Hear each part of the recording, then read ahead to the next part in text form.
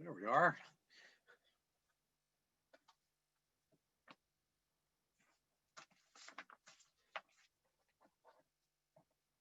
Covering from a 2-hour webinar this afternoon.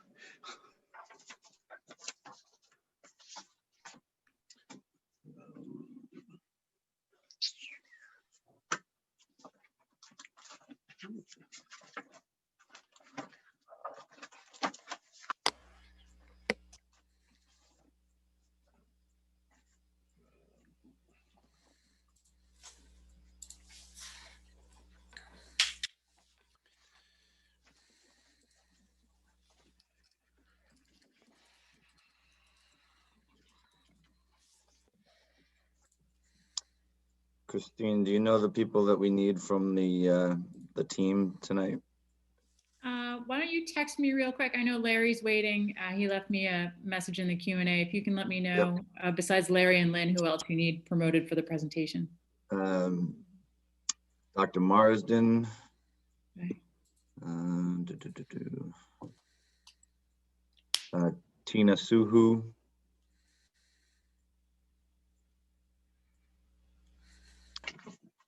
I don't see him on here yet, but also Leo Brem when he gets on. Okay.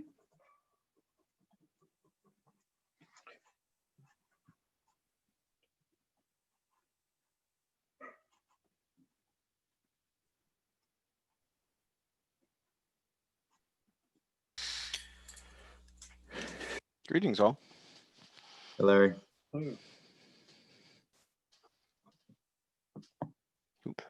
Grab one thing.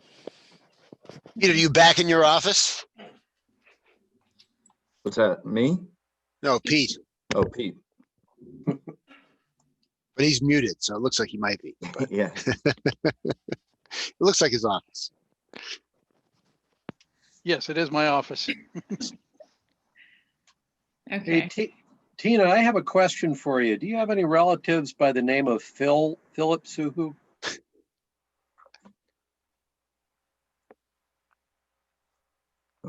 You there, Tina? Maybe she stepped away for a minute. Maybe. Okay. Pete, it is 7:01, so you are good to go. Very good. Thank you, Chris. Good evening, everybody. Welcome to the September 22nd Board of Selectmen meeting. We'll start by reading the usual order.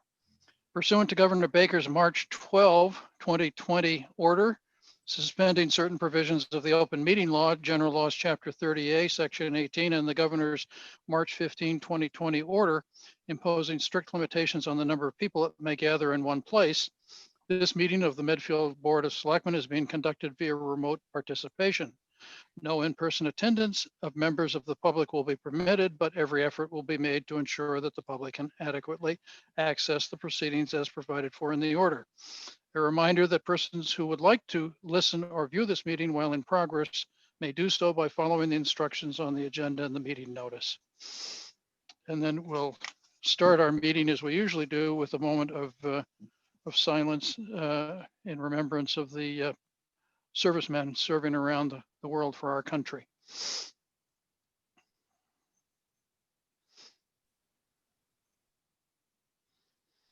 Thank you, everyone. So we have really just one topic tonight, which is the siting of the new Dale project, and we're going to start, I guess, with a presentation from the school building committee. Mike, is that right? That's correct. Do you want to go ahead then? I'm ready when you are. Yep, go ahead. So only one topic, but it's a doozy. So I'm sure we're in for a spirited evening of conversation and debate. So thank you for having me. And for some of the members from the SBC that are here with me, and our design and OPM teams from Arrow Street and Left Field. You may recall a couple of weeks ago, I gave you guys a quick update on the process of where we were going. Ultimately, we had to change some dates around due to a Zoom glitch that happened a couple of weeks ago. which led to a 1-week delay on this meeting. So I am pleased to be able to present to you tonight a recommendation by the Dale Street School Building Committee of what we call a preferred schematic option. This option is what the school building committee voted unanimously to support as the preferred selection for the location of the replacement of the Dale Street School. And we'll go through sort of all of the reasoning that brought us to that decision and recommendation to you. And then ultimately, it's up to the three of you to decide what to do with that recommendation. So that will be how we will wrap up tonight. So with that, Larry, can you throw your presentation up on the screen? Yes, I think I can.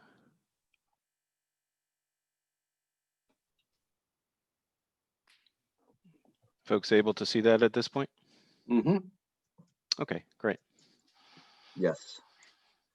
So if you could flip to the next slide. Sorry, hang on. So really, I'm going to hand it over to Larry, who's going to talk us through our agenda. I'll be back on with Larry and I and Jeff and some of the other members will speak to some of the slides and how we got to our recommendation. We'll also walk through the preferred scheme and answer questions on that. Talk about next steps should the recommendation be approved tonight. And then obviously we'll have time for questions and comments from both the board and the public. So I think we're ready for the next slide, Larry. And Larry, I think you can take over from here. Great, thanks, Mike. And good evening, everyone. As Mike said, what we wanted to do was give you a little overview of the process, not to go too deep into it at all, because I know a number of you have been involved in various ways through the process, but just give a little highlight of the process, talk a little bit about the selection itself, and allow Mike and some other members of the building committee to mention the reasons they thought that the selected site made sense, and then give you a little more detail about the scheme itself, which we will then be developing, assuming this board concurs. We would be developing it over the next few weeks for submission to the MSBA by the end of October. So first of all, we wanted to remind folks, we did do a fairly extensive programming process with the school and the folks at the administration, teachers, faculty, parents, and some students even, back in December, January, and February, a time when we could all get together, fortunately. And as you can see on the left, did a bunch of workshops and really collected some great information and boiled that all down into the hard nuts and bolts of the MSBA space summary template, which is what they use to determine the amount of space that the school needs. This particular one is developed for the grade 3 through 5 configuration. We did a similar one for grade 4 and 5. We also concurrently looked at a number of different sites across town. We started with a reasonably wide net to see specifically sites that might be appropriate for the new school, starting with issues of town ownership, size of school, and proximity, and developed 6 sites, which we looked at in February a little more specifically, and really developed those 6 sites, but quickly discovered that the existing Dale Street and the existing Wheelock Street made the most sense for a variety of reasons. We then developed alternative schemes for those 2 sites. In all, we developed 6 schemes for the Dale Street site, both the 4-5 configuration as well as the 3 through 5 configuration, and we developed 4 schemes for the Wheelock site. And this is the matrix of all of the schemes. It ends up being 11 total because there is the one up in the upper right corner there called Alternative A base repair. And that's one that's required by the MSBA for us to do. And it basically says, if you don't really do anything to the building, but you fix it up, code repairs and so forth, what would that be and what would the cost be associated for that? So that one's a little bit of an outlier, but as you can see, and hopefully folks can see my mouse, we developed both the grade 4 or 5 configuration, the top row, and the grade 3 through 5 configuration, which is the bottom row. The first alternative being an ad reno scheme for the Dale Street site, and then 2 new build schemes for the Dale Street site, and 2 new build schemes for the Wheelock site.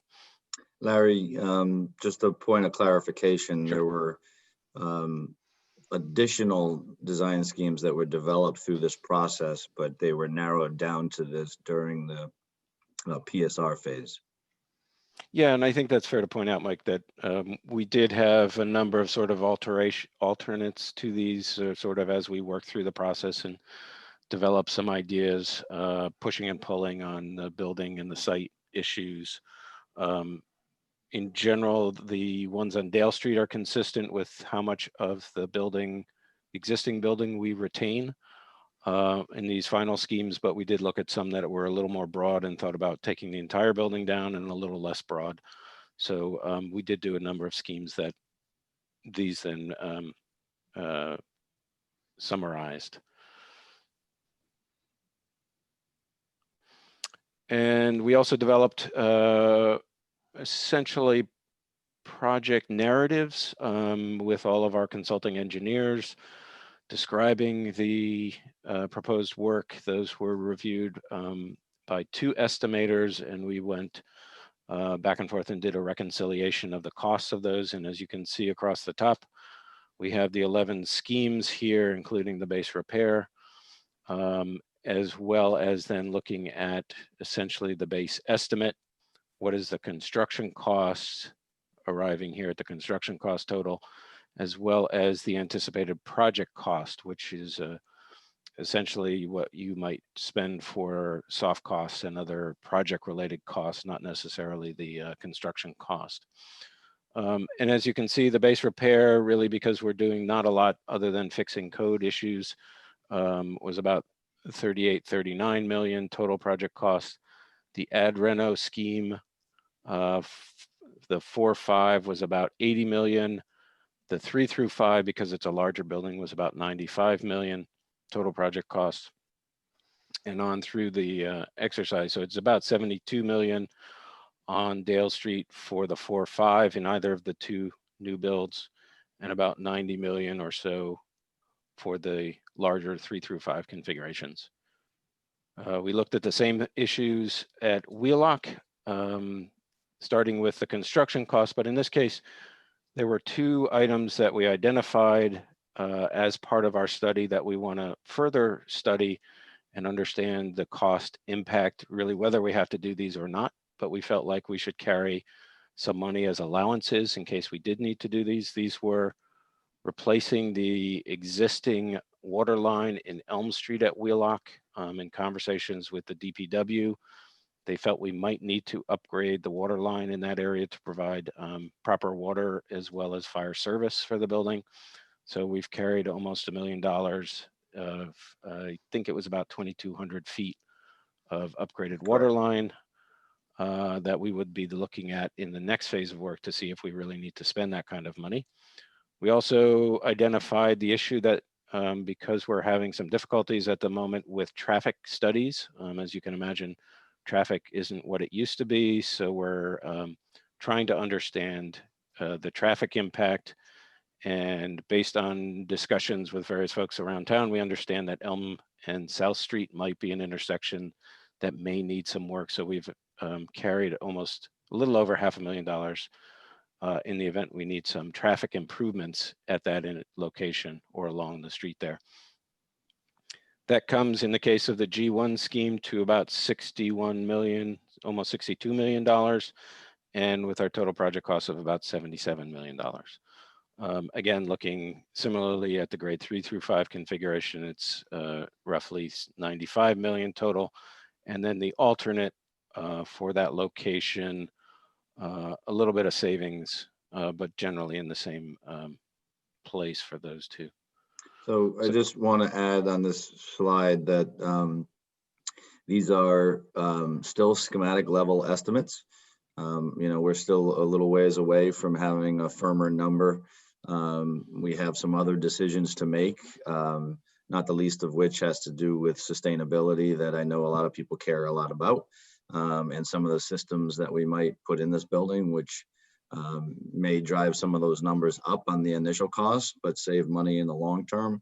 That type of analysis will be done during the next phase.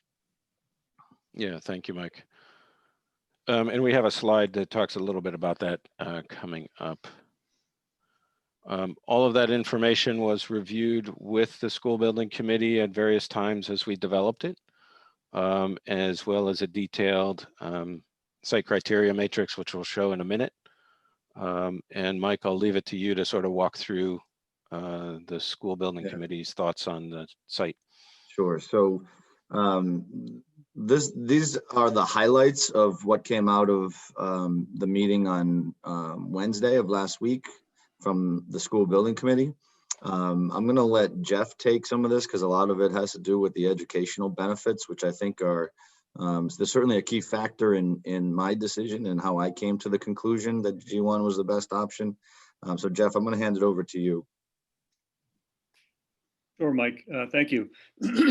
So, one of the things that we talk about a lot as a district is the amount of transitions our kids do in elementary school. So unlike other communities that have neighborhood schools, Medfield has had this particular model for probably since the early 80s.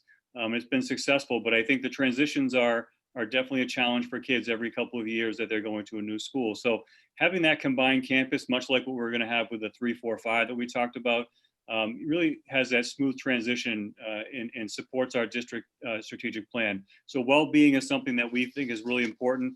If you remember, in 2016, we developed our strategic plan, that Medfield 2021, and we involved the entire community in that process. So if you do remember, we had over 700 people participating in the survey at that time in supporting the health and social emotional well-being of our students was a huge priority for our district. And that's why well-being became one of our strategic initiatives. So having that combined campus and having both schools there really supports that for us. Certainly we're always trying to look to share staff and resources and programming, and having grades 2 through 5 on the same campus really helps us out with that. If you're looking at a K1, a pre-K1 and a 4-5 on the same area, there really isn't much programming you can do there, or shared staff or resources you can do. But when you have a nice continuum of grades 2, 3, 4, and 5 on the same campus, it makes so much more sense to be able to share staff and programming, especially given our special education programming that we do. It will allow us to have programs in either one of the buildings and offer us a lot of flexibility around that. So that is another plus why we think Wheelock is a really good spot for this. Teacher collaboration was also something, and collaboration and collaborative learning came out of our strategic plan. And that's something that's really important to us as a district. This will allow us for greater teacher collaboration because the two schools are right on the same campus, and we have the 2 through 5 grades, which work together. We try to work together as much as they can. This sets that up perfectly. Right now, what we have to do is we have grades pre-K 1 and 2, pre-K, K and 1, and then 4, 5, and we have to ship everybody over to Wheelock to get people together to collaborate. This will allow this to happen much more often. It takes a lot of planning in order to get that to happen, but when they're right next to each other, we'll be doing this all the time. One of the things that came out of our educational visioning groups was the point around flexibility. And I think that flexibility came out really clear both with the community and with the education visioning group, and having that larger space in that larger area footprint over at Wheelock really helps us out with future flexibility, especially since we've gone to the smaller school. So that wasn't much of big as an issue when we're going to 3, 4, 5 school, but now we're going to a smaller school where we may need to have future flexibility for potential growth. That site really allows for that. I mean, the Dale Street site is really a small site. I was over there today. We had gym classes going on one side from Dale Street and one side from Memorial, and there's not much room left other than that. So it would really be squeezing a building on that site. Outdoor learning was something that really was a priority that came out of the visioning. If I look at the guiding principles for design, connections to nature was one of the top 6 that the educational group voted on, and they felt like outdoor classrooms and learning and outdoor play spaces and gardens were really important to the new school. So again, using that information that we got, not just from opinions of people on the school building committee, but using that data that we got through those 5 meetings that Larry mentioned earlier, really speaks to having the school at the Wheelock site instead of the Dale Street site. I think that the site circulation, parking, all of that, parking again came as an issue in both the education and community visioning groups, that whatever we build, we need to have enough parking, not just for the school time activities, but for weekends and after school. And I think that the G1 does a really good job addressing that with site circulation at both the Wheelock and at the new school. So that was something that we felt was pretty important. Again, came out of those visioning groups. The open space that's adjacent to Memorial would be gone if we built that, Dale. So as I said before, that's a really small space that has sub-varsity fields that we use for field hockey, and also a baseball field. And that's the only open space you have in that area. You build a school there, that's all gone. I know that MAP and FAF use all of that area all the time in Park and Rec, so they would lose, that whole area over there. And I think the G scheme, the pods that we talked about is really important for us, because we want to try to create those neighborhood clusters to support our education plan.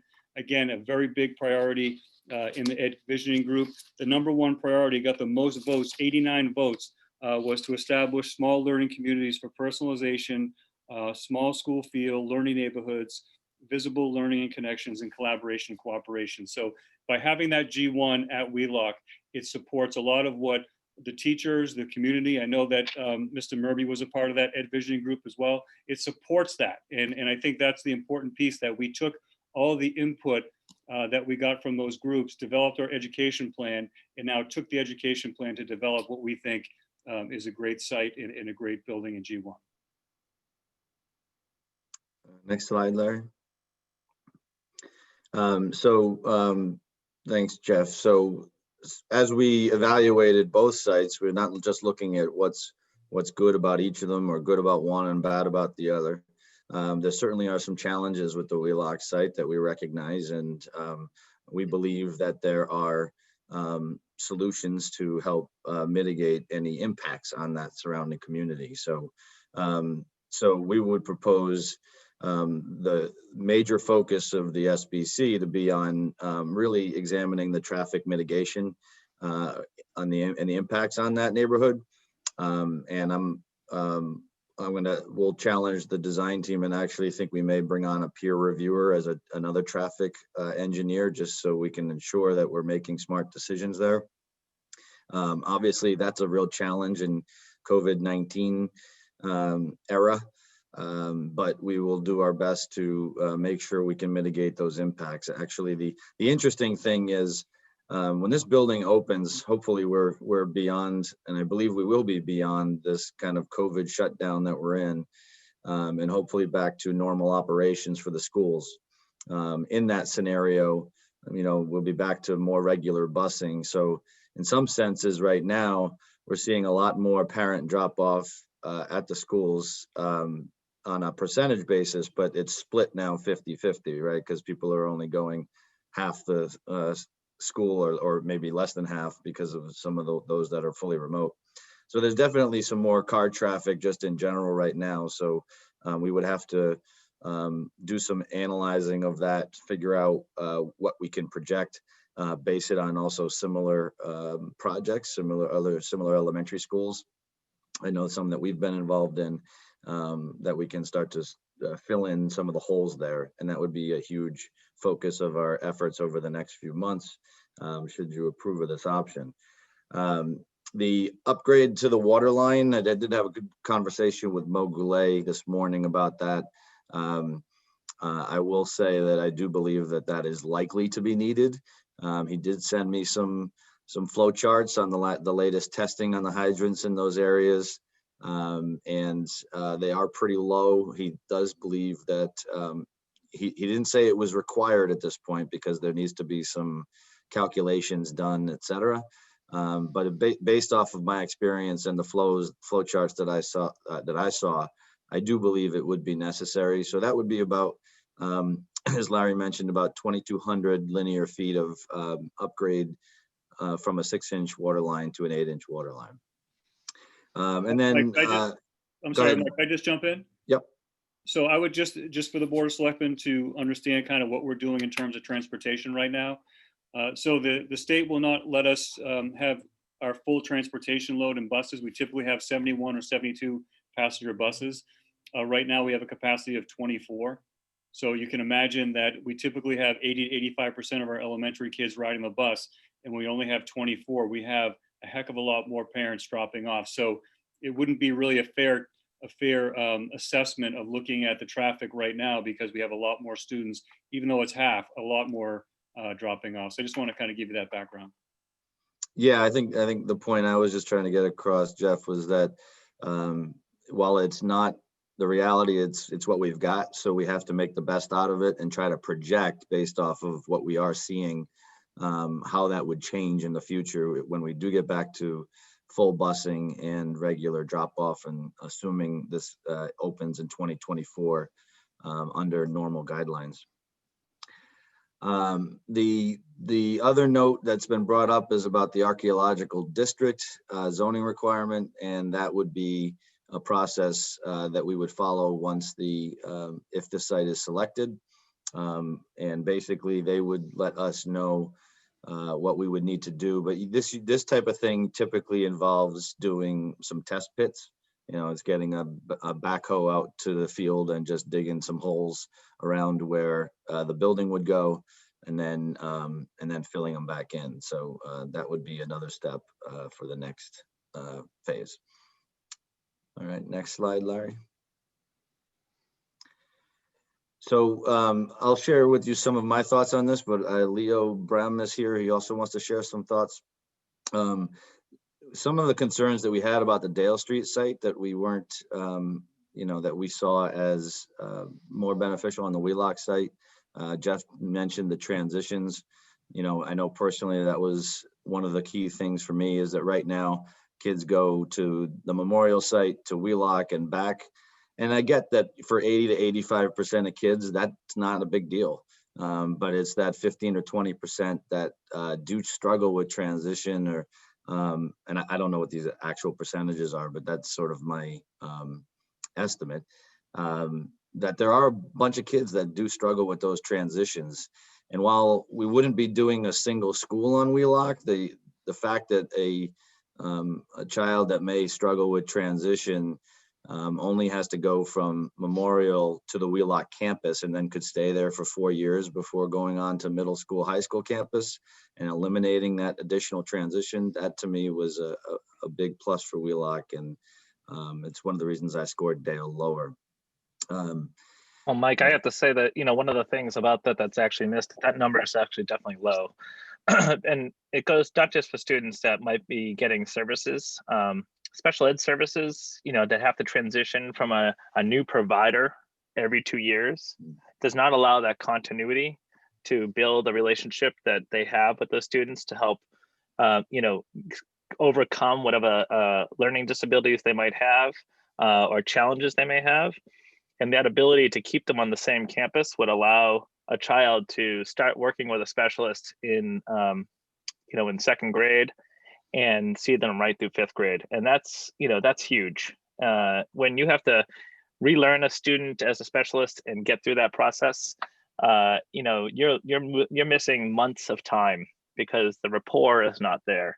And that goes for, any average learner as well. So the actual identification with a space and a place that they go to, and the collaboration that would be happening between the staff, at both schools on that campus is priceless. And, we chose not to do neighborhood schools here. And that's the kind of feeling you would have in a neighborhood school. I had a specialist because I had a seeing problem as a child, Mrs. Stryker. And I saw Mrs. Stryker for 5 years of my career at the Hanson Elementary School in Canton. And my son won't get to see, Heather at Memorial, who's now moved on to Wheelock and had a new set of specialists, which was cut down by half a year. and now he's on to Dale, right? And that kind of programming is very disruptive along the way. So, and that goes for you know, a lot of learners in that process. So when we talk about that bullet point, I think that this is one of the biggest programming pluses that we're definitely going to build into our school system through this project, 100%. Thanks, Leo. So that also harkens back to the discussion about sharing of resources between the schools. Obviously, having a 2 to 5 campus at Wheelock was seen as more beneficial than a K to 1 and a 4 to 5 campus at Dale, because there was not as much seamless cooperation between a pre-K to 1 and a 4 to 5 school. The limited possibilities at the Dale Street site for outdoor learning and recreation space. I mean, that obviously assumes the new build option. The ad reno scheme would still have some open space available for that, certainly less, but we can also talk a little bit more about the struggles around the ad reno option as well. And then the congested vehicle circulation and limited space for parking. That's a struggle on the Dale site. If we choose to build a new building there, we have significantly less parking available than the Wheelock site. Bus drop-offs become a little more challenging, and some drop-off queuing space then may spill onto either Adams Street or Dale Street, depending on the Memorial School or the Dale Street School. I don't know, Mike, have you tried to go up North Street during drop-off time today? Or this last week? I did not, no. But that's a couple bullet points down. But the other concern that the school building committee had was, in order to build a new building on the Dale Street site, it would be fairly close to the road. And if you know that site along Adams Street, it's you have some neighbors there that have capes and small colonials, and they would be facing an almost 30-foot wall that would be about 15 or so feet back, or 20 feet back from the road, and then additional rooftop equipment on top. It is really close to not only those neighbors, but there's also some neighbors along North Street that would certainly be impacted by that larger building in their front or backyards. So that was another reason why we didn't choose Dale. And then if we did choose to build on the field at Dale, we would have to recreate the playing field somewhere else in town if we truly are to be field neutral. And then the construction. Hey, Mike, yep. A quick question about the increased traffic. I was, went to pick up my son today on Adams Street on the Dale Street side. And I was looking at how many people park along the fence there and along that field. Would part of the construction be rebuilding that sidewalk there? And would that result in tall granite curb as a result? Yes. So there would be no ability to pull up, next to the sidewalk like we do today. Well, I mean, we could talk about it. It wouldn't necessarily need to be if the feel was that it was, people wanted it at Dale and they wanted to be able to park on the grass in front of the new school. That could probably be figured out, but I think that would be, I know that would be a challenge certainly during winter carnival times and yeah, well, that's what I was saying. Would it force parking across on the other side, just the passing through there? Yep. Okay, I was just curious when I saw that. And then, construction impact, obviously that's a temporary thing. That would be a 2-year impact. So, but it is something that we do look at. What is the impact of construction at the site? And at the Dale Street site, it would impact obviously 2 schools. At the Memorial site, the Wheelock site, it would only impact 1 school. And it would be further away from the Wheelock building. So it would be able to hopefully be mitigated more. And then limited future growth or expansion. So putting a new building on the Dale Street site and preserving Dale Street, or even doing the ad reno at Dale Street, it does further limit the potential growth for that site. Obviously, if we did build at Dale, that would give us the ability to grow at Wheelock, but it would certainly max out what we could do at the Dale Street site. All right, next slide, Larry.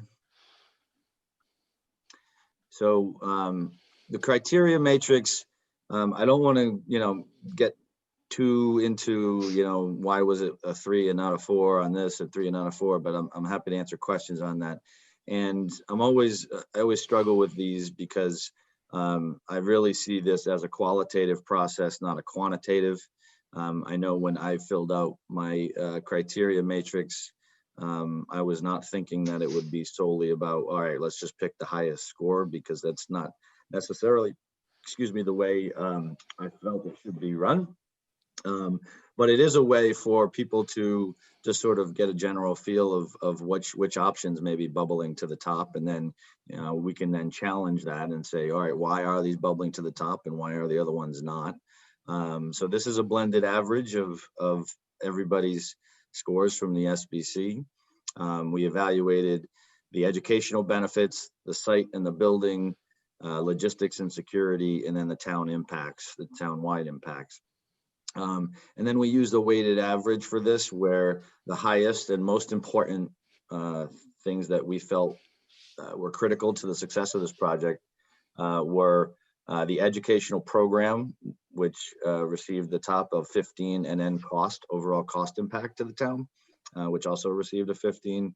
And then there were some secondary medium level, let's say, important ones. It was impact on other schools and construction impacts. And then there's a whole bunch of other ones that we looked into, like future flexibility, regulatory issues, security of the building, traffic issues, community.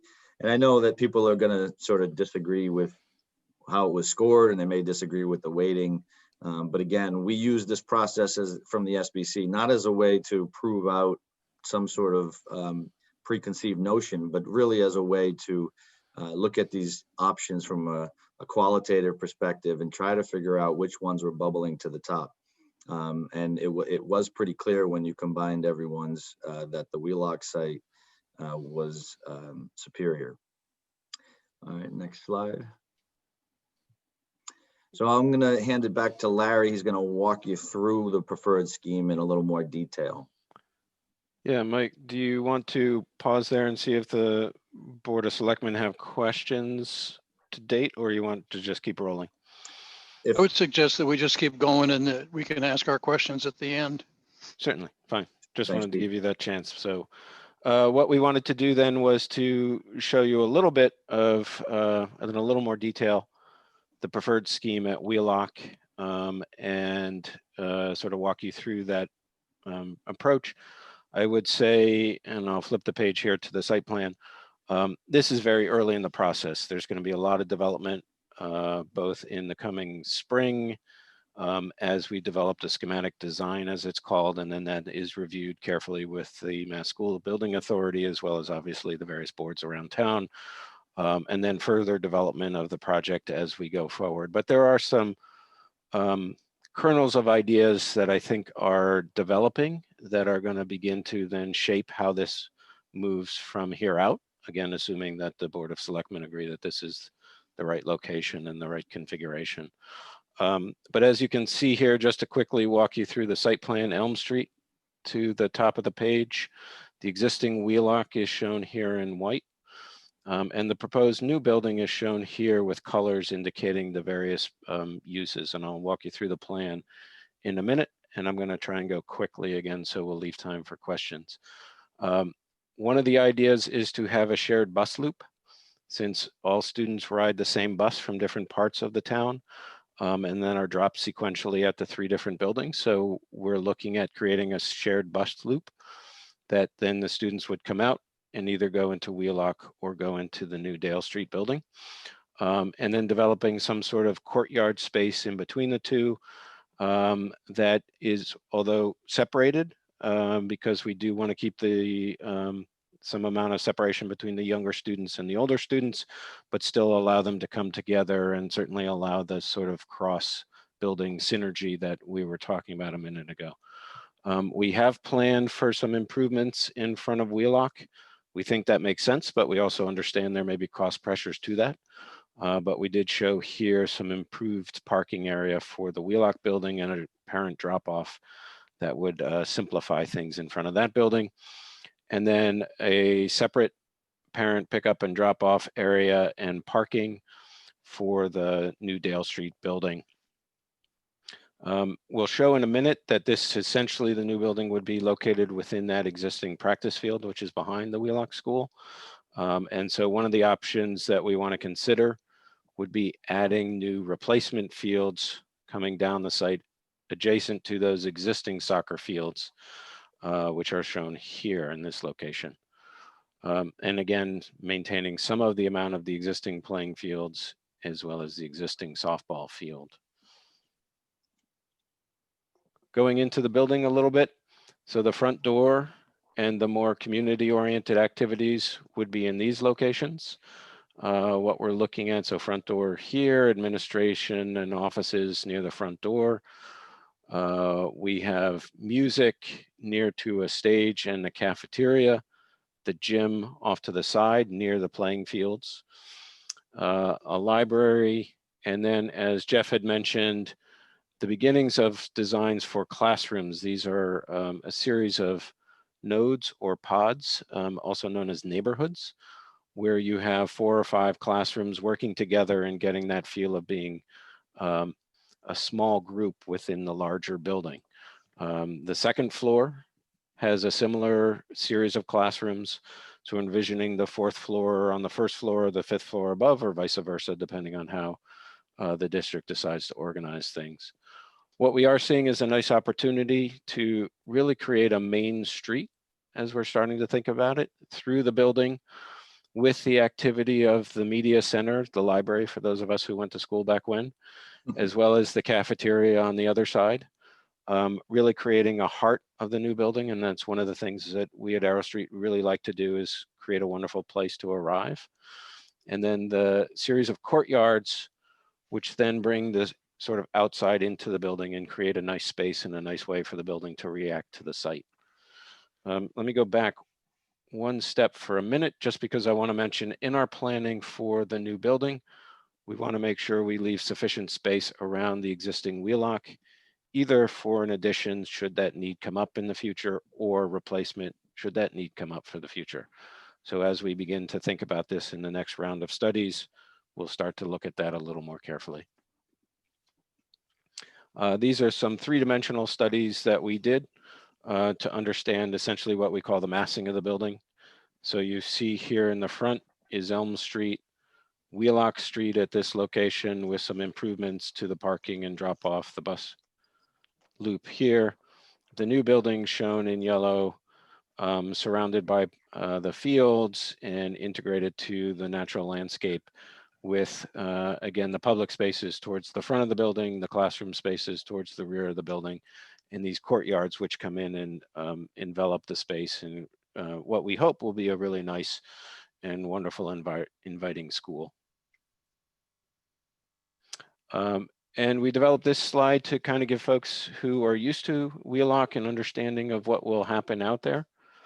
As I mentioned, the Wheelock is shown here. The new building shown in red sits, and you can kind of see it in the background from the aerial photo. This is the existing practice field. So it's a nice flat area. It is used as practice field, so we want to be understanding of that. But it is a nice site for our construction, and we can do this in many ways without too much impact on the operations of Wheelock. And there would be some impact of the site improvements, which we would try and do during the summers when there's a minimum amount of kids in the building. So I would also add Larry, Sure, go ahead. Just as a quick note, you can see very clearly by this sketch that there's very little proximity for residential or residences, excuse me. We have a couple to the southwest, but those are buffered by a tree line that exists today on the field. And then the proximity to Elm Street shows you that it'd be tucked behind Wheelock, so there would be very little impact on any sort of visual from any of the neighbors. And then you can also see to the northeast the neighbors that exist there and the distances between them.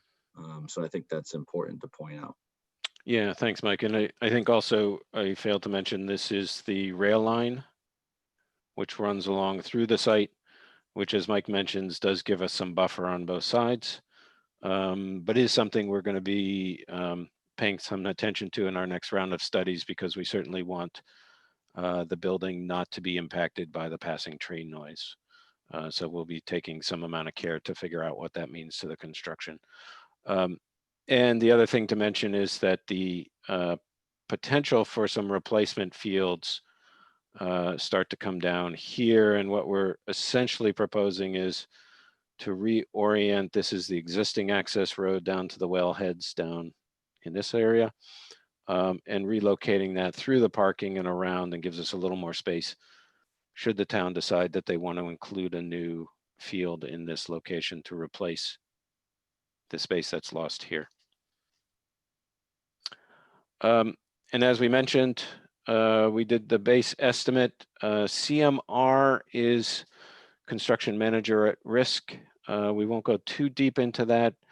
There's a little premium to have a construction manager on the team to begin with. We felt, at least for the moment, we should carry that as a little bit of an extra cost for the project, but it has a lot of help to us in terms of when we are doing the design work and helping to get the building constructed. But that's certainly open for conversation. As Mike had mentioned, we're carrying for the moment allowances for the water pipe, although it sounds like your most recent conversation seems to say we're going to have to get used to that cost. Traffic improvements, those could be as simple as additional signage at that intersection, some turning lanes, or might include something like a traffic light if that was felt to be needed, giving us a total construction cost of about 62 million.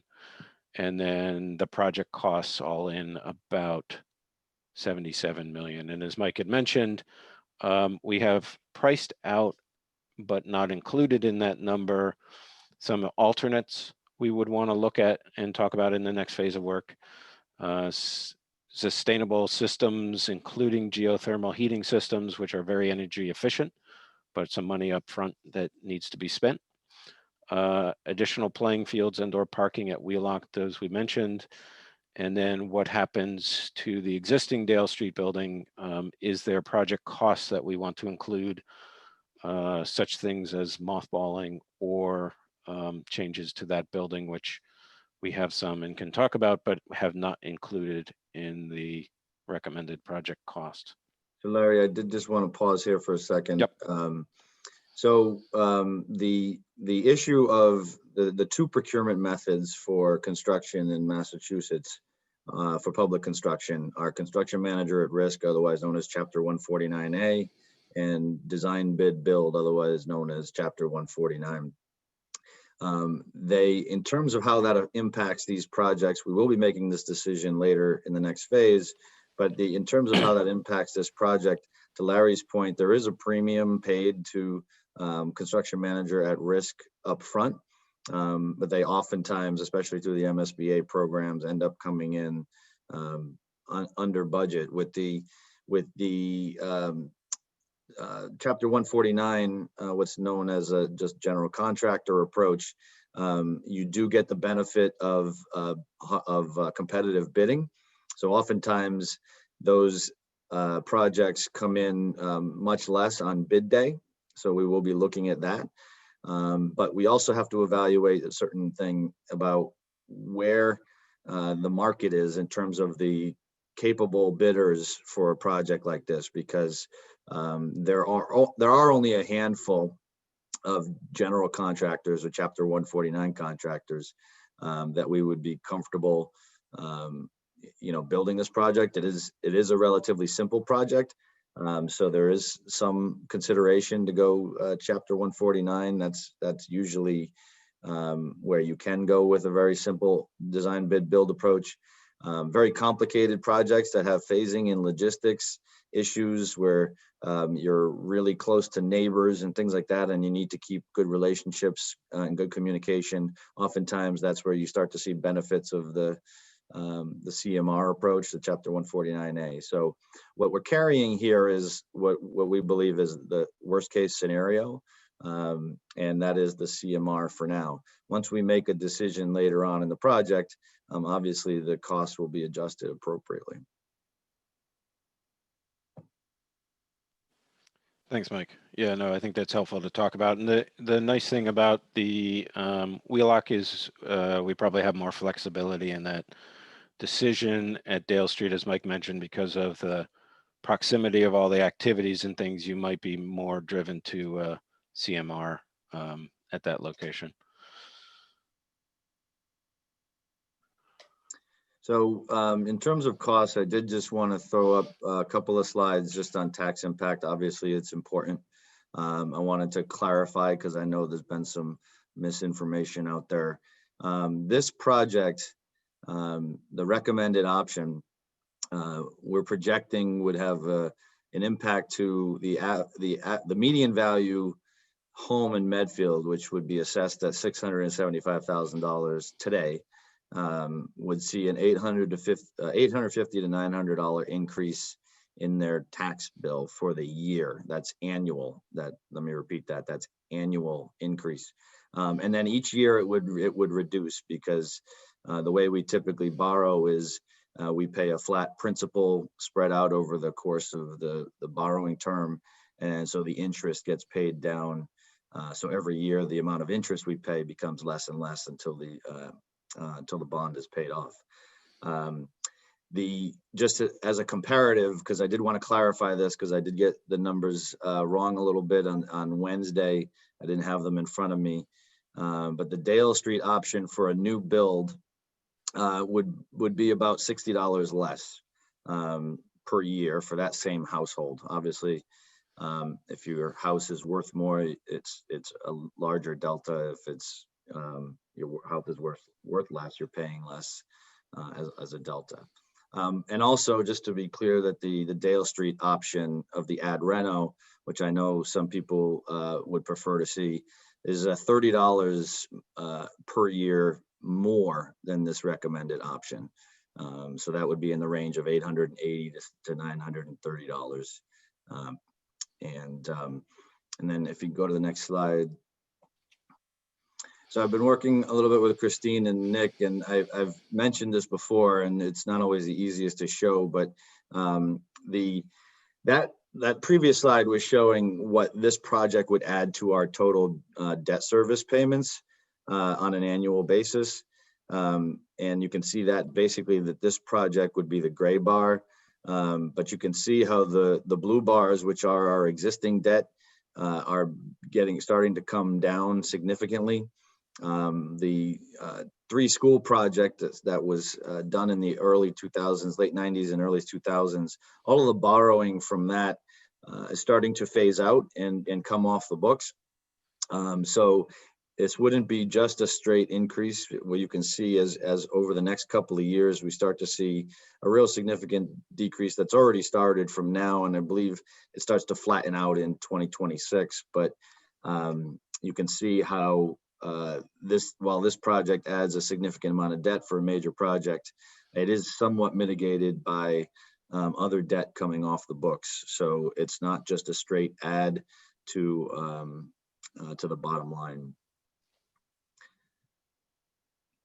All right, and then, so I'm going to hand it over to Lynn Stapleton, our OPM, who will talk us through process and our next steps should this be approved tonight. Hello, everybody.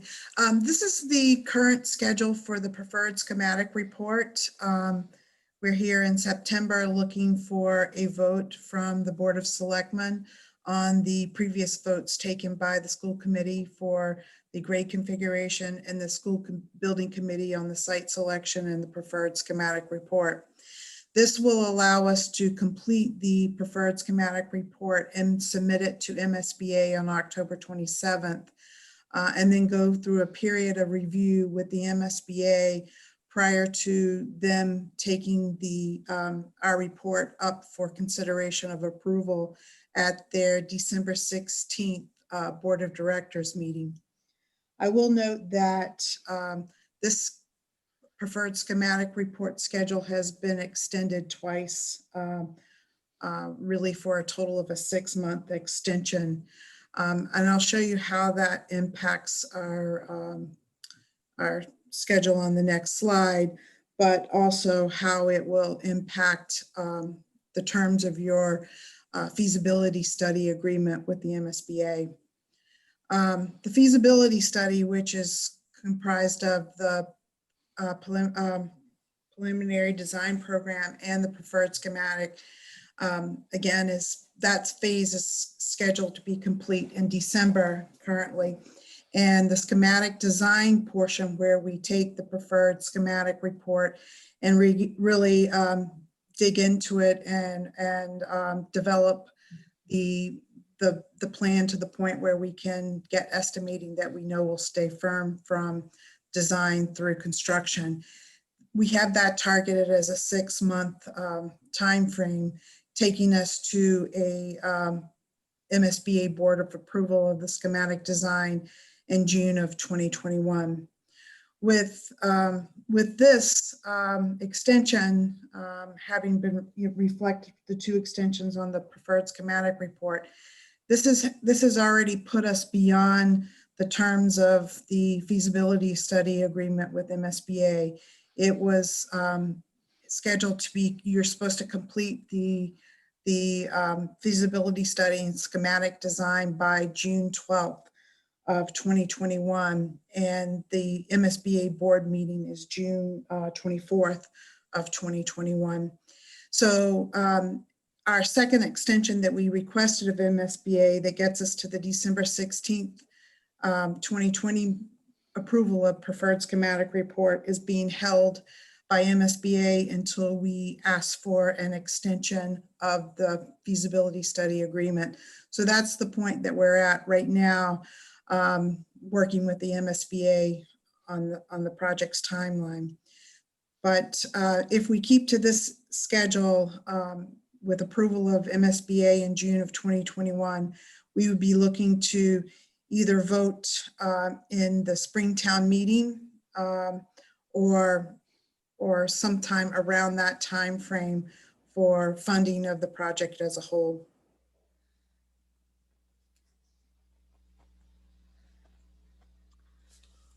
So that's our presentation. We obviously have a boatload of more data and information, and I believe Larry has it sort of, some of it queued if we need to get to it, but we did want to open it up now for questions and comments from the Board of Selectmen. But Mike, Mr.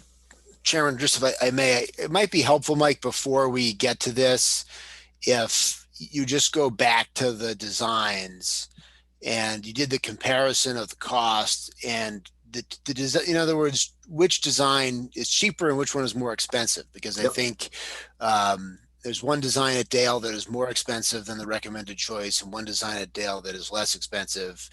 And just if you could go back to it, just show the pictures as well. Just so people understand when we're comparing, Wheelock, which building we're comparing it to. In other words, which potential design fits into each of those buckets. Sure. Let me actually, if you could put the cost back up first, and then I'll jump into the imagery. So first off, in terms of, I'll just walk you through what we really have here. And that's the base repair, which really is something the MSBA uses as a comparison tool. What it basically means is if you just brought the current building up to code, it does not incorporate anything having to do with the growth and enrollment. It does not have anything to do with actually making sure that the building works under the educational plan. It's basically just, if you had to just bring this to code, current accessibility code, current structural codes, all of that, how much would it cost? And however, you're not solving any other problems other than stabilizing the building. But they use that as a frame of reference to basically say to towns, look, that's your starting point. That's just, sort of stabilizing the building, addressing the inadequacies that it has currently today. So you can see it's about half of what most of the options are on the 4 to 5 side. The next up, you have Mike, B1.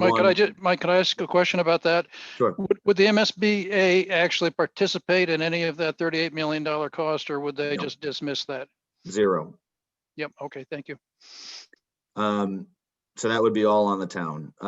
So B1 and B2 are the ad reno schemes. This is also required by the MSBA. And it's something that, you know, depending on the building, some communities actually have gone ad reno.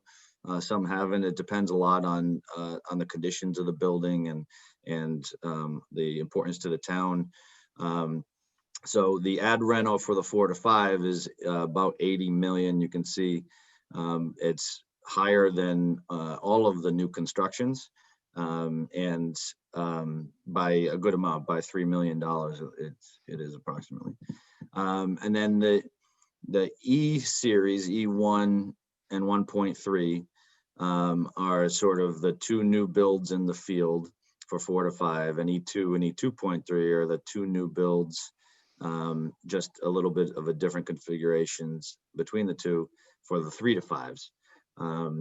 Then on the Wheelock site, we basically had 2 options, G and J. G being the one that we selected behind the Wheelock School. J was sort of an L-shaped scheme that wraps around the school. I would note, because I know cost is important, and it's certainly important to us, and I think to the school committee and as well. And I think that's one of the major reasons why it shouldn't be lost, that by making the decision to go 4 or 5 for this, we're taking somewhere between 17 to 18 million dollars off the cost of this project, depending on which option is selected. So it's not as if cost is not forefront in our mind. But I also am a strong proponent that the cheapest option is not always the best option. We really need to look at a lot of other things. So if you can jump back to the images now, and then I can walk you through. So again, base repair up to the top is basically not doing anything, just upgrading the building. B1 and B2 off to the far left. Those are, they are, in my opinion, they're viable options. It certainly could function, but there are inefficiencies to working with the existing layout of the school. It does not exactly work well for modern elementary schools, the way the buildings are laid out. And they are concrete buildings, which are difficult to modify to today's standards in terms of the sizes of classrooms, et cetera. It's sometimes easier to move columns or beams around with steel than it is concrete. It becomes very challenging. So you can see basically there are 2 appendages that get lopped onto the end of the 1941 wing and the end of the auditorium, just to sort of extend those 2 wings, and then they're connected. The E1 series, the E1 and E2, E1 is building in the field, but it requires a partial demolition of the gymnasium, the 1969 addition to Dale Street, to have some open space. There is, as you can see, a small amount. It may be difficult on these small images, but there is some open space. But you can see how tight then also that building is to Memorial. And it just doesn't allow a lot of freedom for exterior activities other than trying to do bus drop off and parent drop off and parking, which take up the majority of the site at that point. Mike, I could zoom in on these if that's helpful. Yeah, it might be actually, Larry. Yeah. Okay, so give me a minute to, oops, sorry. I would say, Mike, my other concern too, with leaving 3 active buildings on that site is absolutely, just it's tight, really tight space in there. Yeah, Sorry. so this is the ad reno. You can see basically just a couple of wings added on. This one does leave a single reduced size field, and does add some parking to the site. So it does help there, but it does have multiple bus drop-off loops. This actually would have 3 bus drop-off loops, given the number of buses that would be required for the site. So that becomes a bit of a challenge. And then can you scroll to the right, Larry? Yeah, Mike, I just point out, and sorry, these are a little pixelated because we're zoomed in so far, but hopefully they're a little better to read.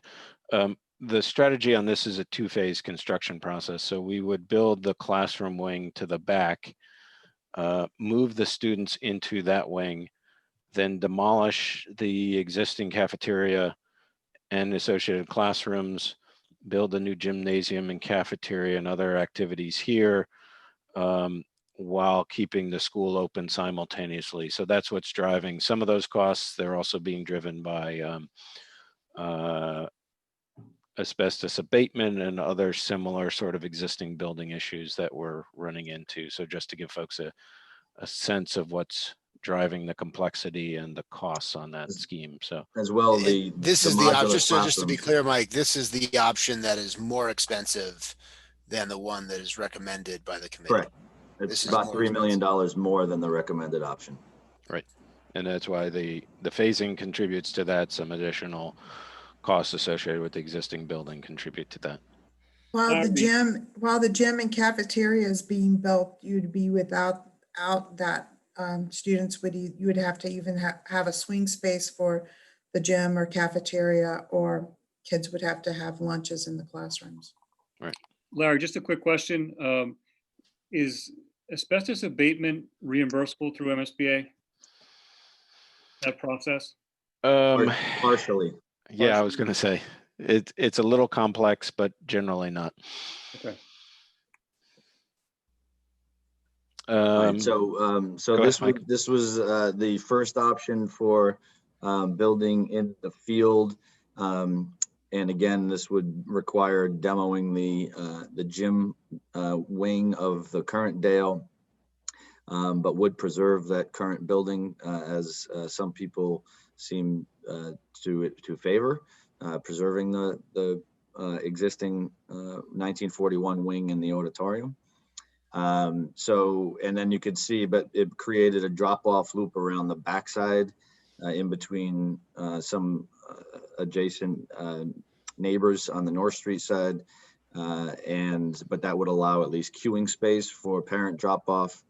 But the bus drop-off loops then become a little complicated. We do have, we would have one over at Memorial, and then sort of a, actually it would be sort of a parallel one along Adams Street and then into the Memorial drop-off loop.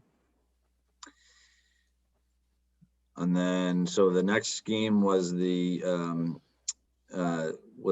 E, this is E2, is that right? Scroll up for a second. Oh, yeah, sorry. And these are all E1.3. E1.3, sorry. It gets a little complex in MSBA world. Yeah. So again, what this did was this got rid of the drop-off loop around the backside and created a parent drop-off loop that would basically filter through the FAFS, it's not the FAF Center, but through the parking lot adjacent to the FAF Center, and did allow some field and play space along that side of the building, and then added some parking between Memorial and New Dale. And again, this doesn't take into account any use for that Dale Street building and what the parking requirements or what function that would be. So we would need to examine how that would impact an option like this. But you can see just how tight a site it is. There's not a lot of green here. And you can also see the proximity to all of the neighbors along Adams Street and North Street. So those are all reasons why we did not select this site. Yeah, and I was going to say, Mike, so part of the reason we did the two schemes on Dale was the initial scheme was trying to put the traffic and pickup drop-off activities on the back of the building to see what that did. And the other was to try to push the building back a little bit and give it a little more green space around it. So that's essentially the moves that those two were trying to study in looking at all the different alternatives there. Can you scroll to the right? Yep. So now we're back to Wheelock. This was the recommended option. This is the G scheme. You can see this, part of the reasons why Wheelock is more expensive than Dale is because we're investing more in fixing some of the site circulation problems. Currently, there are 4 curb cuts at Wheelock There are two along the existing drop-off loop, the front drop-off loop, and then the other two that are to the side. So that also creates some problems. So this would help alleviate at least a portion of that by creating a drop-off loop for Wheelock for parents that has a single in and out, right where Larry's cursor is. We would have a single drop-off loop for parents at the new site, but that would be embedded deep into the site, as Larry's indicating. And then a new single bus drop-off for both schools. So that bus drop-off would allow the elimination of one stop for these buses, which will hopefully cut down on some of the time they spend in the bus. Because currently right now, all our elementary school kids go to all three schools and there are 3 drop-offs. So by another benefit to this site is we could eliminate one bus drop-off. And there would be one bus drop-off here and one at Memorial. And again, just as a frame of reference, you can see the difference in amount of green space available and the amount of parking available and the distance from the neighbors. So this is the J scheme. This was another scheme we evaluated for the Wheelock site. This basically brings the building in closer proximity to the Wheelock building and creates sort of a different, more L-shaped approach to the plan layout, trying to mitigate some of the field layouts in the back as well. This was evaluated. This created a new parent drop-off over to the right, which is where the softball field is now. And then that softball field would get replicated behind the new building. And then the single bus drop-off is around the front where Larry's indicating. And then parents would, for the new school, would circulate back again through the site to a loop to drop off there.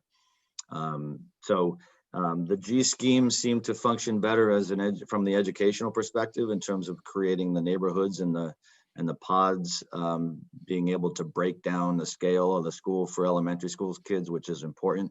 And that type of approach is very similar to some other elementary schools that we're working on right now, including one in Ashland that has a very similar breakdown of classroom pods to a 4 or 5 cluster, which seems to work well educationally.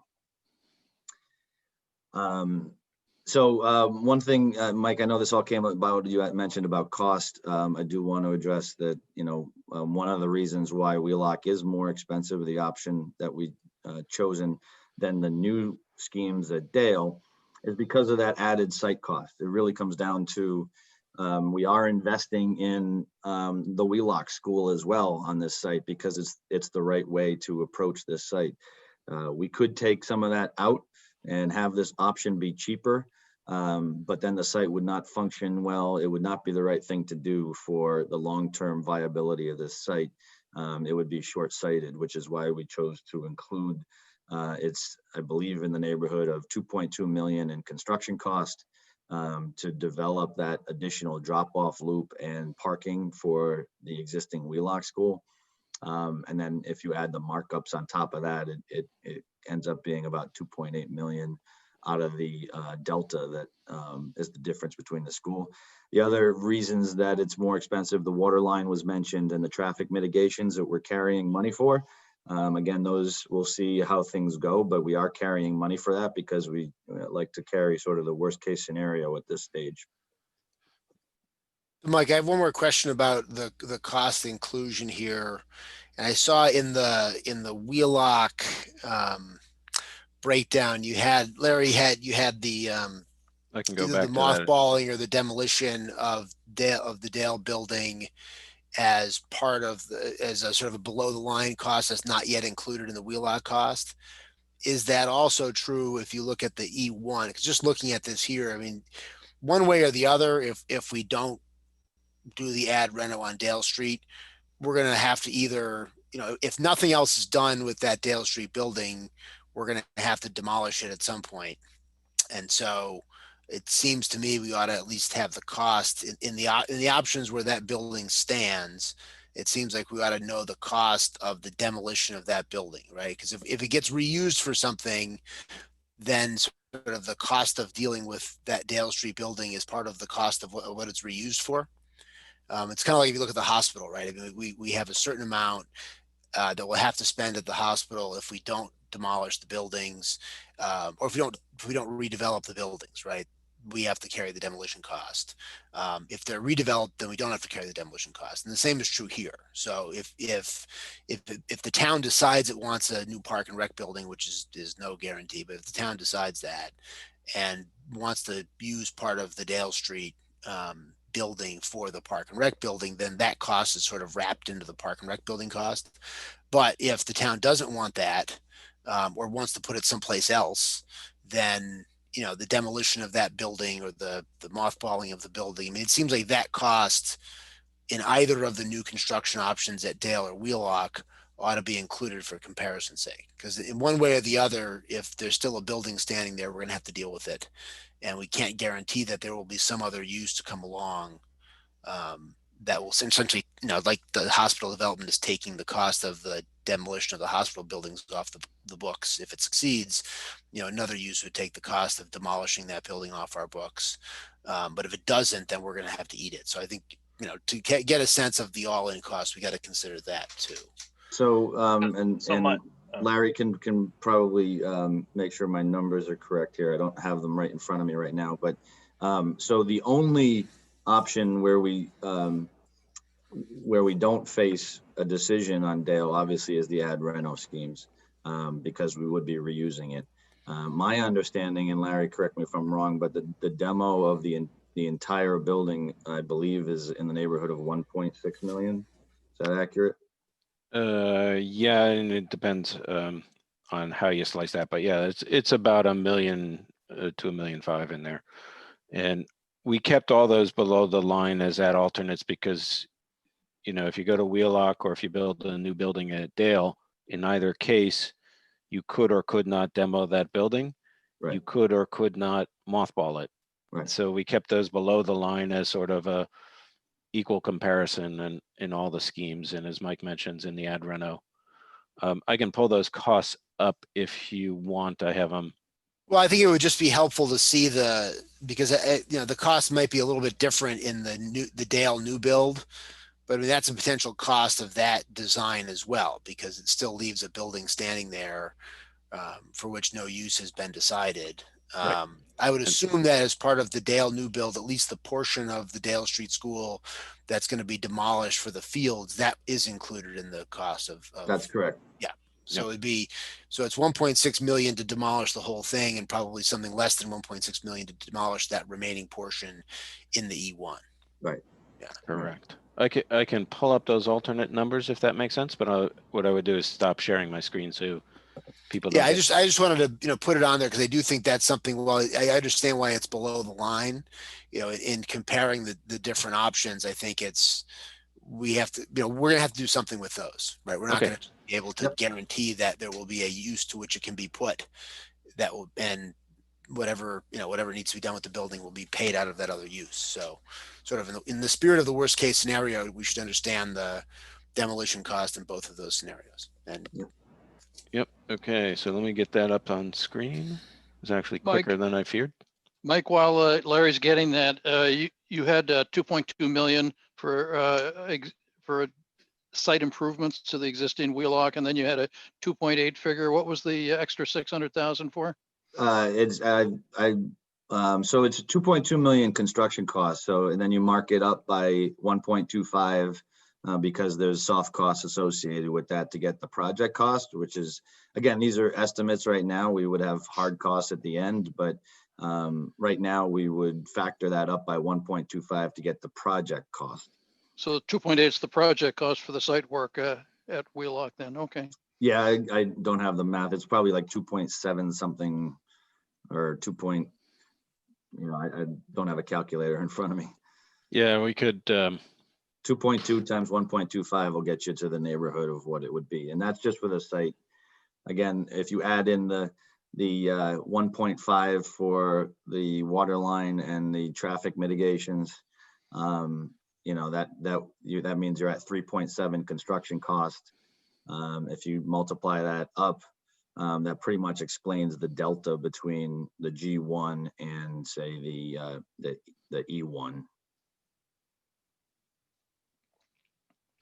Okay, so these were the alternates that we had developed and shared with the building committee. Again, these are all below the line, so these would be additional project costs to the numbers we were talking about a minute ago. But as you can see here, it's the same matrix across the top with the different sites and different configuration. Base repair, the yellows are the 4 or 5, which is the ones at this point you want to be looking at. The first 3 were changing what is sort of a baseline mechanical system to different variations of mechanical systems. One is to go all electric, if that were of interest, and it turns out in our pricing exercise that was really a no cost, sort of a wash. To go to, as we mentioned, the geothermal system does add roughly somewhere around 1.8 million to 1.7, 1.8 million dollars to the construction costs. And I do think these are actually up to, sorry, these are construction costs, but not project costs. Right. The next HVAC was a different system. There's some pluses and minuses to that, but that's all sort of within the nuance of the HVAC system. The next 2, we're looking at demoing parts of the existing Dale Street building, as you can see here, not applicable in the B1 schemes. And we sort of left those off in Wheelock because, again, you could leave that building existing. And it was more for our purposes thinking about under the new build, would you take down more of the building to get more land, either for playing fields or for parking and drop-off areas? So Larry, it's that $1.8 million number. Yes. Right. Because I mean, I think just from a town perspective, again, because we're going to have to do something with it, unless some other project comes along that takes those costs off our books. You know, if we build at Wheelock, you know, if we have to ultimately demo Dale Street and can't reuse it, we're on the hook for another 1.8 million, essentially. Right. That's what we're buying on top of that. And I think obviously if there's a reuse to which it is put that doesn't cost the town that money, then, you know, we're 1.8 million to the good. But I think as we evaluate, as we compare them, I think we should include that number just to get a sense of what the, you know, what the whole package is here if we're not able to find a useful alternative for Dale Street that saves us some money. Sure, and I think one thing to be cautious of, and we can develop a different set of numbers to help you guys, is this is, as this notes, is dealing with the 1942 building, which is the auditorium gymnasium and the classroom wing immediately adjacent to it. It was assuming on the new builds that we were taking down the existing cafeteria and classroom wing. So if you move to Wheelock and you want to knock down the entire Dale, we should give you a new number on that. I want to say it's around 2.4 million all in. Yeah, we do just have to know what that is, because that's something that we're going to be taking on.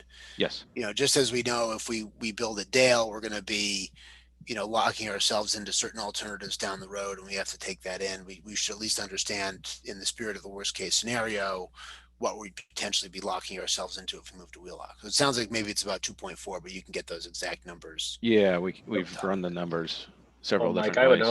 I would hope we'd find a way to preserve the 1942 building in some method. I'll be honest. Sure. I think everyone would like that, Leo, but you just can't count on. You can't just assume the best case scenario, right? Correct. Yeah. The best case scenario is you find a new use for it that doesn't cost the town any money, and we're not on the hook for that at all. They're going to be shooting a Hoosiers 2 sequel at some point in time, so they're going to need that gymnasium. So they'll be bidding against John Thompson and want to be shot at the hospital. So yeah. And I think the one that did not make this particular list, but we did calculate, was if you mothball that building. And we followed the state DCAM standards. That's essentially trying to preserve a building without using it. And you do various things to the building systems, and, you know, put plywood over the window and do a bunch of things like that, that essentially try to preserve it in place while you figure out what to do with it. And off the top of my head, I think it was about $1 million plus or Yeah, minus. I personally, I think it seemed a little high to me, but Yeah. to be perfectly frank, that is what the estimators did using DCAM standards.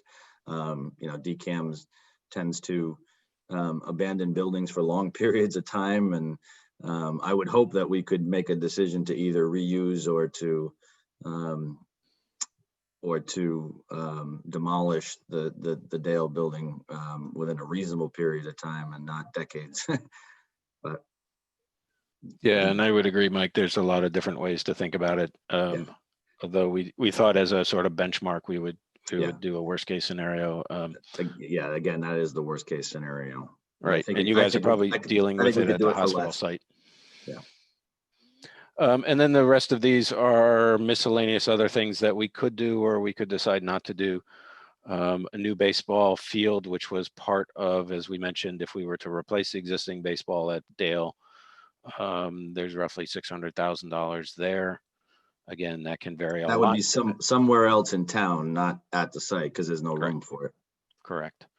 And that can vary a lot depending on how sophisticated the field wants to be, whether it's a real practice field and very rough and ready, or it's a more of a game field.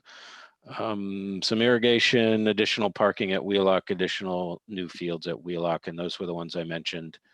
Sort of chasing down the site, trying to understand if we wanted to add more parking there, and part of that parking to help with the existing soccer fields, particularly weekend activities. Or to recreate some new fields to replace the existing practice fields that we're taking over for the new building. Again, those can vary a lot from let's just clear some land and have some grass there to more sophisticated fields, as you guys can imagine. So those were the pricing alternates that we did. And again, those are below the line and could be added to the project costs as we were presenting a minute ago. But they are not included in the current project cost. Correct. And Larry, these costs are for turf fields? Yes, it's my recollection.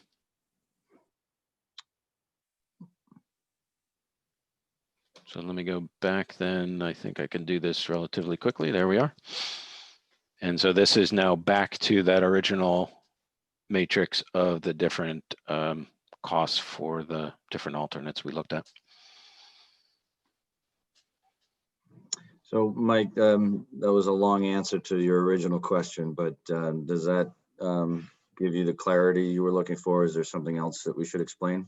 No, that's what I was looking for, because that just as and I apologize for not raising it earlier, as you're sort of thinking through this and then talking to different people, that seemed to me as kind of one of the costs that one way or the other, unless other than the ad reno option, right, which is the sort of the most expensive of the three, other than that, we'll have a lingering question of what happens with the Dale Street School building. And if we're unable to answer that in a satisfactory way with the project that the town decides to do in the future, the result of making a decision to either go to Wheelock or to build new at Dale means we'll have to deal with that at some point. And just as we've talked about with the hospital buildings, we can't pretend that we don't have a liability associated with them. So it's just good to know that we could be on the hook for an additional 2.2. And I think if we've mixed that in to both scenarios, right, the tear down in E1 and the tear down in G1, that gives you sort of a absent some other decision being made in the future that addresses the building, that lets us know what cost we're buying there. I think the only thing I'd add to that is I agree with all of that, and the timing of that. So our next round of study, as Lynn had mentioned, is the schematic design, which will be the majority of spring. To the extent you want to include any of these alternates into your overall project costs, we would probably want to make that decision in the springtime, just so that we begin to then shape certainly, that. Yeah. And I would also want to note carefully that the MSBA does not participate in any sort of extra things you want to do as a result of your project. So if we did Wheelock and you decided to invest money at Dale Street, they would not participate in that exercise. Yeah, I think we'd have to decide whether we'd be investing it as part of this bond or we'd just be Right. carrying it as an ongoing liability, right? So we could say Exactly. we're gonna fold that demo cost into the bond. If we don't have to demo it, then we've got an extra $2.4 million that gets rebated, and we don't use it. Or we could say, look, we're not going to demo it. We're not going to include the cost in the bond now, but we have a liability. And I think the logical place to carry that, frankly, would be on our existing building and capital plan. And so, we're carrying probably, even Mike, you'd know better than me, 11 or $12 million on our existing 20-year building and capital plan for Dale Street, assuming Dale Street is not, a new Dale Street is not built. So that would fall Right. off. But I Correct. would think that 2.4 million logically would then go onto that building and capital plan. And we'd have to cover that cost, out of the municipal building stabilization fund. So I think we'd have a decision to make. Do you include it in this bond, or do you just add it to the capital plan and pay it from existing, Right. existing tax dollars? But we just have to somewhere on the town's capital books, either as part of this project or as part of our capital building plan, we would just have to reflect that. I mean, my instinct would be to say not to bond for it, because why pay interest on it now if you're not going to have to do it? We would just have to add it to that existing 20-year plan, Yeah. obviously, for which we already have Yeah. tax revenue. And I still think, I mean, I'm still trying to figure out the legal side of it, as I'm not a lawyer, but I did send a quick note to Christine. The other thing that we still could potentially incorporate somehow into this project is we still have, I believe it's north of $500,000 in savings from the public safety building coming in under budget. And yeah, thank you again to the building committee for that, by the way. And I want to see, if there's a way that we can get use of that to help offset some of these costs. So again, trying to minimize the impact to the town as much as possible. Yeah. So all I'm saying is you should know what that cost is. It's not necessarily a new tax impact, because that would be folded into our building capital plan. So. Right. So with that, I put it back to the Board of Selectmen for other questions, comments, concerns. So for the Board of Selectmen, I don't know, Mike, if we want to start with you, you probably don't have too many questions because you've been on this committee and you've been following it pretty closely. But did you have any more questions?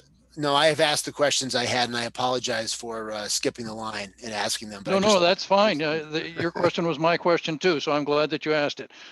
Gus, any questions from you? Sure, a number of them. I should ask you if you have any. I should ask you how many you have. I didn't count them, but and some of these are going to go way back to well in front of what we're talking about today. First question I have, was there a statement of the upfront objectives for this school that was created prior to any of this process starting? Prior to which process? You mean the statement of interest that was sent to the MSBA? I'll tell you why I'm asking the question.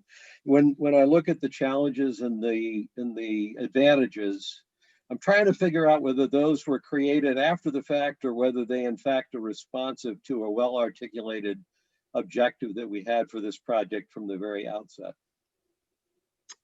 So I don't know sort of exactly what you're referring to. What I can tell you is that the challenges in my mind, and I can't speak for the entire SBC, came out of this process. It came out of working with our architects who do this on a regular basis, and also using my experience in school design and construction, and looking at what modern elementary schools should be like, and identifying the ways that there were some deficiencies in the Dale Street options.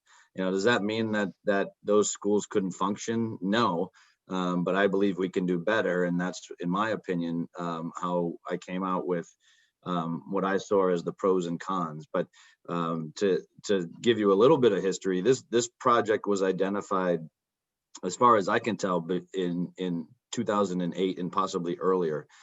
So this does date back over 12 years. We've seen this coming, and only by entry into the MSBA program, by the MSBA doing a visit, did they recognize that the building faced as many challenges as it did, which led to our invitation into the feasibility study phase.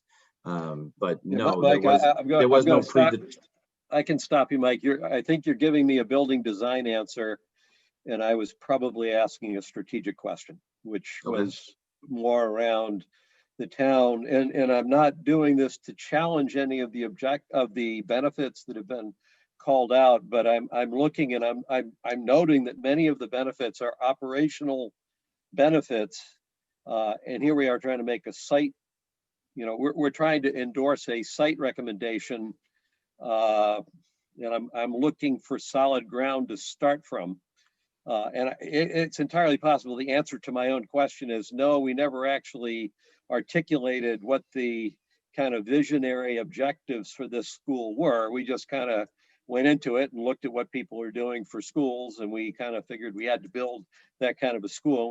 We certainly had projected students and things like that. And I'm asking this question not Gus, I can address that. Gus, Okay. yeah, I can Gus, too, I mean, Gus. so Well, first of all, we submitted a statement of interest, which failed the previous 2 times that it was submitted to MSBA. Then they allowed us into the program after we submitted that. And then we submitted both an education plan for grades 4, 5, and education plan for 3, 4, 5. Those education plans really outline exactly what the vision is for the school. So I know that you were a part of that visioning piece in those meetings. We took a lot of that data and a lot of that information and then put that into the education plan. So those are posted on our website. I think if you want a frame to start with, those education plans are a perfect place to start. Let me try asking the question differently then, because where I came into the process, I'm actually asking a question even before that. I'm trying to figure out the idea of reducing the number of transitions. The idea of, some parts of this around the concept for the configuration of the school, I think I get that as kind of a philosophy around school design. So that piece, it shows up in the school because that's how people are looking at designing schools. But what I'm really looking for is a set of objectives of what we were trying to do. In other words, the one I can think of is, was there a deliberate and stated objective of reducing the transitions and bringing the grades together? Was there a deliberate objective to try to enhance collaboration? Because those are the advantages we're citing, and I'm trying to figure out whether that was Gus, it's all in the Gus, actually, but Gus, actually, that what it is Medfield is actually an outlier in that design. So you go to any of the neighboring schools in any neighboring towns, they have what's called neighborhood schools, where your school is established in your neighborhood. Yep. So K to 5. Medfield made a decision at some point in time as a small town, which is a perfectly acceptable decision at the time to do that. And it just didn't prove, to be, progressive from a perspective of programming. And the programming is that continuity of education. So I don't know if I would call it operational, if you will. I would call it, systemic, in the sense of we're trying to create a great system of how we're conducting education. So if you took a Holliston, for instance, or Hopkinton, actually Hopkinton is a good example where they built a campus for all their schools. They happen to have that land, right? And they built an entire campus and encompassed all of it on one campus. So you go to the same place, K to 12, and that just happens to be the way it is. But here, I'm going to interrupt you again. I don't need the justification.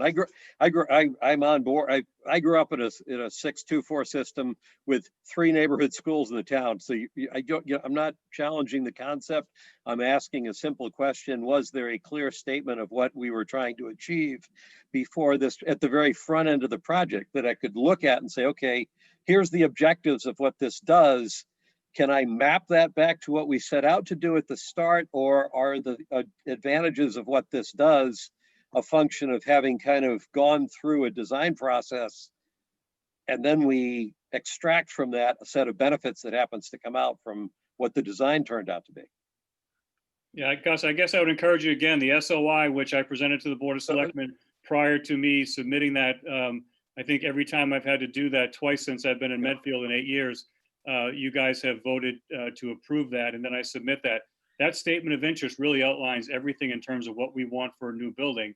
And then once you're accepted, you take that statement of interest and that becomes the framework for what you design your education plan. So I think those Yeah, two, okay. those two are key documents, Gus. I'd just add one I thing real understand quick. that. It didn't register that some of those kinds of benefits were called out in there. It registered with me that it was the student projections and things like that. So, You're right. I got to Gus- go back and look at it again. Gus, I just want to add one thing and then we can move on because I Yep. think I now understand where you're going. So typically the way the MSBA works is the PDP phase, which we went through, is really what identifies the problem. The SOI has a lot of stuff in it, but during PDP, that's where the team sits down with the administration, with the teachers, with the public, and talks about education in Medfield, and it creates a roadmap of what the goals and objectives are. That visioning process is what set out this roadmap, and all of these things that we mentioned as benefits come out of those meetings. And that's even before we design options and we look at which site it should go to. So the educational plan and the PDP is really where we decided on what we were trying to achieve as part of this project. Yep. Okay. Mike, you've already heard this question from me because we talked over the weekend. In the building designer RFP, there was a clause in there that specifically stated that the fields on the Dale Street site were to be preserved. It called out the fact that because both Dale Street and Memorial School use them, and in fact, high school athletic teams use them. The reason I even noticed it was because I'd highlighted the draft that I reviewed at the time and said, this is interesting. This is putting a mandatory requirement in on the Dale Street site. One question I have is, did that particular constraint survive to the final RFP?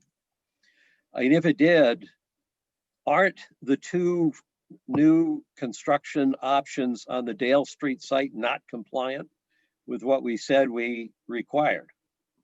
So I don't have the final RFP in front of me, but I believe that it did, but that was driven from, obviously through community feedback that there was a desire to keep open space, and that has been discussed throughout town in multiple different venues.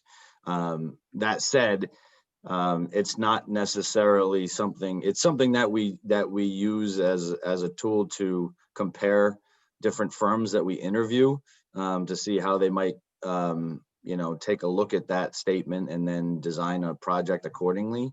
That said, there's nothing binding us to that. There's nothing, I do believe it should be a goal. Should it be a concrete one that we say, well, it definitely shouldn't because the Dale Street site doesn't allow for it.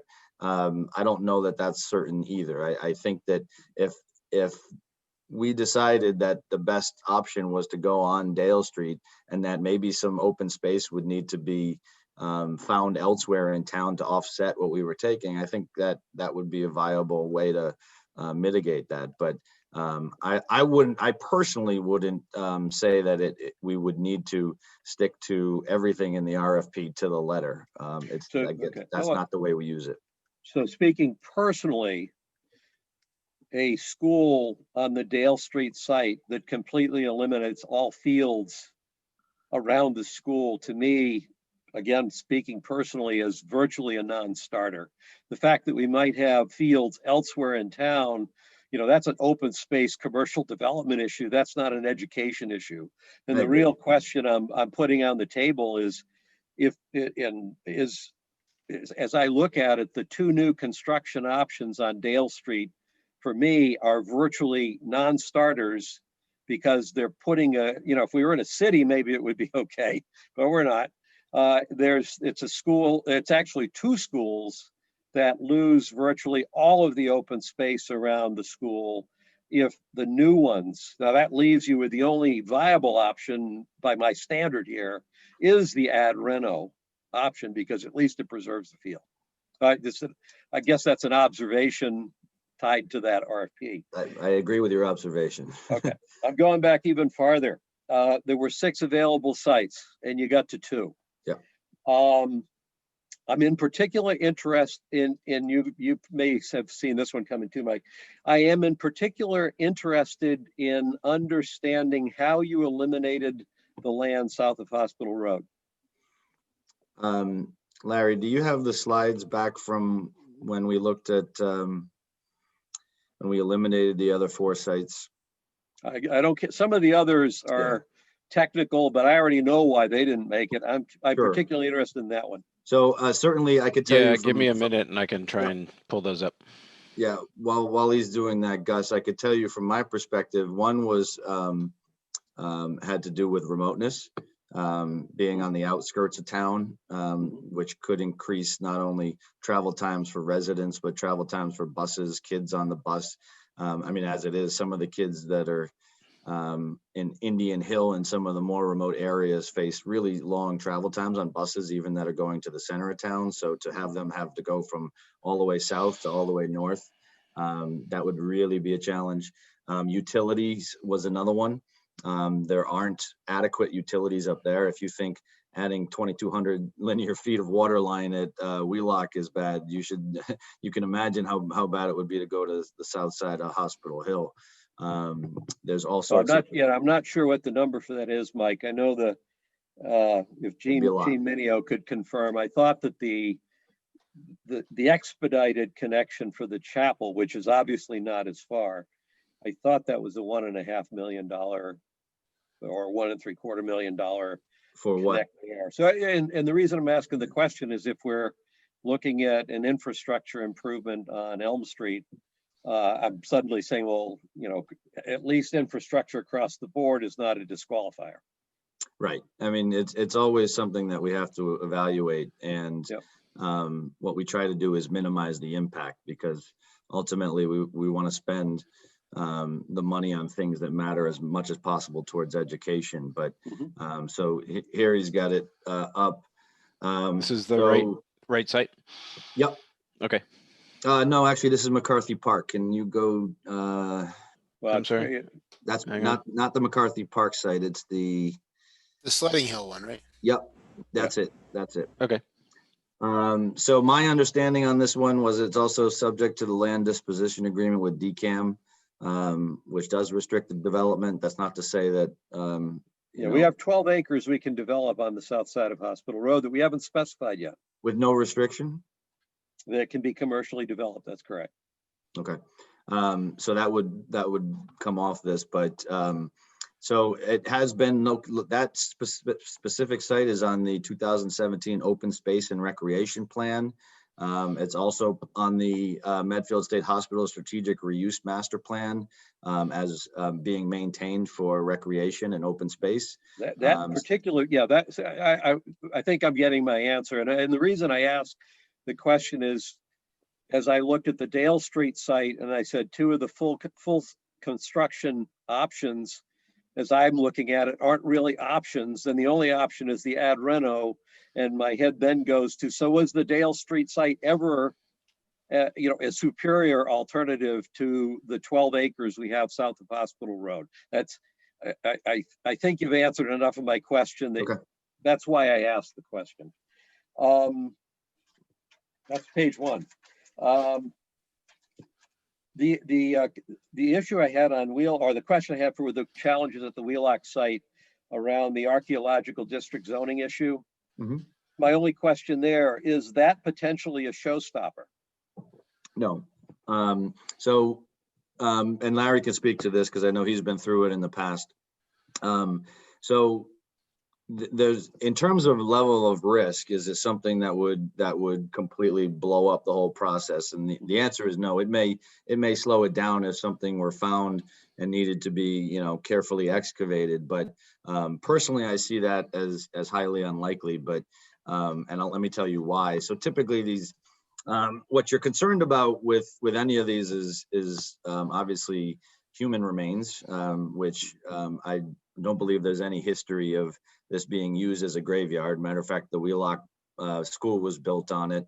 The reason I believe it's in the archaeological district is because there are some historic homes just down the street, just down Elm Street, that date back to the early days of this town. And whenever there's a building like that, they tend to have sort of a radius around that building. And certainly dating back to sort of the King Philip's War and that era, where there might be something of archaeological significance if we put a shovel in the ground. To the best of my knowledge, this site has never been developed outside of the Wheelock School, so there's no there probably won't be any evidence of any structures. And I can tell you that, just as a frame of reference, the high school was built on the site of a historic home, also in a district such as that. So there's evidence in the past that it's just not something that would derail the process, but it is something that we have to go through. You know, that's not to say there's no risk, but it to me, it would seem minimal. But Larry, maybe you can chime in on your experience. I know you've faced in the past. Sure. Yeah, no, and I appreciate that, Mike. So the process is pretty straightforward. We put in a notification to Mass Historic Commission. They would look through their records and decide if we were on an area of interest. They would then ask us to do, as Mike mentioned, some exploratory excavations, test pits. I didn't want to correct Mike, but it wouldn't be a backhoe. It would be a guy with a little trowel and a little brush, Yeah, as we can think. And you pick a few spots, you dig there. If you find something, you then would alert them and talk to them about it. And then if you don't find anything, you're off and running. And the issue is, of course, like any test exploration, your conclusion is only as big as the hole you've dug. Once you build the building, you might find something underneath the building. And in that case, you're then required, if you did find something by chance, to deal with that when you come across it. Usually that means, you know, photographs, proper archaeological documentation, and then it all gets picked up and moved out of the way while the rest of the building proceeds. And we did have a project. We ended up building a school. We found out well in advance, fortunately, but we did end up building it on what was a pauper's grave in downtown or South Boston that wasn't shown in the most recent modern maps, but was picked up under title search. And we exhumed, I think, about 1,100 remains and moved those to different cemeteries across the, mostly in Watertown. A little bit of delay, as Mike mentioned, some costs involved, but certainly manageable. Okay. Next question, on the $850 to $900 estimated, you know, average increase in annual real estate taxes. What was the assumed financing amount or debt amount that the town would be taking out that would lead to that? Yep. So that's a good question. I should clarify that, you know, we're throwing a lot of numbers around. The proposed current proposed budget is about 77.5 million. The MSBA's process for deciding what they're going to reimburse for, it takes a 4-year degree to really figure out. It's not so simple as we just apply a percentage, and there's all sorts of caps that come along. There's all sorts of things that they will and will not participate in.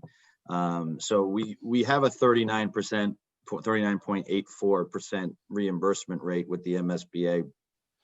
What I can tell you is that typically we're seeing on our projects that when you factor in the site costs, which are capped at 8%, the building construction costs, which are capped at $333 a square foot, we end up being a lot of our projects coming in about 10 to at the most 15% below what the reimbursement rates are.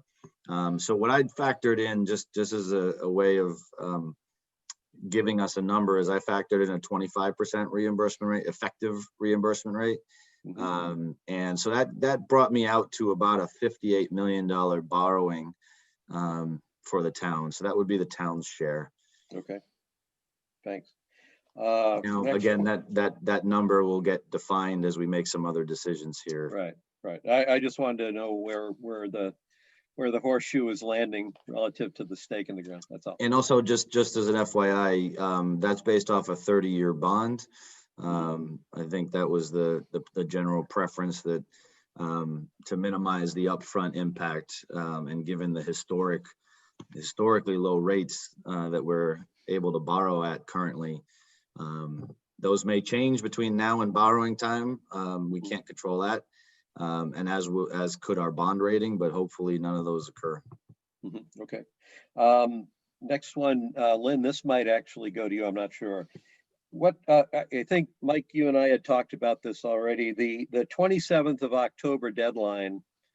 If I'm following this correctly, if we miss that deadline, there's a good chance, or at least if we miss it by a lot, there's a good chance we'll miss the MSBA meeting in December, which means we'll be out If we miss the somewhere. if we If miss we the miss 20, the 27th, we Yeah. miss the 16th.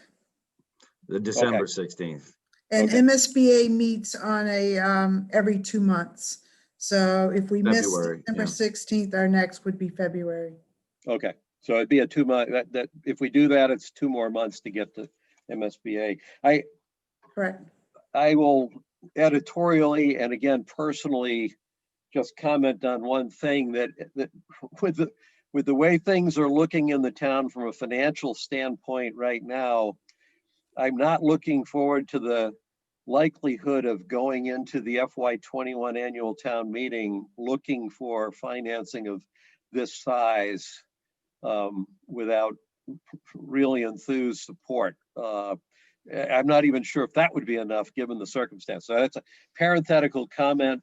I'm not intending to drive anything anywhere, but I can tell you when we're on that schedule right now, given what we've dealt with this year, that worries me. We'll cross that bridge when we get to it. Last question. Who on the team, either inside the town or outside the town, has the lead responsibility for kind of the public outreach, the broad public interaction and the vetting of this and the answering of all the questions that come up? And we all understand there's a lot of questions that have just come up. So, that's the reason for my question. Who's actually got the lead on that? So ultimately, that's the charge of the school building committee. So, and me as chair.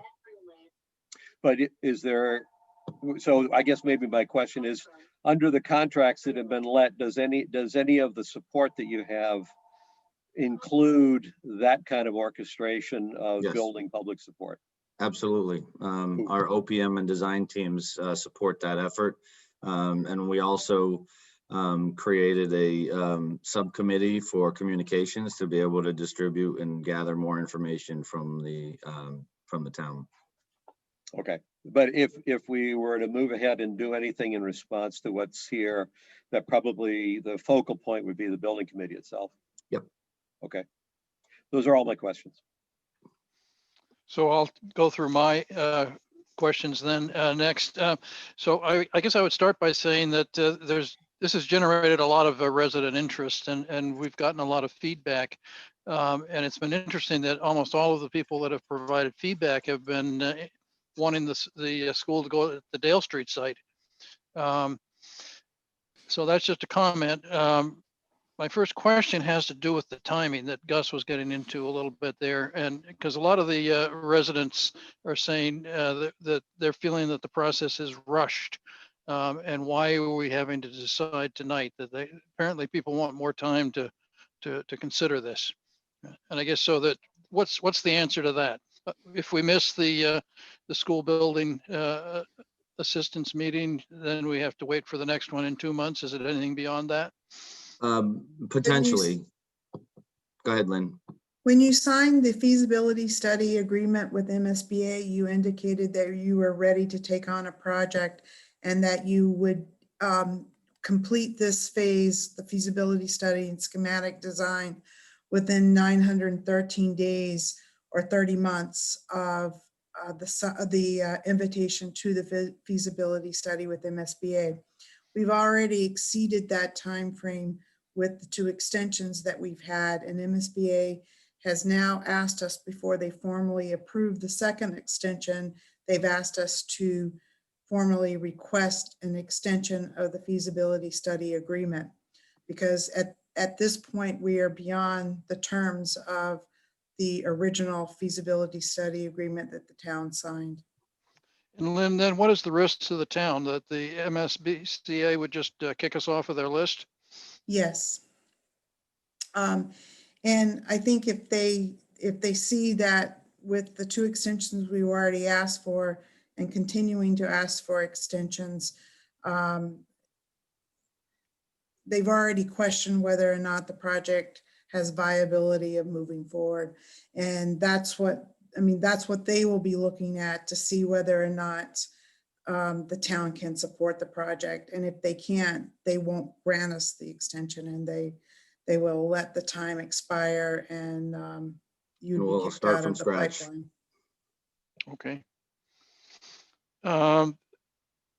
My next big area was the cost, but Mike Marcucci's questions covered that.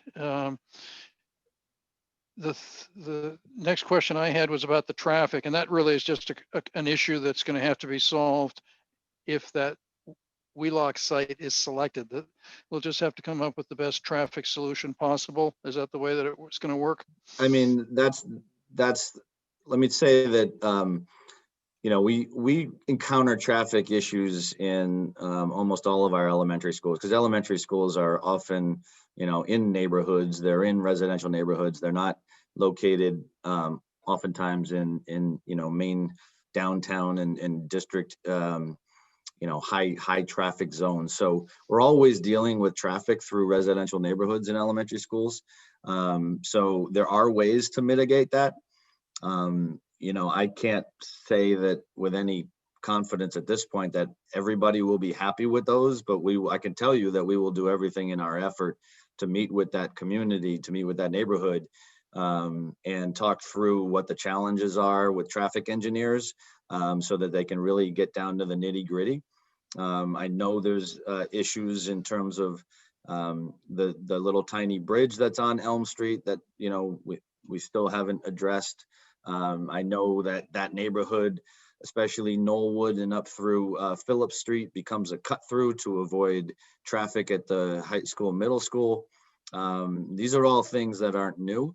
And, we would be increasing traffic from the faculty as well as some parent drop off. So I could tell you it would be, if we do select this site, it would be the primary focus of the SBC and the design and OPM teams over the next couple of months. And I do mean like immediately, to really get to the bottom of those issues, because they're going to be critical to solve if we're going to have a viable project for the spring. Thanks. So my last question was whether or not the school committee had weighed in on this in any way. So the school committee obviously made their position known in regards to the 4 to 5 grade configuration. And also 2 members of the school committee reside as members of the SBC as voting members, in Leo and Anna Mae. And they are in support of this recommendation. Did any of the other school committee members weigh in on this particular siting decision? Not that I'm aware of, but I don't know, Okay. Leo, if you have any other information. Yeah, they certainly did. Sorry about turning off my video. I apologize for my background. You don't want to see my basement. You mean the other yeah, picture wasn't you, Leo? That's me in a few years. Don't worry, Gus. They'll stretch out. No, school committee absolutely weighed in. They're all in attendance tonight, listening to this decision, and it's definitely been something we've been discussing ongoing. So they also all voted with lots of information. We've had Larry and Mike and members of the SBC at our meetings discussing this process and everything we've gone through. They've attended all the visioning sessions. I mean, I understand that this is a big project and this is a big undertaking, but it is, it is a galvanizing, approach to, what we're doing in education and what we're doing here in Medfield. And I think it'll preserve and set us up for the future for what we're doing now. So absolutely. Good, Pete. So just to be clear, Leo, you're saying that the school committee is all behind the Wheelock choice as the site? 100%. That's why they're all here Okay, in all the right, audience. thank you, thank you so much. Yeah. Okay, so that's the last of my questions. So now we'll go, I guess, to the public participation. And we're going to ask people to input their comments or their questions through the Q&A. Type in their questions, and also please provide your name and address, which is what we usually have people do at meetings when they're going to speak. So Christine, do you want to? Yeah, let me take over from here. So I Okay. actually have a few people who have put comments in, but did not realize you would also take some live comments. So I'm going to promote them one by one to a panelist so they can ask their question. They have multiple portions to their questions. So first is Jerry Potts, who had a few questions. Okay, thank you. First of all, I want to start by apologizing on the tone and the tenor that I've had on some of these discussions. I understand that everyone is in the same town and they're all trying to do, what they believe is best. So I apologize if any of the comments are denigrating or viewed as personal attacks. That is not my intention. I've supported the schools for years. I was a very vocal supporter of the override, so I care very much, and we've had the benefits of almost 30 years of wonderful schools. And we have some of the highest rated in the state, and they are highest rated in the current configuration with 4 or 5 at Dale and Wheelock at 2-3 and Memorial doing what it's doing. So I personally don't believe that the location is as germane as, the teachers and the support of the community. I did have a couple of questions that I wanted to ask, although Gus and Pete and Mike did a really nice job of sort of queuing up some of them. But one of the questions I had is the MSBA reimbursement for the ad reno different than it would be for new construction? Is there additional dollars that would be given on an ad reno that would change it? And I guess just to be able to see, and Mike addressed it here tonight, Mike Quinlan, sort of a range of 25% of what the reimbursement is. But when we're looking at the all in for this, are there additional MSBA dollars that would be available for an ad reno that should be factored in? Yes, hold on, just give me 1 second. I believe for the ad reno, our estimate is about $1.1 million in additional reimbursement. Okay. And then I just have a couple other questions. So in the current location, I think why a lot of people are in favor of Dale Street, although I don't pretend to speak for all of them, but I do think when you look at the townwide master plan, and I'm speaking as a citizen, not as a member of that. It just means that I actually got to read everything. The top things that folks were concerned about in town on the townwide master plan were obviously taxes, open space, and vitality of the downtown. And those to me are important reasons why trying to find a way to make Dale Street work aligns with the bigger picture of what we're trying to do in town. I understand the school building committee and the school committee, has to be most concerned about education.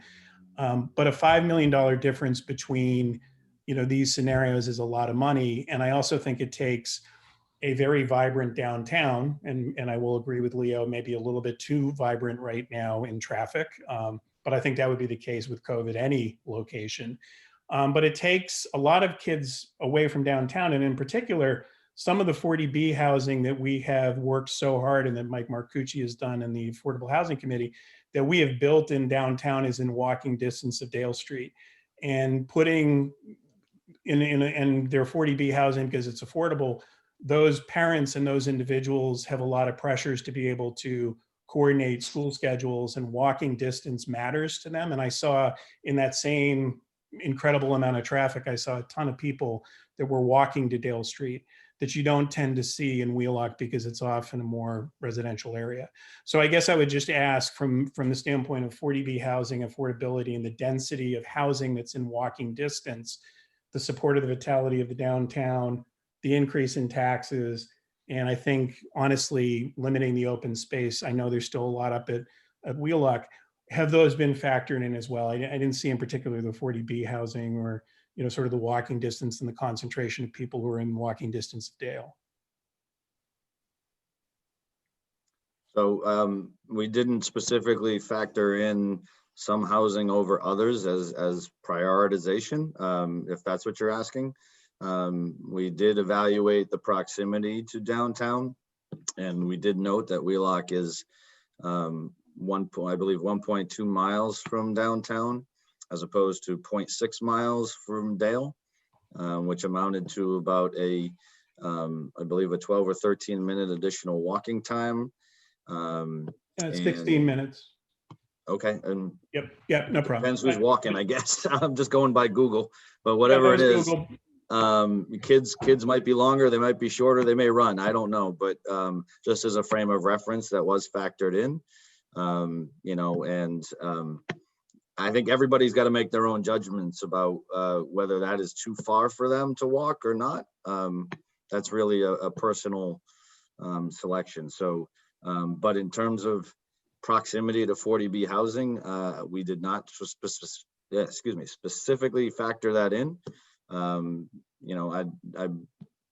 don't know if there's ever been a study done about what percentage of 40B students walk versus what percentage of 40B students get dropped off, and we still do offer busing. So that wasn't specifically factored in. Jerry, one of the other things that with the population that you're talking about here is that the times between that students are in school is not a major concern. It's the times outside of school.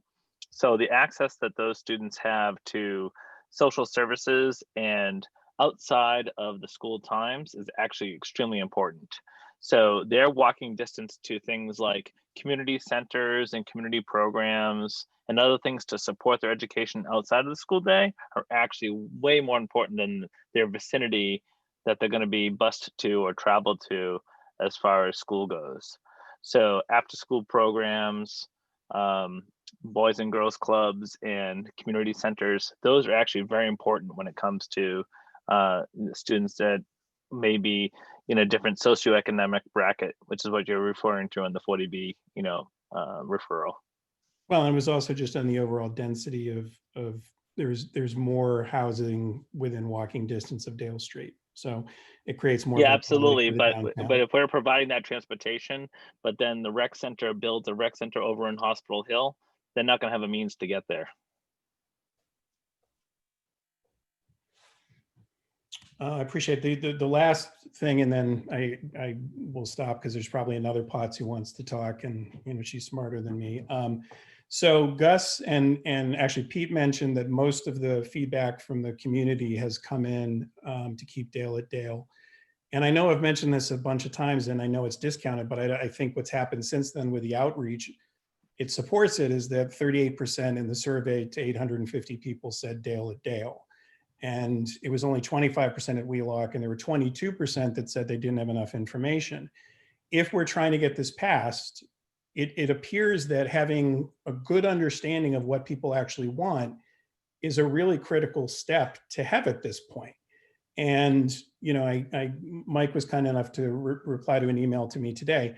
I didn't go into this thinking that Dale was what it was going to be. And I'm still wide open. And the information that was shared tonight was actually really helpful in seeing a lot of it and sort of, and I appreciate how much time was put into sharing the numbers and the data and the tax consequences. But it seems like one more attempt at some public outreach would save potentially risk at the ballot box to at least get a sense, okay, from the May to now, is there enough information out there for people to make a decision? And doing that after the votes are taken. And I know people didn't like me saying this, but I feel like it's getting crammed down our throats. It is not the intention. And remember, I started by apologizing. So I understand my tone is, a little frustrated on the loss of the Patriots the other night. But I do, feel like checking in with the public and the process to ensure that everyone can move ahead beyond the SBC and the school committee, it just would be a good check to make sure that we pass this thing, because we all want a building. So I appreciate the amount of time that you've given me tonight. I will shut up now. Thanks, Jerry. So I would just like to address the poll issue, since that seems to be circulating a lot around town, and be perfectly honest about it. Yes, there was a general preference for Dale Street at 38%, and I believe 25 said Wheelock. I do note that some of those people in their comments said that the reason they preferred Dale is because they thought it was going to be less expensive to keep it there. So that was a portion of it. But also, if we just went by an unscientific poll where we don't even know that everybody on there was residents, we would have a grade 3 to 5 on the Dale Street site. And we'd be looking at a $95 million project in the middle of downtown that's a third larger than the one we have. So Mike, I don't mean to cut up. What I meant to say was that was a data point in May. There was also 22%, which Anna May said that didn't have enough information. That's a fairly large chunk. Yep. My point about the process is, why not take the time? And I don't think in this day and age, it's going to be months to do it, but to go out to the community and do a sanity check again. Sure. And just check in. So if the selectmen are hearing mostly from people who want to keep it at Dale, and 38% said before they wanted it at Dale, why not prove that that's changed before going and doing that at the ballot box where there's a risk it doesn't pass? And just quick, how much does it need? Is it 2/3 that has to vote on it, or is that just a town meeting? 2/3, yep. Yeah. So to get a 2/3, you want every voter to feel good about it. And why not, and I'll tell you, I will shut up if the process goes out and it's Wheelock at Wheelock. Guess who's holding signs to build a school? So no, I appreciate where you're coming from, Jerry. Gonna hold you to that, Jerry. Yeah, and hey, I've gotten up and spoken before, Leo, much to Anna May's surprise. So what I'll tell you is, I can tell you, having been through 2 major capital projects here in town, no matter what decision point comes up, someone's going to say that we're cramming it down their throat, and that they're just finding out about it. That happens constantly. It'll continue to happen on this project, regardless of the vote tonight. I can guarantee you that people will show up at the town meeting that decides on this project saying, this is the first I'm hearing about it. What I can tell you is that I believe, as the chair of the SBC, that we have given plenty of opportunity over the last 9+ months for the opportunity for the public to provide feedback. We were dealing with really a binary decision as of February about Dale or Wheelock, and then the binary decision about grade configuration. We subsequently, based off of feedback from that poll and from the outcome of our quad board meeting, as Lynn referred to, we subsequently delayed this an additional 6 months already. And there comes a time when we have to make a decision. I understand that about 25 emails or whatever were sent opposing this selection over the last couple of weeks. To me, is that something that deserves upsetting the process, potentially risking MSBA funding, further delay on the project?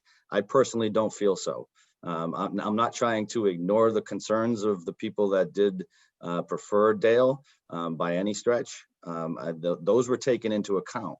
But for the SBC, who are in the nitty gritty and who are, a lot of which are professionals that work in design and construction of elementary schools, were unanimously in favor of this approach. And it wasn't close. And so I felt comfortable that we could make this recommendation, and now it's up to the selectmen to decide if they feel that that those people that have reached out over the last couple of weeks are worth further delaying this project for. Yeah, and Mike, if I could address that, and potentially others. Yep. If I could just comment on that briefly, because I agree with you entirely about the committee, right? And I've thought a lot about this, and you've got what the committee knows, the due diligence the committee did, and the work the committee did. And it's clear the committee is not rushing this, right? The committee is not gotten new information in the last week that it didn't consider. It's, I think everyone on the committee was aware of where Wheelock is located and that it's further away from Royal Pizza than Dale Street. Like that wasn't a big revelation. I think everybody knew that, there's going to be traffic issues on Elm Street that have to be dealt with, right? So, but I mean, we are also, it's not just a matter of the committee satisfying ourselves that we have enough information. It's making sure that the public understands what went on, that they can understand the decision the committee made and why, both for the practical concern that ultimately the public gets to decide. And I don't think anybody wants to present a project that's not going to succeed. And the MSBA doesn't want us to present a project that's not going to succeed. And I would say that I've gotten all the same emails or some of the same emails, and having worked on a lot of development projects in town, you always, the no's always lead the yeses like 50-1 in the communications, right? I mean, in any of these housing developments we've done, you get some, with the exception of the Legion, because the Legion guys were there to make sure we didn't, go astray on that one. But with the exception of that one, generally speaking, you're hearing mostly from people who are against it. And the thing that was more concerning to me in the communications I got is in communications I got from people I respect is, how many of them were under kind of glaring factual misimpressions, who had, I got an email today from somebody saying that, that it's going to be $900 a month in increased taxes, right? Well, I'll tell you, if it's $900 a month in increased taxes, I'm against this too, right? That would almost double our taxes. That's obviously factually incorrect, but there's some number of people who, for some reason, think that it's $900 a month. And if that's what people think, and the only thing that their impression is going to be is it's $900 a month, and this committee of people we don't know just decided it, and then 6 months later we're going to town meeting, and that's all they remember. We can bemoan the fact that that's not the case, and that they've sort of fallen for misinformation. But we also have a responsibility to the town. If this fails because some percentage of fair-minded, open-minded, civic-minded citizens have factual misimpressions about the project, and we don't do our best to correct those factual misimpressions, it's not a great answer if this fails for us to say, well, it was your fault. You should have, gone back to the meeting minutes of March 11th and you would have seen your answer, right? So I think, certainly tonight we've kind of laid out a lot of the Wheelock issues, but that's what I'm struggling with, Mike, is just this, there's not an independent newspaper in town that's covering all these meetings. So, and there is the general scourge of social media that has causes problems for politics at every level of our government, right? And I don't think there's any Russians involved here, but who knows, right? So we do have to think about, from our standpoint in our leadership role, even if we think, sure, people should have they should have been paying attention. I think if there's any period of time during which you sort of get a civic pass from not having been terribly focused on this, it's the last 6 months. And I would hope the MSBA would recognize, if we do decide, and I'm not prejudging this, I want to hear the other public comments. I want to hear from Pete and Gus. If we do decide to defer so that we can, correct whatever information gaps are out there, and people, not to say people are going to reach, they may still be against it, getting all the facts, but I don't want people to be against it because they have the wrong impression, right? I don't want people to be against it because they've got, a factual, they're basing their opposition on a factual error, right? There's some people who are going to be against it no matter what. And I get it, right? If you live on Elm Street and you're against this because you don't want the second school there, you know what, that's your prerogative. It's fine, right? But if you're against this because you think this automatically means we're going to spend an additional $60 million on top of this building guaranteed if we do it this way, well, then that's not a good reason to be against it. Or if you're against it because you think there's some nefarious plot here, that's not a good reason to be against it. So I'm happy to have people be against it who have an understanding of the facts. And I've got too many communications from people who don't normally have an axe to grind, who had factual misimpressions, that I think we should at least think about whether there's something we could do in some window to give them an opportunity to ask questions, to give them the opportunity to understand kind of the various things the committee looked at. so they have a better sense of what the process has been, a better sense of why this recommendation was made. Maybe something will come out of that that will, prompt us to change our minds, maybe not, but that's kind of what I'm wrestling with here, Mike, on that. And sorry for the long.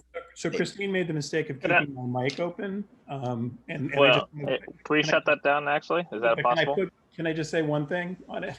And thank you.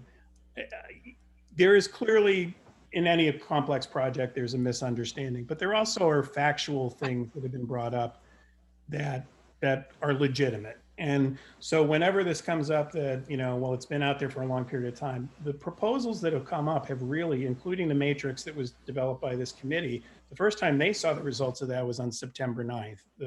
And I know the matrix was not the final decision process, but there's a lot of information that is being shared in a very rapid period of time. And I emailed the selectmen that Wellesley has had 3 public forums, and I'm not saying it's the same project. And Mike, you raised that issue. It is not.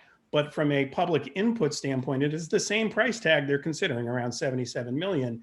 And they've had, since they had the very same thing, they've had 3 public meetings. So I appreciate it. I am literally shutting up now. Please shut my mic off so I will stop myself. Thank you. Gary, thanks for your comments. Appreciate it. Okay, Christine? I would just like to address, Pete, if you don't mind, since Go ahead. Wellesley is actually a project of ours, and I know Jerry knows this. So I can't comment on the quality of their process because they're our client. So what I can tell you is that it's apples and atom bombs comparison, because Wellesley is doing very different things. They are actually replacing 3 aging schools out of their 7 elementary schools with 2 larger schools. So that involves shutting a school down, that involves redistricting. And then I always thought that we were trying to stay away from comparing ourselves to Wellesley, but I will say that their project is 20% higher on a cost per square foot basis. So it's not exactly the same comparison. We're dealing with basically 2 binary decisions. One was, do we change to a 3.5 configuration? And the other was, which site do we select? Very different decisions than deciding which school to shut down in a neighborhood that people love their schools, and force them to move to another school site and also redistrict. So Yeah, Mike, I don't want to speak for people. I don't want to speak for people when it comes to redistricting. I can vouch for that in Newton. They redistricted 15 years ago when I started working there, and they parents still talked about it 15 years later. And I'm sure Dr. Marston may have some other stories from his peers. Yeah. So that is a different conversation to have when you start changing your neighborhood schools, which is a benefit that Medfield gets to not have as having neighborhood schools and changing, who goes where from what streets, right? So 100%. So Chris, maybe can we move along to our next question? Yes.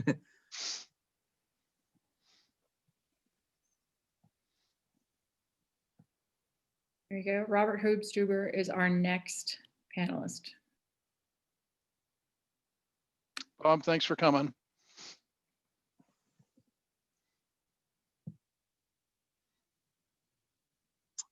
You're still muted, Bob, just FYI. Yep, it kicked me out and brought me back in. So that's why it muted me. Interesting. Okay, so I just have a couple questions. Gus made an interesting point about the Dale Street property in terms of, if we do the new building there, which is the cheapest option, we don't have any of the open area.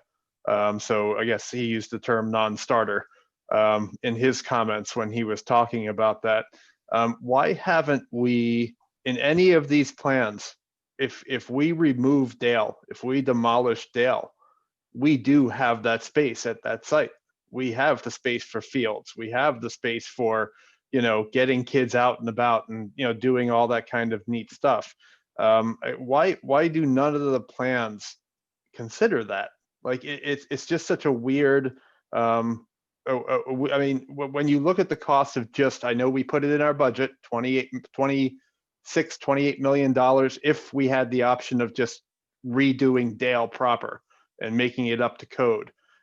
If we go and we put something else in that building, if we go put Park and Rec, if we go put something else, and we need to start building or bringing that building up to code, I mean, our cost at Wheelock is the cost at Wheelock plus what we're going to do with Dale. So we have a potential 15, and I'm guessing at a number. I'm saying half of what it would take to bring it up to code for a school, but $15 million extra to potentially use that as a whatever. Can I Plus, ask you a question? I don't mean to interrupt, Bob. This is Mark Yeah. Cucci. Can I ask you a question? Yep. I mean, Yeah. do you think we'd ever do that? I mean, I Who don't knows? think the town's going to spend $15 million on a Parks and Rec building, right? I mean, But I think what I'm saying is my core question is why haven't we presented the option? Because it looks horrible when Dale Street is there. I will give you that, when the old Dale Street building is there. But none of those pictures show for the $1.5 million to level, or two, whatever it was, to level the thing, that's 3 soccer fields right in that area. You know, again, it really, I guess, Robert, I'm going to interrupt too. Like, I want to say that I think people want to preserve the old part of the building.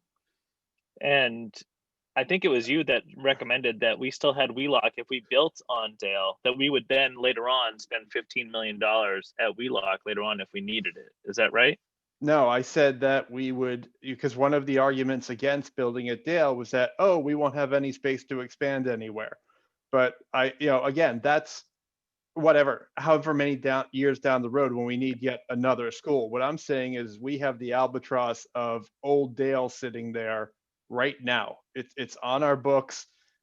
We're going to have to do something with it, and it ranges anywhere between demolishing it and getting it up to speed for some other use for the town. And I believe that land is municipal land. It's deeded as municipal land. So that would have to be for a municipal purpose, that we would have to use the existing Dale Street building.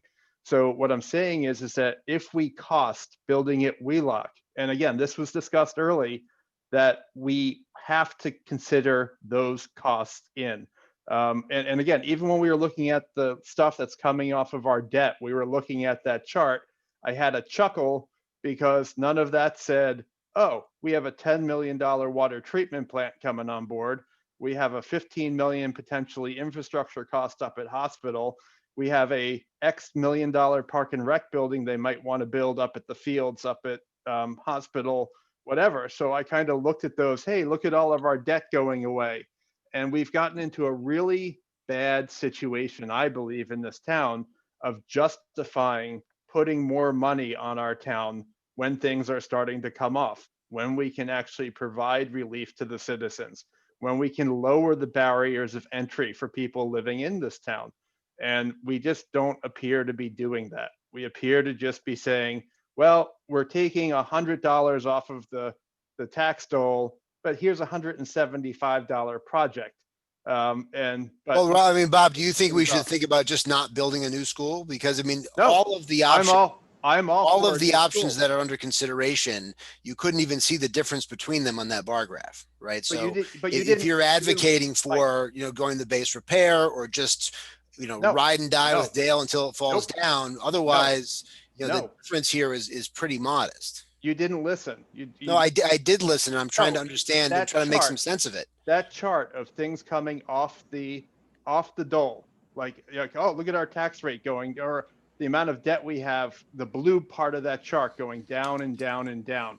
And the only thing we added onto that chart was the new school. And it's just an unrealistic look in terms of going out to 2026 or 2027 about what we're going to be doing in this town. We're looking Bob, at this in Bob, can I a respond? very Right, I small get that, bubble. Bob, but we're not voting on that now. And so maybe we'll look at that chart when it's time for the Parks and Rec building and say, you know what, that's why we're not going to do a Parks and Rec building. Can- Or that's why we're not going to put money into the hospital infrastructure. I mean, Can I- That $5 million difference in the two buildings. So again, not knowing what we need to do with Dale Street, Robert, that $5 million. it's also a possible $5 million difference. Now, I'm with you 100%. I want to see a great Park and Rec center in this town too. I want my kids to walk from middle school and high school, because they will never be in the new Dale whatsoever. 2, a new Parks and Rec facility perhaps, or some activities downtown. But what we're planning for here is not for the next 5 years. What we're planning for is the next 10, 15, 20, and what MSBA says, 50 years right now. But for the town perspective, I hear you 100%. And I hear you 100% from the entire approach that what we're trying to do here is plan all of our spending so that we can maintain. And this is what I'm not going to speak for Gus, but I think this is where Gus's approach is from. We want to be able to maintain a certain amount of debt and produce a great product for our town at the same time. And it can be done, and we can do it. Can I just we have an chime MS in real quick? Go ahead, Mike. I want to make sure that we're being clear here, because there are people who are listening, and I want to make sure we're talking about facts. On the water treatment plant that may be coming up in the spring, which I believe is fairly certain, but that has nothing to do with the chart I showed. That is general debt exclusion, general fund debt exclusion that we are talking about. The water treatment plant would be funded from the enterprise fund, which is completely different. So basically, the cost of that goes to, let me finish, Bob. The cost of that goes to the water bill. I'm not saying it's not an impact on residents. I'm just saying that the chart does not reflect that because it's not part of that chart. The intent of that chart was not to show that, hey, it's great, look at all this money we're going to save. My only point, and I still don't have the final numbers because we're still a ways from final numbers, is that we are in a position, because it's been 20 plus years since the last major school project, to help offset this. That's not to say that it's going to offset all of it. And certainly I'm not trying to say, hey, if we don't do this project, your taxes are going to go down by the fact is that the intent of that chart was just to show that it is helped by the mitigating factor of other debt coming off the books. And that's all. I am fully aware of the other issues in town. And I've gotten some information from Christine and Nick about future debt exclusions that may come up. But my understanding is there's, outside of the park and rec, which is in no way definite, there's no other major capital building project that I'm aware of in the foreseeable future. Okay. So again, I understood that chart, but I also understand the fact that we have a lot of things coming up, and the hospital not being the least of them, that when I write a check every month, whether it's the water bill for the water plant or that's coming out of my pocket. So again, I think I'm saying it so that everyone on this call, the 43 or so participants minus you guys, can I think when we consider these projects, we can't consider them and put them out front in a bubble. I think when we go, you guys can say it's $66 million, but then when you present them to the town and you start talking about them to the town, they can no longer be in that bubble of just the project. So I have 10 seconds more and then I'm out. My two concerns about taking the vote tonight is I've heard from each of the selectmen about not having the complete numbers, not especially Mike and your part of it about, not having all of the, the below the line stuff, about having true costs at the end of the day. And I would be very not, I'm looking for the right word, but my heart would sink if we're taking a vote on something tonight that couldn't be done 5 or 6 or 7 days later, that we would have more complete numbers, and to say, they're not accurate. I'm not saying they would be accurate because we don't know the cost at the end of the day, but a more complete view of what the numbers are going to be. So I'm out on that point. Have a good night. Thanks for taking public input. Bob, thanks for your participation. Chris, who's our next questioner? We actually have a couple that are just single issue questions, so I'm just going to read them to move things along. The first one is Kathy McDonald. She's an Elm Street resident and didn't see anything addressing the little bridge or culvert on Elm Street.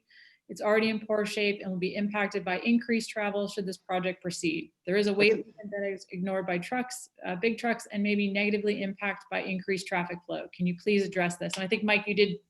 Mike mentioned that, and that it'll have to be addressed, and it will. So it's on the plan to address it. Yeah, she posted that before Mike mentioned it. just to be clear, there's no part of this project that addresses that. That would be the town would have to address that. In terms of it seeing increased traffic, I'd like to understand that statement a little better, because while I do see that there would be some potential families who may go to the Dale Street site now that may come across that bridge to come to this site, I do believe it's a fairly small part of town. I know we already have special buses to serve that part of town because of the restrictions along that bridge.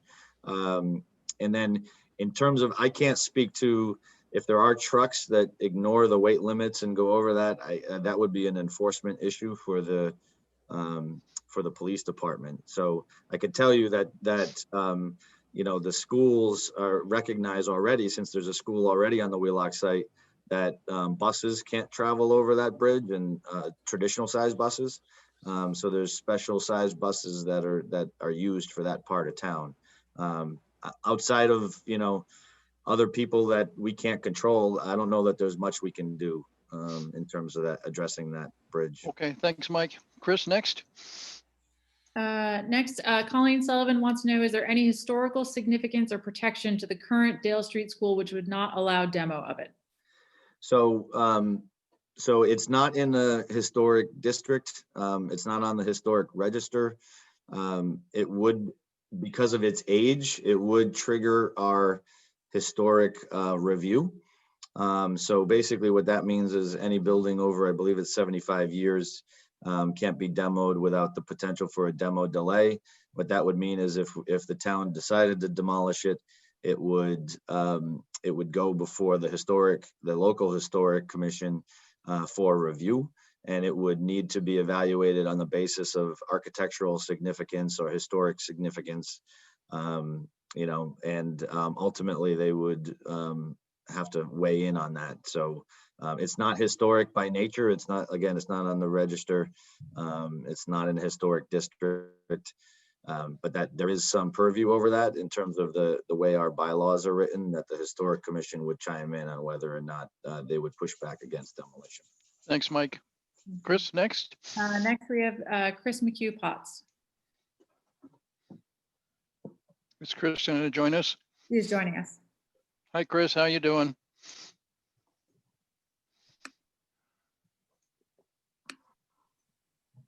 You're muted, Chris. All right, there you go. Okay. I guess I don't have to worry about my glasses tonight, so that's good. So thank you all for taking this time. I really appreciate the amount of time that's been blocked out for the public input piece. Those of you who've known, I was pretty involved with when LCB came to town and doing my homework on both wetland restrictions and stormwater, and also archaeological protection zones, and also what the Mass Historic Commission role is. So I just quickly, I have a lot of questions, but because Mike just finished up on this, Mass Historical does in fact need to look at the Dale Street School as is, if anything's going to happen to it, because it is in a national registry eligible. It has an eligibility status, so that automatically rises up to another level. I also know that with the archaeological protection zone over at Wheelock, that it really has nothing to do with the fact that there are historic houses on the street. It has to do, and I've talked to people who are very familiar with the archaeological protection district, it's because they've already found artifacts on that wide district, and it's a wide zone because they have found artifacts there. And so I think my concern with going over at Wheelock is not so much the fact that you're going to disturb all this, but it is going to involve a lot more time, because Medfield is one of the only towns in the Commonwealth that actually has an archaeological district or an archaeological committee as part of its historical commission. And we have a very deep relationship with the person at Mass Historical, Mass Historical, and they will spend a lot of time scrutinizing any kind of work that's going to be in an archaeological protection zone in Medfield. So even though they may not find anything, it is going to cost the project time, and it could cost additional dollars depending upon how they want to implement that process. So I think it's really important to note that. I've gone to meetings at Mass Historical, so I'm very familiar with their process. And we have a very close relationship with them because we're the only town in the Commonwealth that has an archaeological committee. So I just wanted to mention that. And I think the other, I had one very quick question in the Q&A because it's a lot easier to ask it when you're going through the financials, but this is for Mike. In those estimates of the 850 to 900 annual, did that factor in the alternate costs that were being considered, or is that just? No. It doesn't. Nope, because we haven't made those decisions yet. Okay. So yes, again, the alternates are there because we haven't decided what is the full scope of what is in and what is out at this phase. Yep. Okay. Those are further decisions to be made during schematic design. So yes, as I mentioned on that slide, there's a potential that if we do select those, that it will increase the upfront costs. Right. Okay. All right. I just want to make sure because it got confusing with going back and forth with the numbers. Mike, could I just follow up with that? Mm-hmm. The estimates that you've made, however, are, if I understood properly, conservatively made.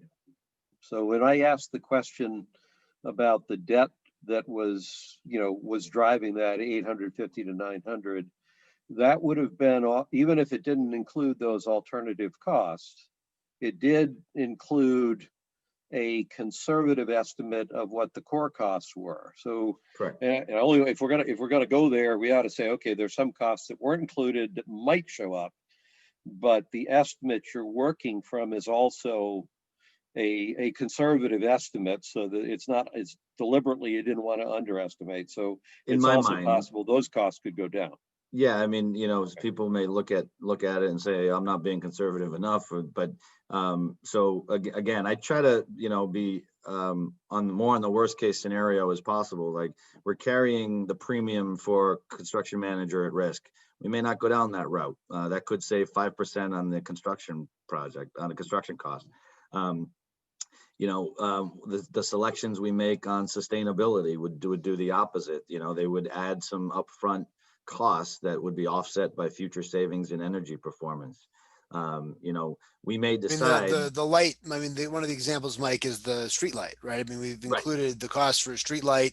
We don't know if we'll need one, right? It's just conservatively in there in case you do. You don't want to have to add it on later. But I think the sense I have on the street light from the people who do this is that that's probably unlikely to be needed, but it's there. It's just in case. Right. Yeah. Mike, you mean a traffic light, right? Yes. What did I say? Street light? Traffic light. Yes. The Elm Street, South Street traffic light, that's sort of in there conservatively in case it's needed. Right. It's not guaranteed to be in. Correct. So then I think the other question is, when you're looking at, I think historically, even before these survey results came out, people have been taught, especially people who are in town, have been in town a long time, have been talking quite a bit about the desire to preserve the at least the portico of the Dale Street School. So that should not come as a surprise at all. And I think that, you really have to balance, are you willing to risk a failed vote at town meeting? Like, what's the greater risk, a failed vote at town meeting or asking MSBA for a little bit more time so that all the facts can be known to everybody, so that actually everybody can go to town meeting and be excited about voting for this project instead of feeling like they're kind of pushed into a corner and having to vote down a school building, when I honestly think that the majority of people in Medfield want to see a new Dale Street of some sort, whether it's a new building or an ad reno. I honestly believe that, I certainly, know that this project is long overdue. But I do really worry about the fact that you're going to sort of back yourself in a corner by having a failed vote. And then, I asked Tim Bonifati this question. So what happens if you have a failed vote at town meeting? Do you honestly do you lose your space in line automatically with MSBA? And he was like, no, you don't just automatically. He said, you end up having to go back to the drawing board, and you have maybe, a best case scenario. He said it was like 5 months, 6 months of going back to them. So, is it worth it to try and delay another 2 months to get more information, or is it worth it to have a failed vote and then lose, another 6 months in the process and having it go backward? I mean, there's risk involved with how you decide you're going to proceed. And I also think that, we're all writing checks. We're writing checks for whatever's going to come down the pike.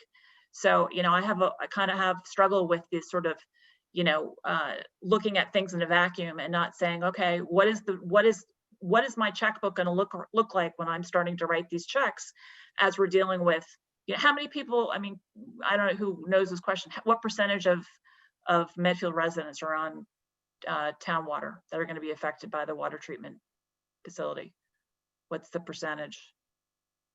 Christine, isn't it about 75%? Yeah, I think it might be even a little higher than that. I don't Okay. have that number off the top of my head. I mean, the balance of the water and sewer, there's our residential property tax base is like 94% residential on the property taxes. I think the water and sewer ratepayers, it's a little less than that. There's a little more commercial water usage who pay the water and sewer rates, and there's some non-tax paying institutions that pay water and sewer and all that. So I think it's about 75% that are borne by Medfield taxpayers. So, and Chris, I don't think anybody's looking at this in a vacuum. I mean, I haven't heard anybody say this is the only thing we're going to be spending money on, and there's nothing else to look at. There's nothing else to consider. I mean, I haven't heard one person say. When I hear comments about this is not part of the project or this is not part of the project, when you're writing checks, for capital projects as a resident, yes, these are all, they all factor in together. So, if we decide to do them, right? I mean, if you're trying to stack the deck, I mean, you can imagine any number of things that we're going to do that would make it seem like we're going to add $200 million to our tax base in the next 10 years. And so if we save $7 on this project, that'll make it all go away. I mean, you can certainly do that, but you also have to look at it somewhat realistically. Like, we're not going to spend $20 million in a Parks and Rec building. We're not going to spend, we're not going to spend $26 million to renovate the Dale Street School to do nothing with it. Right. So you have to look at what the realistic costs are. I mean, frankly, as I've said a number of times, one of the things we also have to look at is, what are we boxing ourselves into if we were to choose Dale, right? If we were to choose Dale, while there is, there's always the option to build an entirely additional new school at Wheelock. That option is always there. That's the most expensive option, right? The reality is everyone has noted, given how congested the Dale site is, you're unlikely to build anything more there, right? So if our enrollment were to stay down where it is, and you had the opportunity, for example, when the Wheelock School comes due to be redone, which is probably, I'd say 10 to 20 years is probably an estimate for when Wheelock will be next up. Jeff or Leo or Mike can correct me. If our enrollment is where it is now, and I won't get started on school enrollment because I love talking about it. I'll talk about it for an hour, but if it is where it is now, you might have an option to say, well, instead of building an entirely new Wheelock School, you could get where you need to go just with an addition on Memorial, and you'll have two schools, and that would be a third of the cost of a whole new school. And so we also have to be clear-eyed about the fact that if we do build at Dale, that option will be off the table, right? So we're basically, just as with the 3, 4, 5, when we had that discussion, we have to be clear-eyed about the fact that if you go 4 or 5, which I'm fine with, we're likely committing ourselves to having 3 elementary school buildings, and that's fine, depending on enrollment. And if we do build at Dale, we are likely committing ourselves or committing our future selves or the future people of the town to, when Wheelock has to be redone, to replacing it, right, to having a whole new school. And again, that may be fine. So we have to think about those longer term costs too. So I don't think anybody here is looking at this in a vacuum, but we're just trying to look at both sides of the vacuum and not trying to load it up on one side, to reach a predetermined conclusion. We want to look at what the potential down the road costs are, and they go both ways. And we just need to be clear headed and clear eyed about it. But I haven't heard anybody on the Board of Selectmen or the school building committee thinking this is the only project that we're going to do and there's nothing else to think about.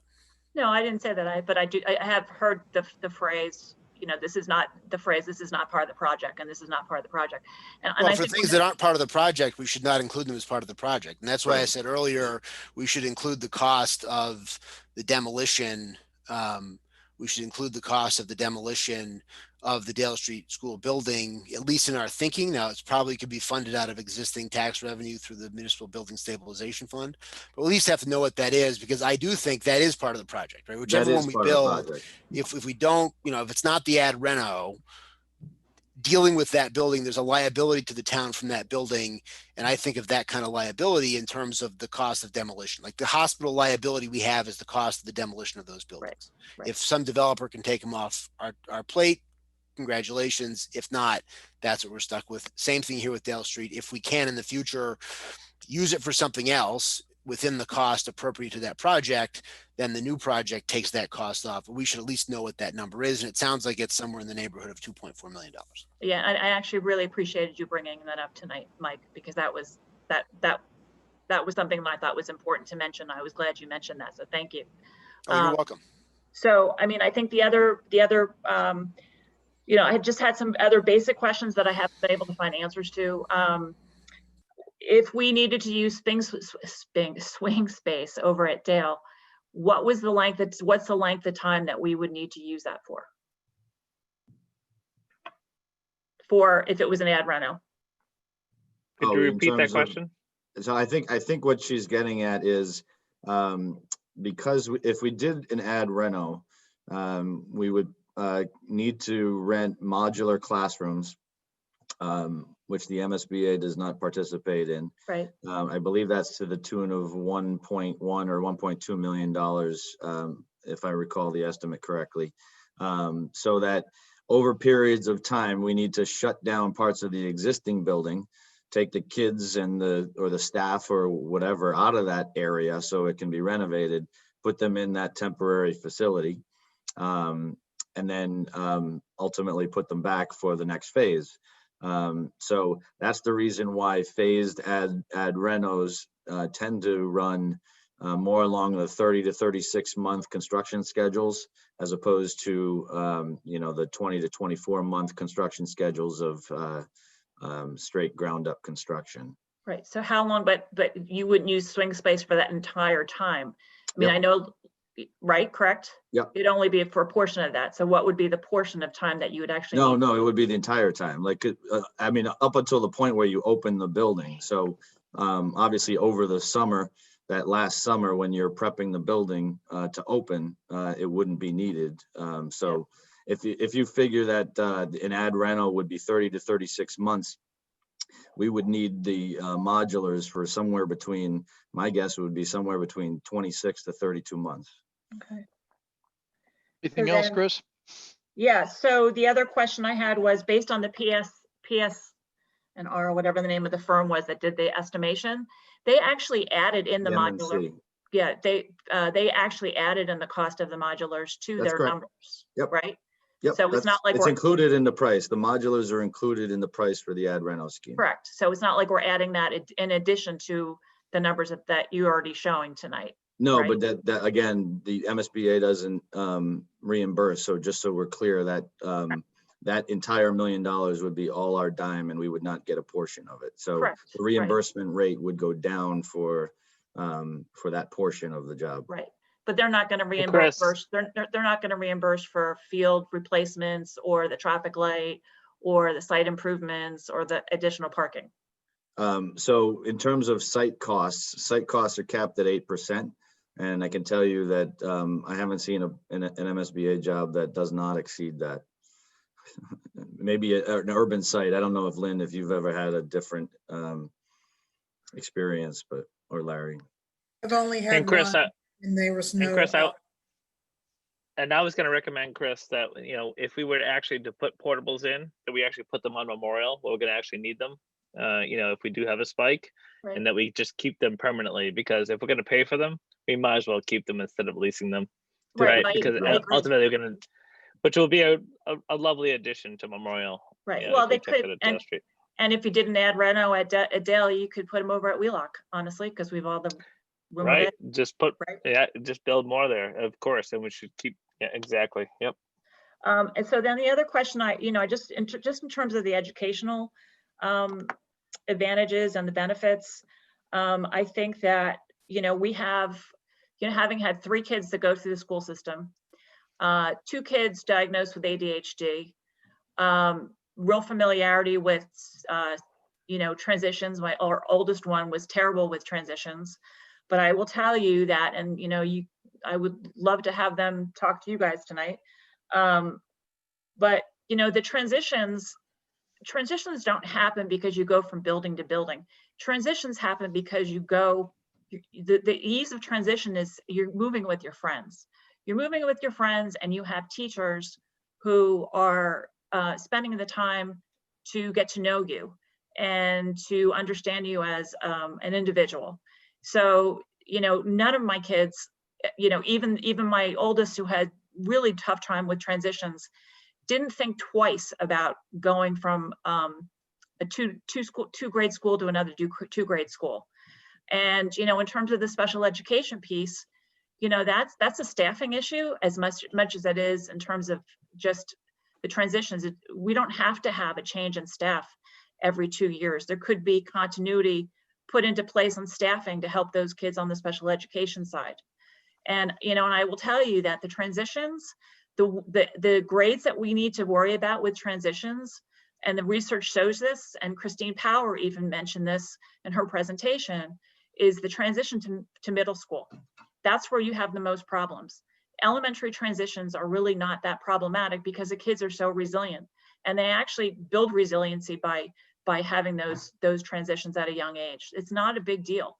And our school success in Medfield has shown that out. We haven't been hurting because of our Chris, I'm gonna have to stop you. I'm dropping Henry off at your house tomorrow.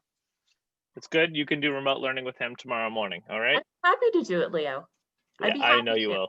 I'm sure you would. Yeah. Yeah. But this is, you know, this is your child, Leo. But I can tell you that, you know, having been a parent of 3 kids and having been really involved with the schools and involved with a lot of youth organizations, the transition to middle school is the most difficult one. And if we're going to actually focus on an educational benefit, that's the transition. That's the word the focus should be. So I don't, you know, and I also think that with today's technology, there's no reason why our teachers can't have collaboration time virtually. You know, and I know from Blake being right next door to the high school. So now I gotta stop you. Now there's very little. Chris, I gotta stop you, and whoever's chairing, Pete. Now we've exceeded the expertise. We've exceeded the expertise of the folks. So, Chris, you seem to be moving off of the siting issue for the Dale Street, new Dale. So could you have just a final question, or well, Pete, it's all related because the developmental stages of a fourth and fifth grader is about learning how to be more independent. It is about learning about the world around you. We are focusing more on civics education and social studies and civic involvement. Having a school that's in the center of town, that is actually close to town hall. There are actually professional development sessions going on right now about how to take advantage of your town hall as part of your civics lesson. So to take these kids who are in 4th and 5th grade and to move them over to Wheelock with a younger age group is developmentally inappropriate based on an abundance of research. And so to use the rationale that it'll help with transitions or it'll help with teacher collaboration, when we don't have that currently between the middle school and the high school, when they're right next to each other, it's false reasoning. And I think that if you're thinking about what is best for kids, 9th and 10th graders need independence. They want to learn about the world around them. It makes it easy for them to walk to tutoring in town. It makes it easy for them to walk to music lessons in town. It makes it easy for them to take advantage of so many different things in the downtown area that if they have to take a bus home and then they have to go back to downtown, you know, it is an equity issue. It's a real issue with the 40Bs and not having those kids having, you know, you can't assume that their parents are going to be able to pick them up and take them to, you know, X, Y, and Z, wherever they need to go. You know, they're going to have to go home on the bus, and then they don't have access. They won't have harder for Chris, them. where is home for those folks? Where is home? It's centered near the center of town. And that's why we need programming near the center of town. We have programming in the center of town right now. We have programming. Music lessons, I can tell you 3 music teachers that are in the center of town that do private lessons. Chris, We have the public library where they do tutoring for kids after school. We have programming. We have the Respectfully, Zillow Chairperson, gallery for art lessons. Those kids gonna can mute actually myself. walk from Dale and take advantage of all of that instead of And being at they can Wheelock. walk from Wheelock too, though, Chris. I mean, I have a lot of experience with 4th and 5th graders, and they can walk a mile You know what? on the sidewalk. I talked to about a dozen 4th, 5th, 3rd, and actually 3rd to 8th graders a couple weekends ago in town. Just stopped on the street and said, let me ask you something. If you were at Wheelock and you're in 4th and 5th grade, how likely are you to walk to the center of town to take advantage of anything? Universally, the kids looked at me like I was crazy. One boy, a 3rd grader. Well, it sounds like this will be a new independence building experience for them then, Chris. I mean, I No, think, well, Pete, let me- I think let me- if we're at the anecdata period, you know, let I me have tell you- more anecdata of 4th graders than anybody else on this call. And so, other than that, I mean, if, again, we get it. Mr. Chair, Everyone's mileage may vary. You know, the kids may not want to walk a mile. They should learn to do it sometime. It's a good idea. It's very safe on that street. You know what the And- 3rd grader, you know, I'm just going to tell you what the 3rd grader said to me. Okay, this is the 3rd grader who I thought at the end of the conversation was about 30 years old. He said to me, you know, he goes, it's not safe to walk from Wheelock into the center of town because if you can't, he said to me, you can't control that these kids are going to walk on the sidewalk. How do you know they're going to walk on the railroad if they're not going to walk on the railroad tracks? He said, and if you walk on the railroad tracks, he said, there are high schoolers doing drugs on the railroad tracks. He said, you know, he goes, my mother would never let me walk from Wheelock to the center of town. Every parent has to make that Chris. judgment, but I think that the sidewalks around Dale are not magnetized. So are we going Kids to are have, inclined to wander Chris, off into the Chris, street. you Are we also, gonna you have- also, are your we going to have excellent- crossing guards who are going to staff all of South Mr. Street to Chair, make sure could that you they please cross just in stop safe this? Chris, places? you're getting kind of far afield from the siting decision for Dale Street No, School. It's all related. It's all related. Okay, all right. Do you have any concluding remarks or questions? All I'm saying is I just think that for so many reasons, for kids to be downtown, for the age group, for preserving our historic character of the school, we should look at the ad reno. And Yep. Okay, thank you. Yep. Appreciate your input, Chris. Christine, do we have anybody else that is looking to address the group? You're muted, Christine. Sorry, I have actually people in the building. We just have one final comment from Jessica Riley. Speaking as a private citizen, I'm concerned about the assumption that people who live in our community who may be in housing that is qualified under Section 40B have less access to private transportation. It was just a comment. Okay, thank you. See you at the end of it this evening. All right, so now we're at a point in the evening to have the Board of Selectmen have their discussion.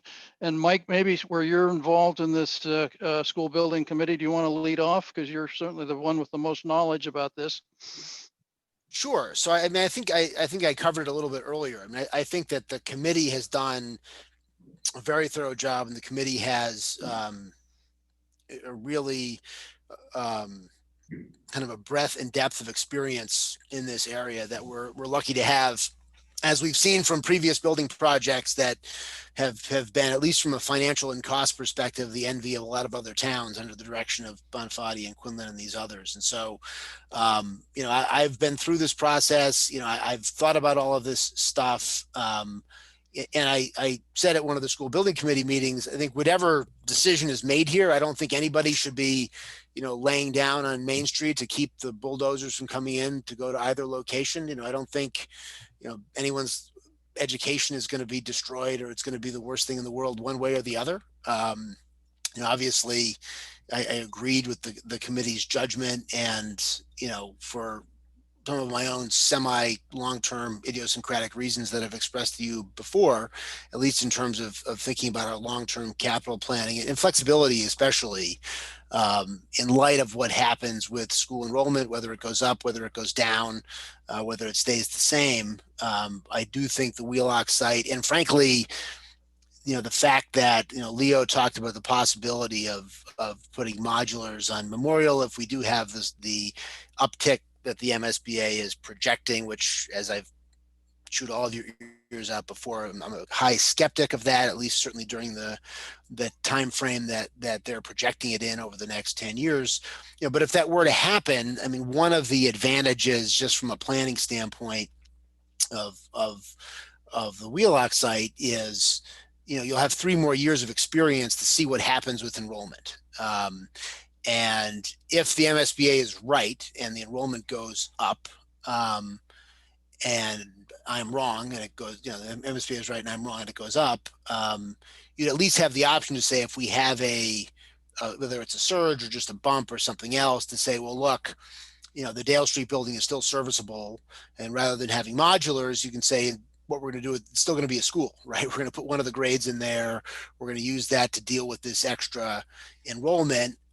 Whereas I think if we make the decision to go to Dale and we tear it down or replace it, then that's not an option, right? Because that's the new school. And if we do have an increase in enrollment, you're looking at either a long-term use of modulars. I mean, I grew up in a town whose high school had modular classrooms for like 25 years, so that's not unusual. But you're looking at a long-term use of modulars or a potential second expensive project. So that was kind of the sort of the dispositive factor for me. But just from a substantive standpoint, and I haven't no one has addressed those points to the contrary in terms of how you would deal with this situation or how we'd more effectively deal with that situation if we did go to Dale. And I do think that, in terms of the public input we've gotten, which I appreciate, and I think most of the people who are communicating like the ad reno option, which is the more expensive option at Dale. I don't know if they know it's the more expensive option, but from a design standpoint, and you can just see it. I mean, you hear it really with any development. People don't like kind of big buildings massed up against the side of the road, right? They like a little bit of spacing when you have a bigger building. So I think, I don't know what the reaction of that same group of people would be if they were told, the design option you like better at Dale is the more expensive option. And it's directionally, about the same difference, in that $40 a year difference on the average house as between the two new schools. But I still have the concern. I want to hear from, you and Gus about this as well, because you talk to people and different people and maybe more people than I do if they're, inclined not to approach me if they think I'm closed-minded on the subject. I do have this concern about the dissemination of information, about how much people understand about it. I think we're all learning how people process information in the Zoom age. I think, I will say that I was more sanguine about the amount of public understanding of the project, given the large numbers of people that we had on the Zoom forums that we did do. I mean, the one we had back in May, I mean, Quinlan would know better, but we had a lot of people on that Zoom, a lot of questions. 150, Mike. 150. I mean, and that would be, I don't know that we ever had 150 people, outside of some Medfield Meadows meetings and kind of really that sort of thing. So I might have been more sanguine about the level of understanding of it. And I think I'm a little, less so now, just given not necessarily the fact that I've gotten emails, critical of going to Wheelock, or gotten emails for a preference for Dale. You'd expect that. I mean, pretty much any project in this town is going to get 30 or 40% of people voting no on it for various reasons. But it was more the fact that a lot of them were accompanied by just sort of factually inaccurate information and false assumptions about the project and false assumptions about the differences. And I went back and I looked over kind of the whole course of the process that we had and the meetings that we had, and just to try to understand it from the standpoint of a sort of fair-minded citizen who's open-minded to the facts, does not have, either a personal interest in it or doesn't have a ideological interest in it or a partisan interest of some kind. If they went back through that process, would they be able to kind of really reconstruct what the committee had done, understand what the committee did and why? And I think that the Zoom process, where I think it's great for the presentation of information. So I think they can go back and get a lot of information from Larry's presentations and Lynn's presentations and the various people we heard from. I do think that what suffers in the Zoom process is sort of the deliberation aspect, the back and forth, where lots of the questions that citizens may have get answered in the back and forth between the members of the committee, and people watching that can understand that, you know, the committee was what it was thinking about, what it was considering, that if somebody has a particular point, they can understand, yes, in fact, the committee, you know, they took into account the fact that Dale is closer to downtown. It's a longer walk for kids to downtown from Wheelock. They, you know, either rightly or wrongly, they thought that you know, that wouldn't make a difference in terms of walking, or it was, the kids would be capable of walking, or they, you know, they just weighed something else. So that was my concern, and kind of looking back over it. And it's not a criticism of myself or a criticism of the committee or of the I think we're just learning what it means to do this in this kind of format. And so that's my concern, is that I wouldn't want people to come away from it, first of all, with kind of fixed, inaccurate views of the project that are harder to dislodge. Because once people sort of have something in their mind that this is the way it works, it's harder to get to sort of the facts to break through, right? It's like the old, you know, a lie gets halfway around the world before the truth gets its boots on, right? That kind of thing. And so I think if we have to do some more of that factual outreach, I'm curious as to your view on that, because I as I said, I'm perfectly happy for people that disagree with me and come to a different conclusion, but I want them to do it on the basis of kind of a rational, logical, you know, a reason, not so rational and logical solely, but a reasoned approach, that there's a reason for it, that they understand the downsides, they understand the risks, they understand the plus and the minuses, and it's fine if people come out differently. That's sort of the nature of democracy. So that's the lingering concern I have. I don't really have, you know, any qualms about the quality of the committee's due diligence. There's a lot of things to be resolved in the next phase. The costs likely come down in the next phase to get more detailed.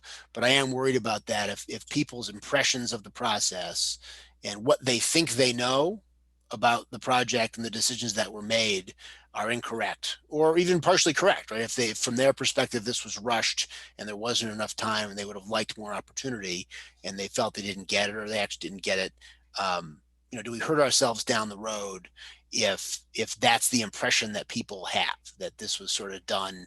And we've all come across this, right? People get an impression of something in town, and, you know, that's just, I don't know how many conversations I've had with people, you know, to tell them that the public safety building did not cost $30 million and it was not over budget, right? It was not twice the budget, right? But a lot of people had that impression. So anyway, that's I talked too long, but that's kind of my substantively where I am, but also just in thinking about procedurally and what we do here and what the best approach is. That's kind of, and I don't have an answer, but that's kind of what I'm thinking. Okay, thanks, Mike. Gus?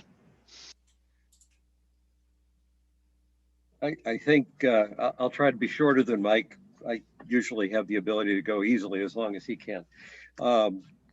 I think fundamentally Mike and I are looking at this in at least a very similar way. I guess my comments would fall into two buckets. Number one, the work of the committee, the decision you made, or the decision that we're facing around where to put the school. I started off personally neutral on that. I in a sense, I don't have any skin in the game. My kids are all through the school system and they're all out of college now, so I don't have a personal stake. I was philosophically sympathetic, or still am philosophically sympathetic, to the idea of consolidating more grades together. Probably not as hung up on the transition issue per se as just my own personal experience was going through a school where there were multiple grades. And I thought back of when I was in the earliest grades looking up to the older students. And I actually think there's a function that's performed there with younger students looking and seeing who they need to become in the next 3 or 4 years. And that's not automatically a bad thing. So for that reason, for the reason that the site itself at Wheelock is a good sized site that will provide flexibility, does have the outdoor space, independent of whatever assessments you've made, I find those to be good things about that option. Looking at Dale, I think I've already made the point that plunking a school down in the middle of a field and losing all the fields is probably not, in my mind, it's just not a good option for schools, both for Memorial and for Dale. Having said all that, some of the comments that I've gotten over this past week, the interesting thing about the comments that I've gotten this past week is that all of the comments have been in favor of the Dale site. Not a single comment is argued for the Wheelock site. And of those comments, and Mike Quinlan already knows this, of those comments, a significant number of them were comments from the Dale area, Frary Street, Adams Street area, which is, I think, the first time in my experience here in town government where people who live in a neighborhood that's facing development have argued for that development. And that's meaningful to me, and because the reasons and the arguments that they made probably had to do a lot with the neighborhood school kind of qualities that you get when there is a school close by that your kids can walk to, that's of a scale that maybe at the elementary grades is a good scale for kids. And that, in a sense, even to Chris's point about being able to easily walk downtown, there are values to that site and what a school at that site would provide that I can see are there and that I have respect for. All of that by way of saying, I have no problems with what you all have done in coming up with your recommendation. Even as I see what the counter arguments, they're not merely knee-jerk reactions from people who don't want a second school down on Elm Street. There are arguments on the merits around Dale Street. So that's, in essence, I'm neutral about which of these we go to. I have no reason to reject what you're recommending on technical grounds at this point in the process.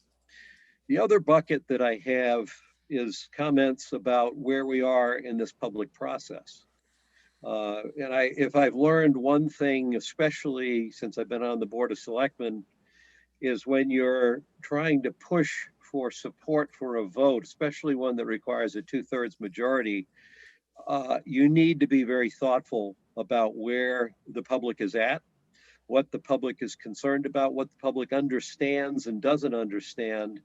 And no matter how much you think you've done all that you need to do to get the public to know what they need to know, at the end of the day, you got to look at where the public is at. And either they do understand it or they don't understand it. And if they don't understand it, you got to dig harder.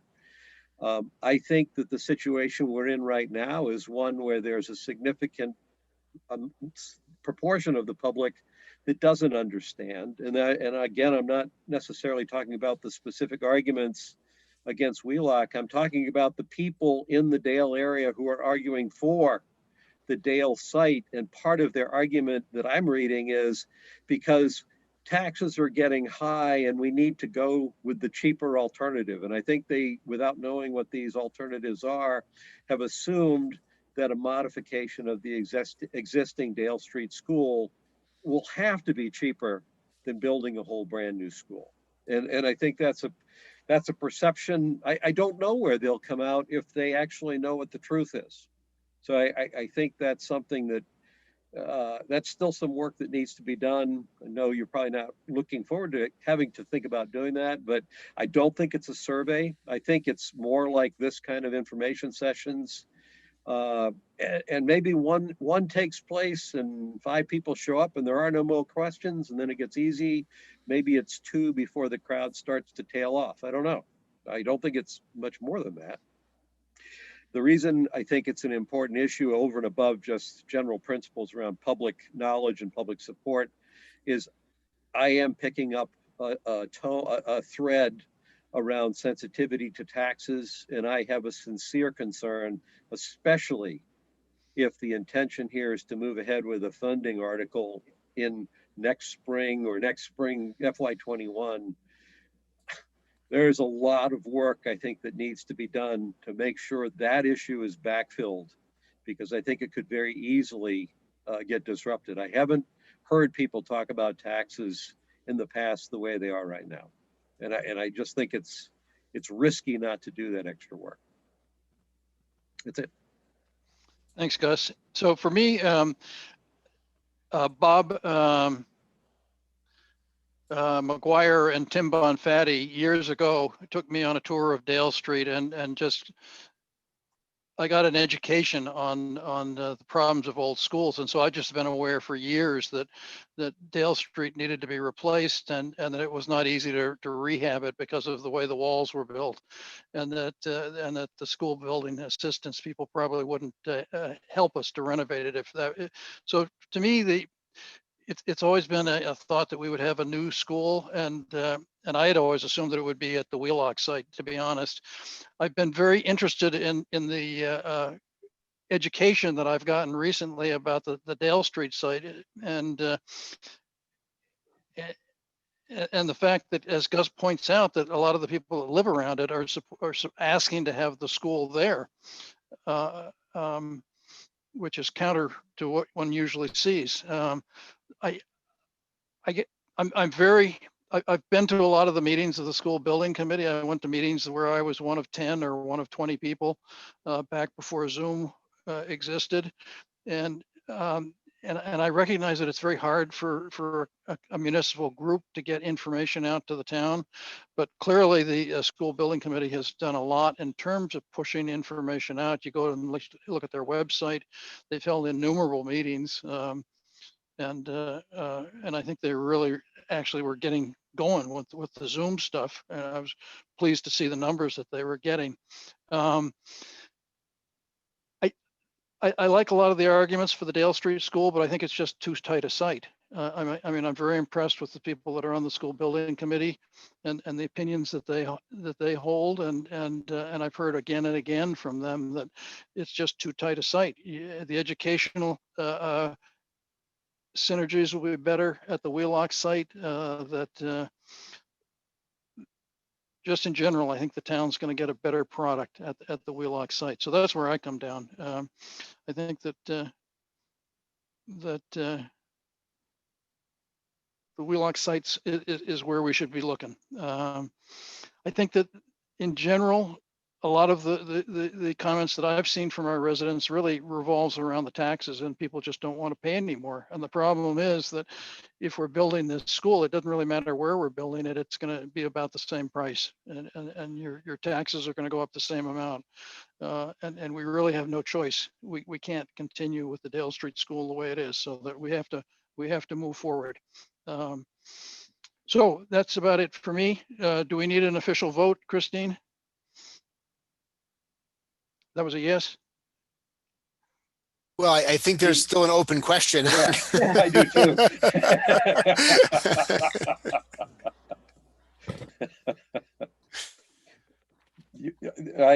I'll start. Pete, I think we have two questions on the table. Number one, do we take a vote tonight at all or not?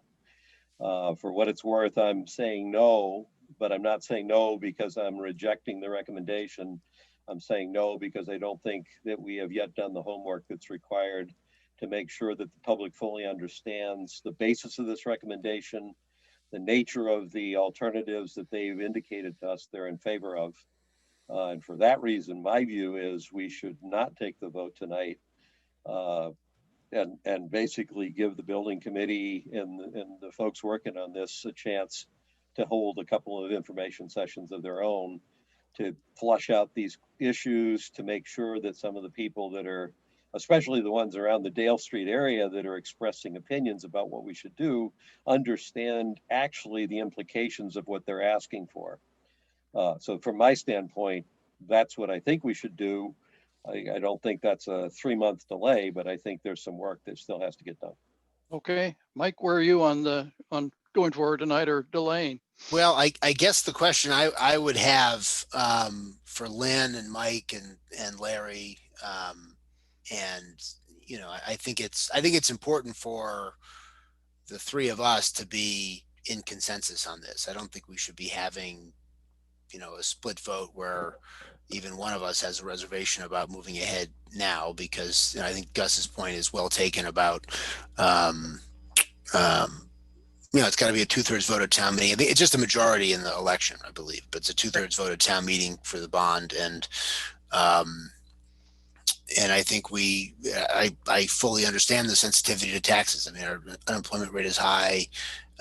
There seems to be very little prospect of a massive turnaround, in the near future. And so I understand people's sensitivity to it and the challenges it presents and everything else people are dealing with, right? There's just a lot that people are dealing with to manage sort of the day to day right now. And so, I don't want to be in a situation where it's like, well, we're pushing ahead with this and Gus has reservations. And then, I mean, God forbid he's telling us, I told you so in June.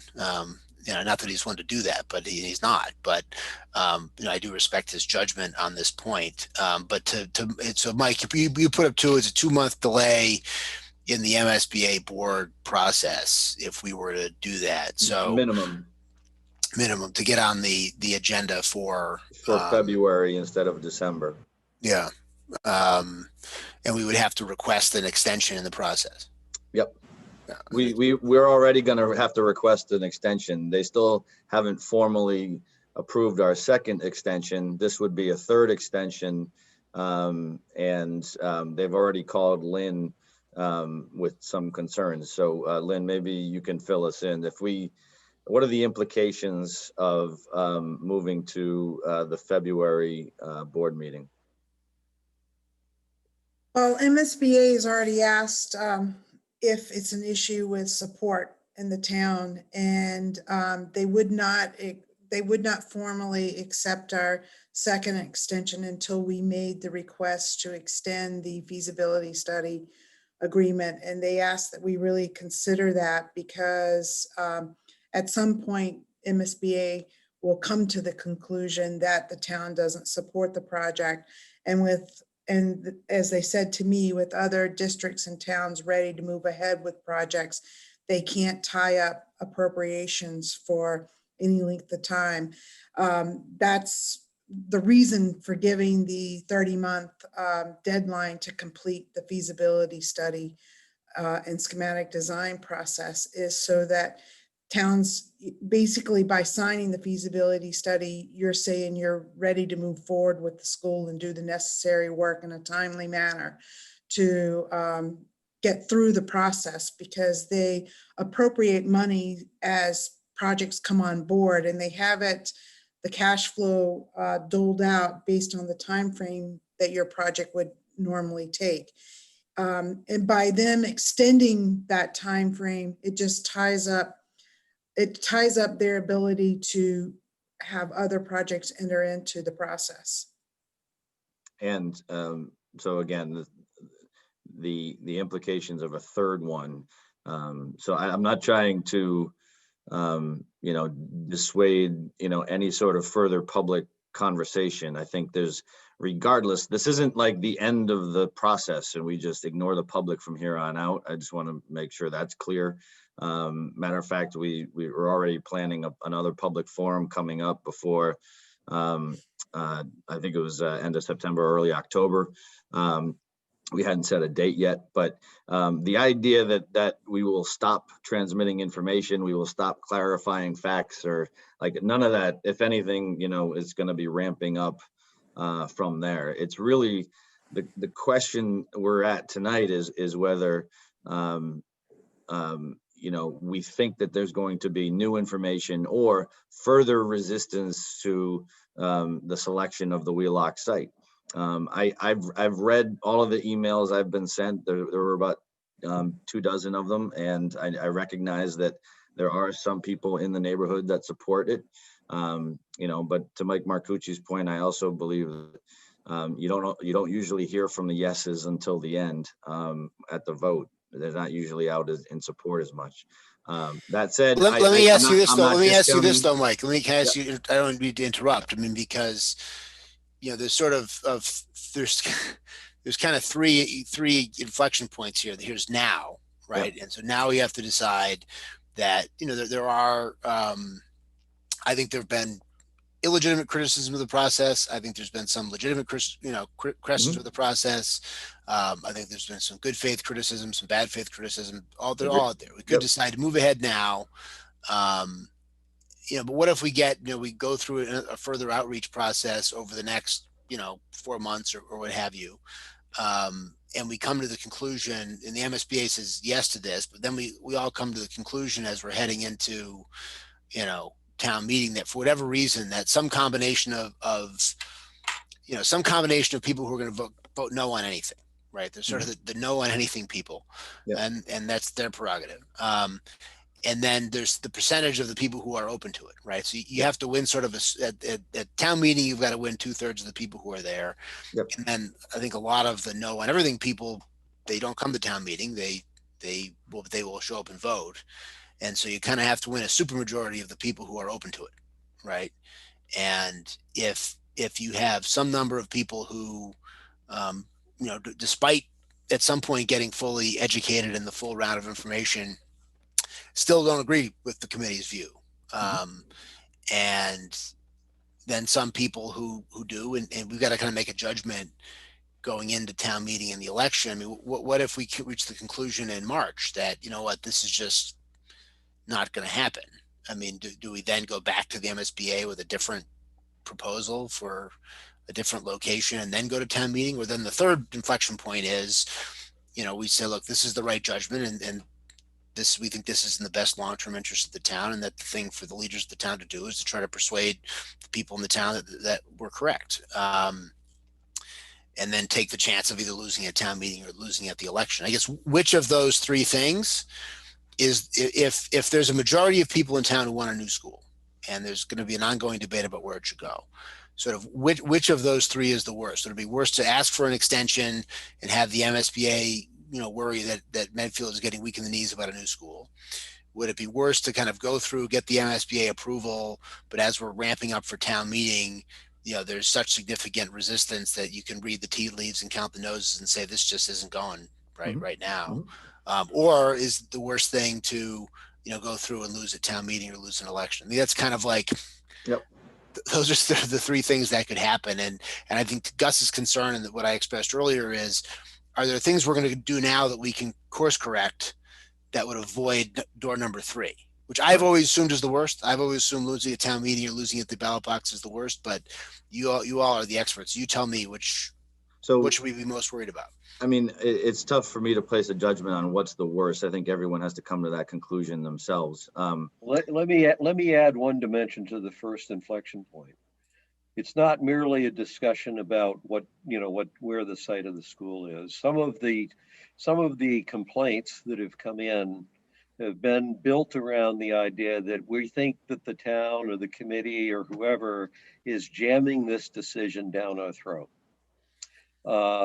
You can jam it down their throat, and then somewhere down the road that turns into embedded resistance. I don't think some of the people that are expressing their opinions to me around this, actually the ones that are closer to Dale that are expressing their opinions to me about this, are nicer people and more respectful people. They're not the ones arguing about having the decision jammed down their throat. But I can tell you that if some of them came to me, and I will follow up with people, if some of them came to me and said, now that I understand what's actually going on, now I see the sense of where we're headed.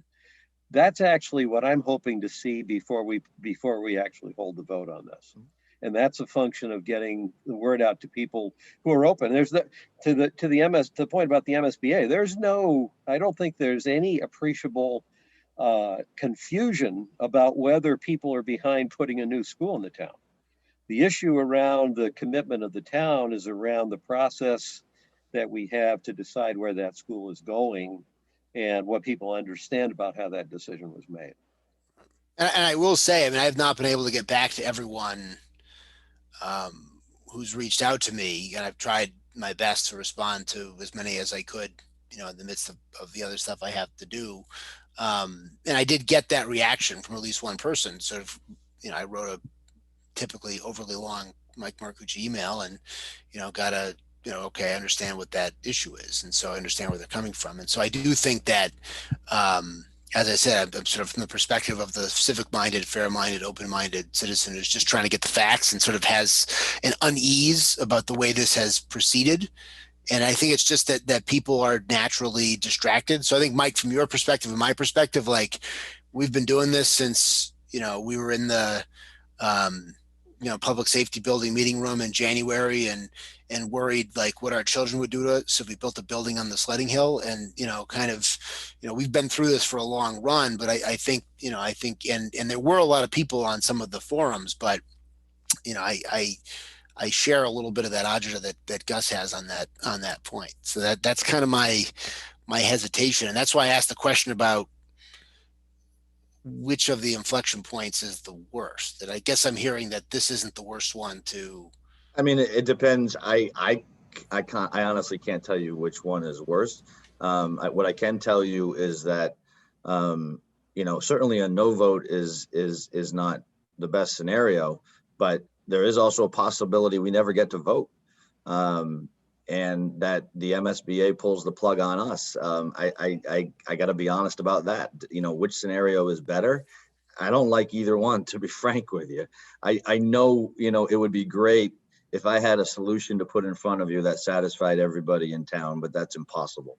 What I can tell you is that the SBC, in my mind, dedicated an appropriate amount of time with multiple extensions, and we actually got more participation in our meetings with Zoom than we ever got in person. And I'm not discounting the fact that what you're saying, Gus, and I'm not discounting the fact that there are people that we haven't heard from. That's true of every building process. And we do our best to reach out to as many as possible. I'm not trying to discount any voter.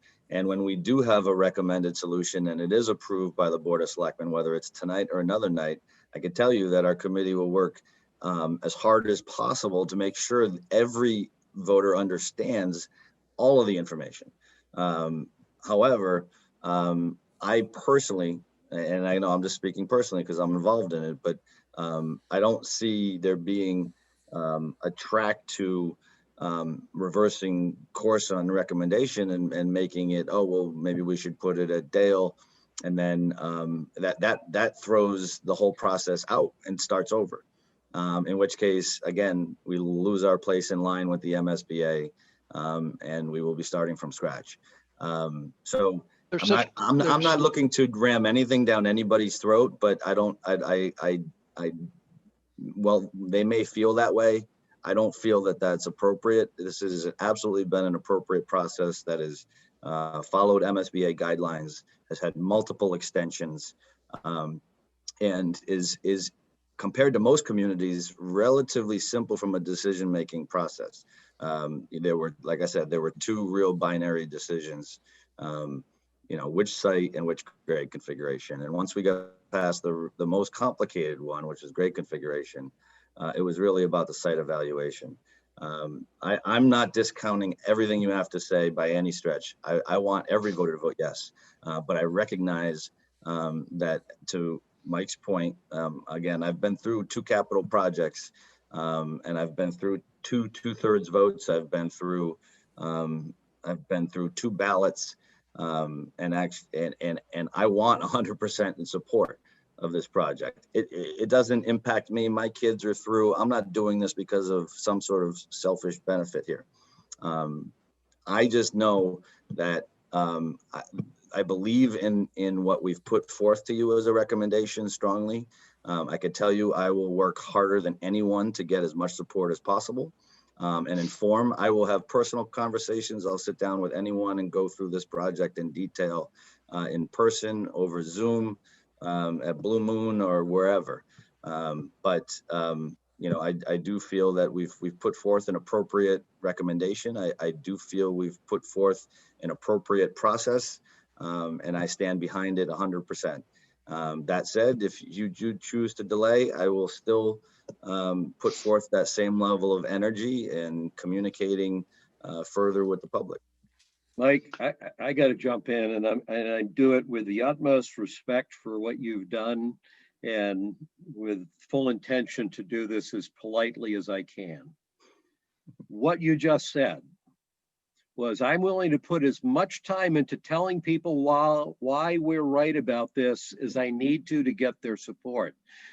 And I'm not arguing with with the judgment of the committee, but if you want to get people's support, they need to have the opportunity to talk with you, and and not just you, the committee, they need to have the opportunity to say what's on their mind, and they need to have the confidence that you've heard what they've said. Now, it's perfectly fine for you to make sure they understand you heard what they said, and then you come back with an articulate counter why the thing they said doesn't hold up, because you've already thought about it and you've made the trade-off. So I'm not saying Sure. roll over and play dead, but the words I just heard you say didn't suggest you were going to go into the conversation with that kind of an attitude. So I apologize if it came across that way. I was not meant to say that I would tell people. The point was to be able to inform them about the facts and how we came to the conclusions that we have. Ultimately, you know, we're a volunteer committee that has to weigh everything. We have to weigh everyone's opinions. And you're absolutely right. We want to make sure people do feel that they've been heard. That's not lost on me. But ultimately, we have to put forth a recommendation. We're charged with putting forth a recommendation that's going to make some people happy and some people angry. I can't avoid that. But my intent is to make sure that they understand the process that we came to making that decision, and the reasons behind it. And I apologize if it came across that a different way, Gus. So I guess I see that we're in unanimity about the citing decision. The issue is the process and whether or not the process has been fair and right and as full as it should be. I think the process has been fair and full and as it should be. And I certainly got all the information that I needed and wanted and have had it for quite a while now. So I think the information has been there. I don't know that if we had the luxury of the assurance that the school building authority is not going to treat us poorly by adding more time, I wouldn't mind adding more time, but I don't want to take that risk myself. So I would just prefer to go ahead and have the vote tonight. Well, I guess my question though for Lynn or Mike or whoever wants to answer it is, I mean, you know, if you were to convey the substance of this discussion to the MSBA, right, and I agree with Pete. I don't think there's been a problem with the process. You know, I do think people are, as I said before, are processing information differently in this period of time and have not had I mean, does anybody really feel like they've got a strong grasp on the calendar at any given moment in time? And so, you know, I don't think we're cramming anything down anybody's throats, right? But we do have to take into account kind of where people are at. And to make sure people have an opportunity to weigh in and make sure that people have an opportunity to be heard, to get their question answered. And you know, I always think it's better to do it sooner rather than later. You know, and I don't know, you know, to what degree you could get some assurance from the MSBA at some point that, you know, they understand the issue that we have, and it's not a lack of support, right? It's not from a lack of support. But if we want a little more time to give people a little more of an opportunity to ask some questions and hopefully, you know, be fair-minded about it and actually try to get to a presentation of the facts and not just, you know, look at a list of 20 things and pick out the 4 that match up with their predetermined side, you know, then I think it's worth doing the additional process. If we're just doing sort of 2 months of you know, fact checking, I appreciate where you're coming from, Mike.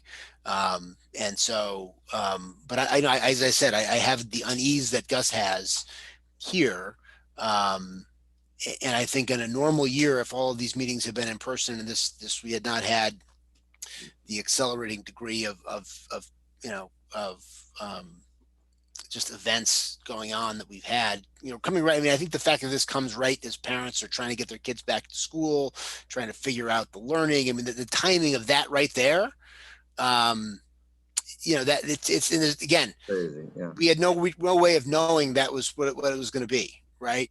And that was a huge undertaking for lots of people, right? And it still is a huge undertaking for lots of people, right? You know, as I'm trying to schedule you know, I'm trying to schedule depositions around, you know, kids Zoom sessions in my cases, right? It's just kind of like there are a bunch of things on people's plates in this town and elsewhere at the exact moment when we're making this decision, that sometimes there's just kind of, you know, a confluence of things that happen, sort of the events are outside of our control. I think that's a little bit of this as well, that we, you know, there's probably a couple of things we could have done differently in there in hindsight, but I think in general,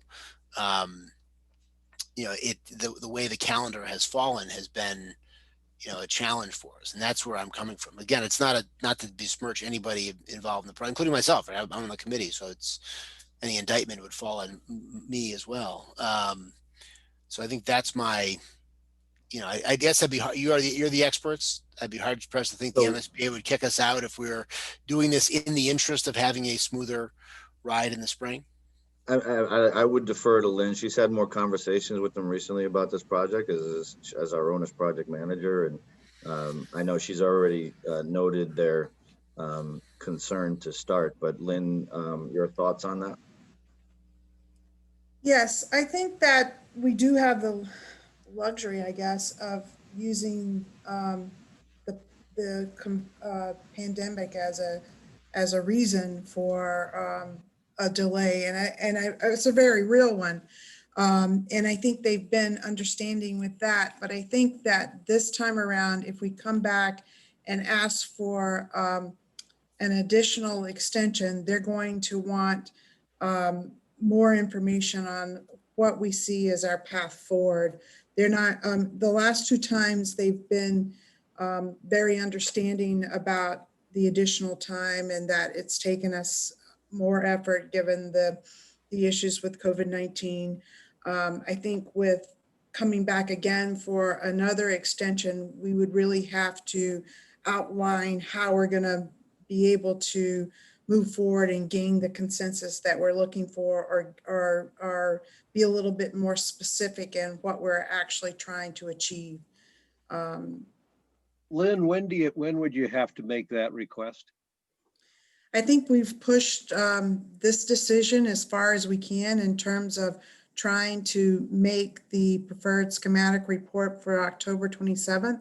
So if there isn't a vote tonight, I think we need to call MSBA and explain to them that we do need to not only, you know, they had talked to us about how we should extend the feasibility study agreement. And I think we'll have to go back to them and ask for another extension on the preferred schematic and how that impacts the extension that we're asking for the feasibility study agreement.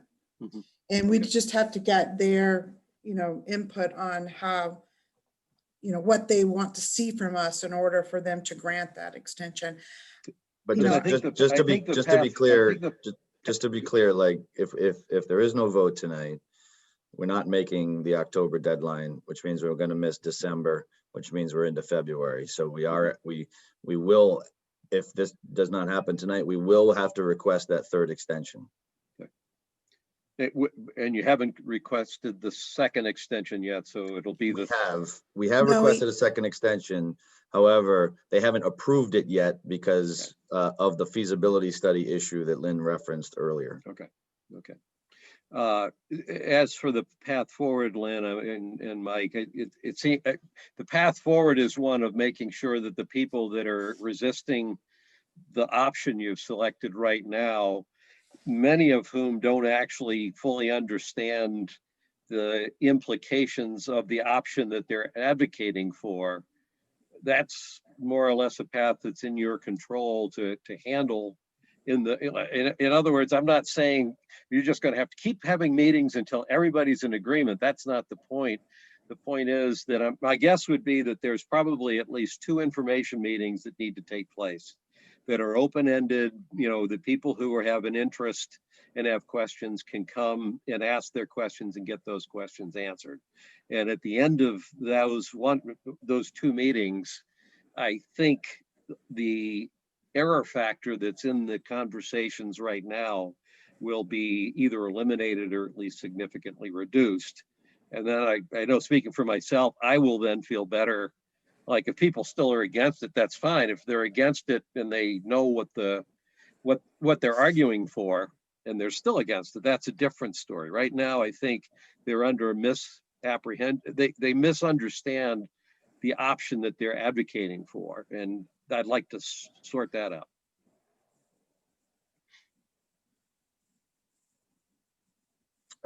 Sorry, I don't know if there was a question there. No, Absolutely. No, that was the point.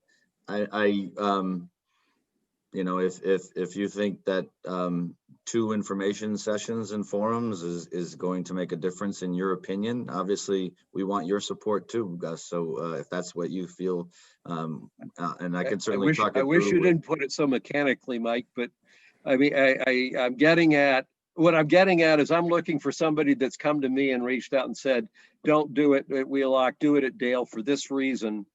And right now those reasons are because taxes are too high and this is the cheaper option. I want somebody that did that to say, you know what, now that I understand it's not a cheaper option, actually Wheelock makes sense. I would have been happy if one person had written to me and said they thought Wheelock was the right option. That hasn't happened yet. And now that I've said it, it'll probably happen tomorrow, but that's what I'm getting at, is the people that don't understand that are pushing for Dale. There's certain ones that I know are thoughtful and have reasons. I want to hear them say, now that I understand this, yeah, this is the right way to go. I think you can do that in 2 information sessions. For all I know, you could do it in 1 and 50 people will show up. It'll go on for 4 hours and you schedule a second one and only 2 people say they want to be on because everybody's satisfied.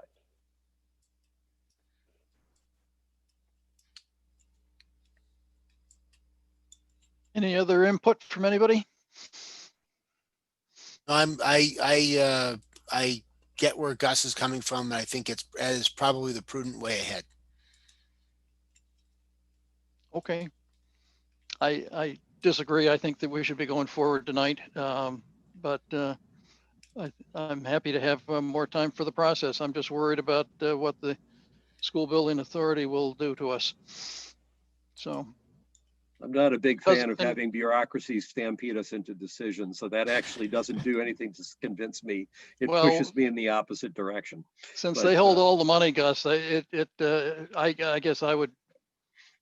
Yeah, I think they only hold 25% of the money, Pete. And so people who have the other 75%, if they want more of a chance to weigh in and be heard and make sure they're heard at this point in the process, you know, I think we have to take that seriously. And whether we think they should think that or not, you know, I think a lot of times a lot of people think things I think they shouldn't think. But we have to, you know, I think we have to accord them that and give them a chance. And who knows, you never know what comes out, you know. Certainly people will be out there digging and Googling for, you know, some Tyrannosaurus Rex, you know, skeleton under Wheelock or something. So I'm sure people will be trying to find it, but you know, I think let me throw give people the opportunity to, if now that they're engaged, take advantage of this period of time. If there was no possible downside, I would absolutely be advocating for more time, but I just see downside. So can I throw in another scenario? Sorry, I know it's late, but this is important, and I need Larry's input.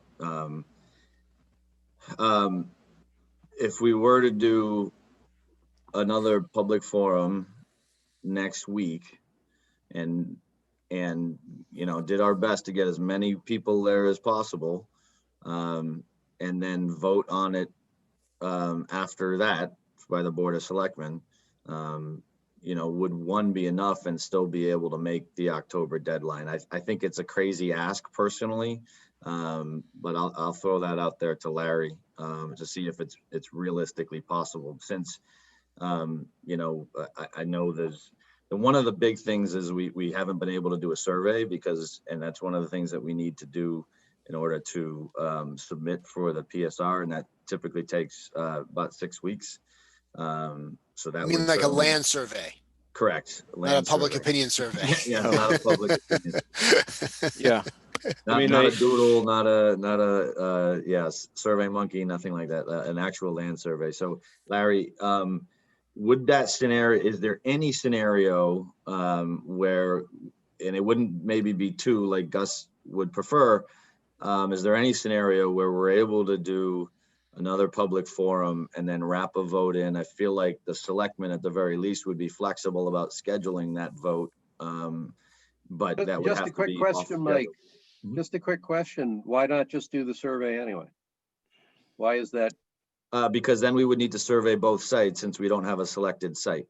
I mean, if you're How comfortable expensive is it? releasing, Oh, if you're, oh, I if, see. Well, the problem is if we spend $45,000 or whatever it is on surveying Wheelock, and then we reverse course to Dale, we have to spend another $45,000 to survey Dale. The reason we haven't done a survey is because in the interest of saving money, we didn't want to do 2 surveys. So we wanted to make a selection before performing the survey.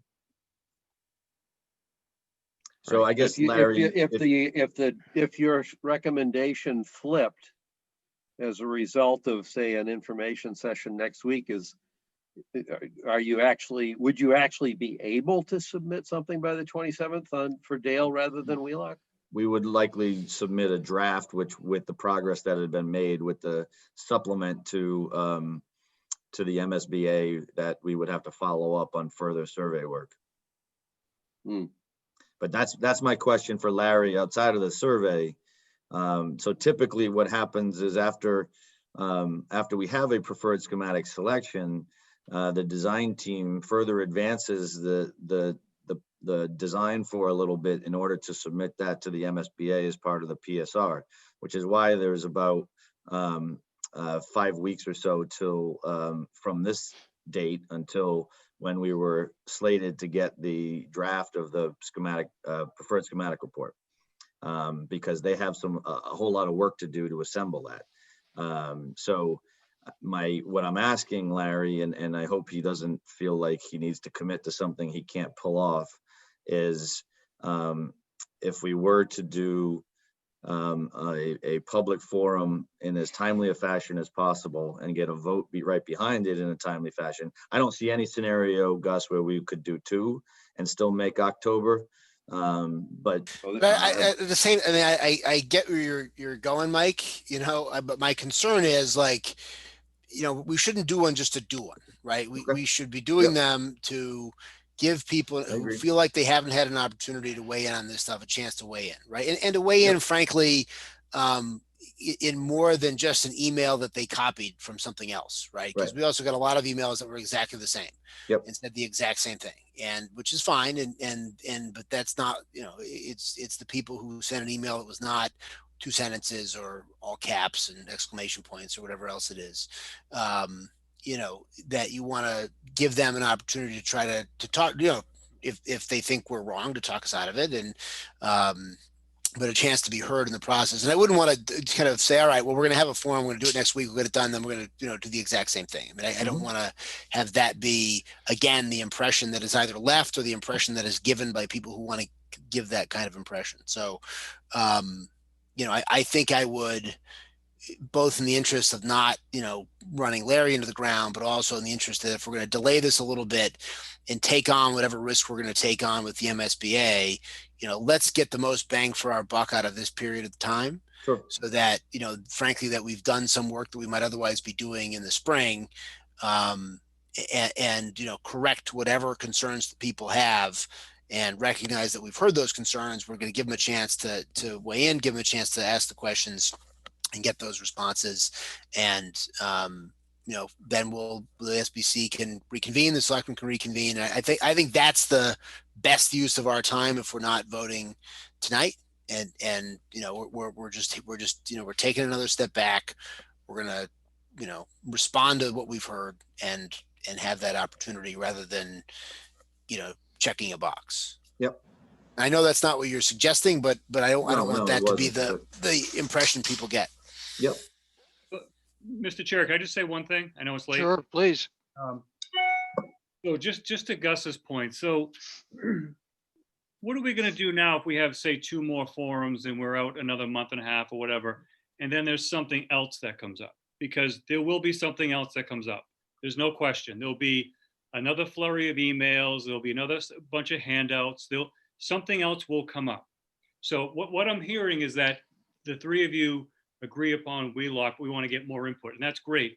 But Gus, what if those people at Dale Street don't show up to those forums and still don't get it? Are we going to still do this again? Because I got to tell you, I was with Lynn, spoke to MSBA. They're concerned. They're concerned, and we've done a lot of work on this. And the fact that we've had 44 public meetings, we've done a lot here. So I just get a little concerned when I hear that 24 emails changes the process by 2 months. So I just don't, because there will be a next thing. Just, you guys all know that. There will be a next thing. Sure, but I think there will be a next thing. And I think what we're saying here is that it's not just like, if it was just 24 emails that didn't make any substantive point that was worth considering, I would just, respectfully put them in my inbox. It's the fact that I think that there is a substantive point that some of the people have made, not through any fault of the people on the committee, not through any problem with the process. You know what I mean? That not because anyone was doing anything nefarious, but the way it's worked out, I get why, for the fair-minded people who have communicated, I get why they have that impression. Right. And there's sometimes you disagree with somebody, you have just absolutely no idea how they think that, right? But sometimes you can get where they're coming from and think they're wrong, but you understand why they think that. And I got to tell you, I'm hearing from parents just saying, "What the hell is taking so long? Like, why isn't this school built already?" So you guys, I'm sure you are, but you may have gotten the 24 emails, but I'm hearing from a heck of a lot of people that I see them saying, "When is the school going to be built? How long are you guys going to work on this?" No, I get you, Jeff. I get you entirely. Yeah. And Jeff, while you're worried about what's going to happen in 2 months, I'm worried about how the town is going to look at the funding request to support this school. And if we put on an overload of people who feel like they haven't been heard, and this was in fact jammed down their throat, I'm very worried about the support that will be there when we need 2/3 support for it, especially if it's next spring. I'm very worried about what the tenor of the town is going to be next spring, because I'm hearing from people right now about the issues of what taxes are not having anything to do with the schools. And I'm sitting there saying the tide is going to be running against this thing next spring. And it's going to take, you're going to have to be able to look everybody in the eye and say, listen, we did everything in our power to listen to you, to consider what you said. This is the absolute level best that we could come up with. And it's why it's important, because I think it's going to take a strong argument to prevail. I totally appreciate that, Gus. And I understand that. I just want to prepare everybody for the next thing that's going to come down the road in the next 2 months. There'll be something. Yeah, and so that's a fair enough question. If there are some people who have made arguments that I look at it, and this is just me, evaluating their arguments. But when you, on one hand, say you can't sit there and put the school on Wheelock because you can't really put a school there, put it on Dale, but then you can take credit for being able to expand at Wheelock. That's circular logic. That's not serving any purpose. I get that. I discount all of that. I mean, I understand people do that because they've got a different agenda, but I discount that argument because it's circular. Those aren't the people I'm really being motivated by. It's actually people here in town, up near Dale, who either taught in the school system or had kids that went through the school system and lived there, who are saying, put the school in my neighborhood. That those are the ones I care about. And I think some of them don't talk about taxes, but the ones that do all are describing the Dale Street option as a cheaper, lower cost alternative. So I think it's because they don't understand. I don't think it's just because they've got this, undying sentimental attachment, but I think it's worth the effort to make sure that people get it. I agree, Gus. I think it's worth the effort. I agree with you, Mike. I just want to say one more time, I'm just concerned what the next thing is going to be. All right. Try to derail this whole project. Because I won't support, I will go on record right now, Jeff. I will not support a 2 month down the road attempt to derail this process. Thank you, Gus. All right. Chris, there's a request from Leo Bram in the chat to be allowed to speak. Can you promote him?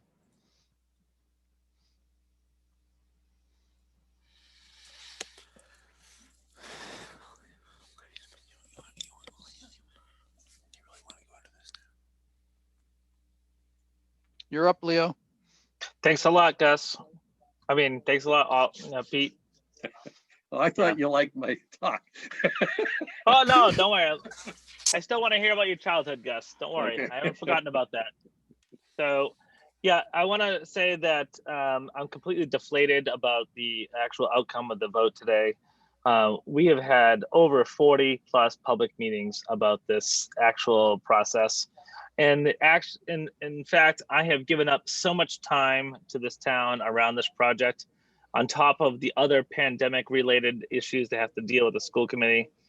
And the reality that we are taking all of the aspects that we are dealing with involving the pandemic and the financial hardships that are up against this town, and the fact that we are going to risk actual MSBA funding, because I've been on the other end of the MSBA funding being pulled.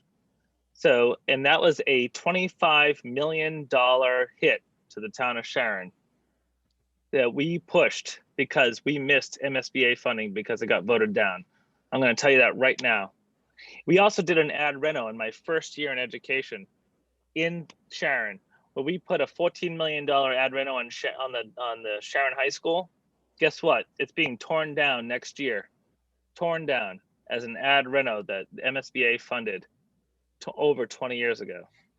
So if we're going to talk about a 50-year plan for our town, and then we're going to go down on the right side of history, I think punting on this actual decision tonight could end up on the wrong side of history right now. So Leo, let me ask you a question. Well, the good news is history doesn't have sides, so we don't need to worry about that. History happens. So yeah, I have a question. What do they say about Garfield, Mike? What do they say about Garfield? They don't like him. Mike or Leo, I have a question for you. So for the citizens of the town, yep, who feel they have not had their voices heard, who have views that don't line up with this, what is your message from that for them? My message is take part in the next vote. Take part in what we're doing today. We are choosing the actual path that has least impact on actual physical places. Gus, I don't want to. Gus, I don't want to say it here. I just disagree with you, Leo. When Mike Marcucci says that he's got a form email that's copy and pasted and sent to him, that could be stuffing the ballot box. I don't know what to tell you, but that Leo, sounds. You're that's not what it sounds like listening. to me. You're not listening. The messages are not the form email. The messages are not the form emails, Leo. They are the people who care about the schools, who have worked in the schools, who have had kids in the schools, who have a view about what they would like to see done because of how much they like the Dale Street site. And I think most, if not all of them, don't understand this project. I think you're right. They don't understand that it'll cost them more to have it there. I think if you ask them, do they want to pay more to have it there, they would say no. And I'm saying we need to take the time to get them to understand it. I agree with you, Pete. But do we jeopardize the actual funding? Well, I think, Leo, to your point, the judgment we're making, we could be wrong. We could absolutely be wrong. We are not infallible. The judgment we're making is that if this is the right decision, and that Wheelock is the right decision, and that we address the concerns that people have legitimately raised. And as I've noted, there are legitimate concerns and there are illegitimate concerns. There are good faith comments and there's bad faith comments. The second category of them are going to continue forthwith, as they have throughout my entire time in Medfield town government. And it's just part of it keeps us, honest, right?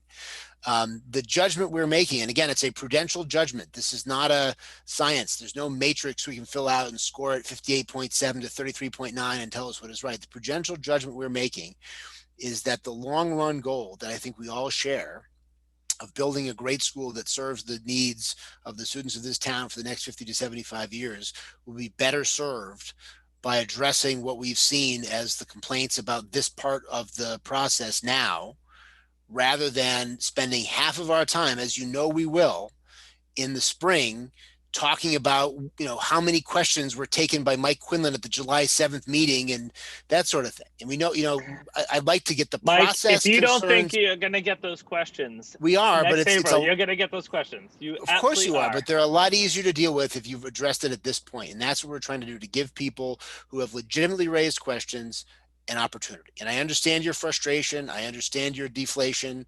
I get it. I understand where you're coming from entirely. And I don't discount your feelings at all. But I think what you've gotten from us is a prudential judgment about the best way of achieving this goal in the long run. And you disagree with it, and that's fine. And that it's perfectly fine.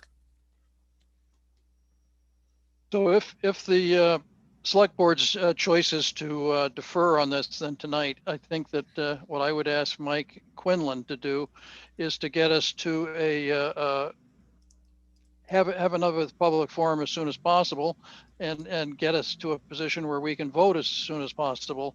And if it's possible to save that October 27 date, great.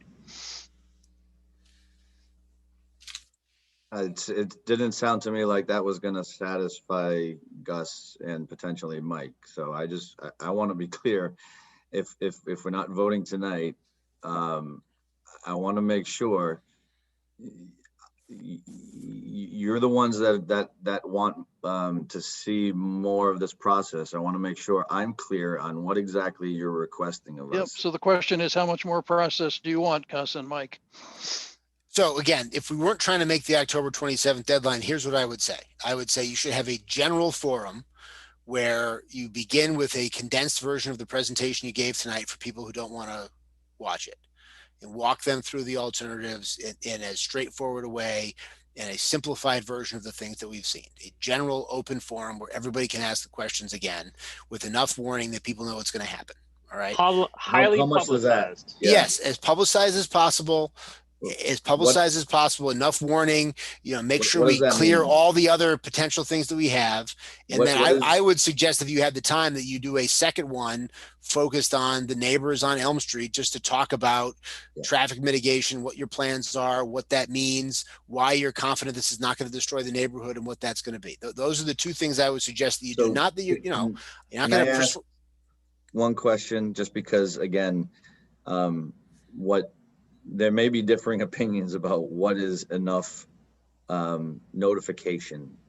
You mentioned that, and I just want to make sure when you say enough, that the public is given enough warning of this general forum, what does that mean to you? Is that 3 days, 5 days, 10 days, 2 weeks? I mean, I would say 2 weeks, but 2 weeks. So a public forum about 2 weeks out from today. I mean, that would be my sense of it. That for people who come one, come all, directing them again to this. And I think for people who could stand to sit through it, I think this meeting would be useful for people to follow as well. I think the presentation was very well organized. It addressed the key points. And so, I would commend that to people as well who want to get a sense of it. I think, Christine,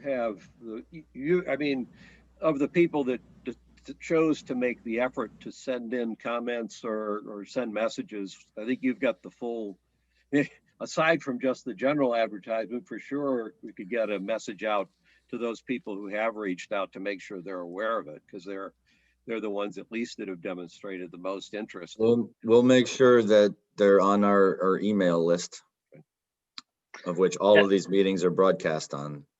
Mm-hmm. Yeah, and I would also answer her question directly. That's in there on the middle of a pandemic. It wasn't in the middle of a pandemic, but it was in the middle of 2009, the 2009 recession, and the last major recession in 2009, where the market crashed. That is when we broke ground on the new Sharon Middle School. So yes.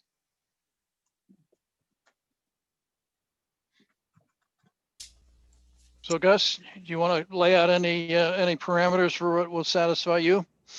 Well, I think what Mike has suggested makes sense. I wouldn't disagree with that. The point here is to get some indication that the people who have had the reservations about this have heard something, to get some confidence that the information that people need to understand what's going on has been made available. People understand it.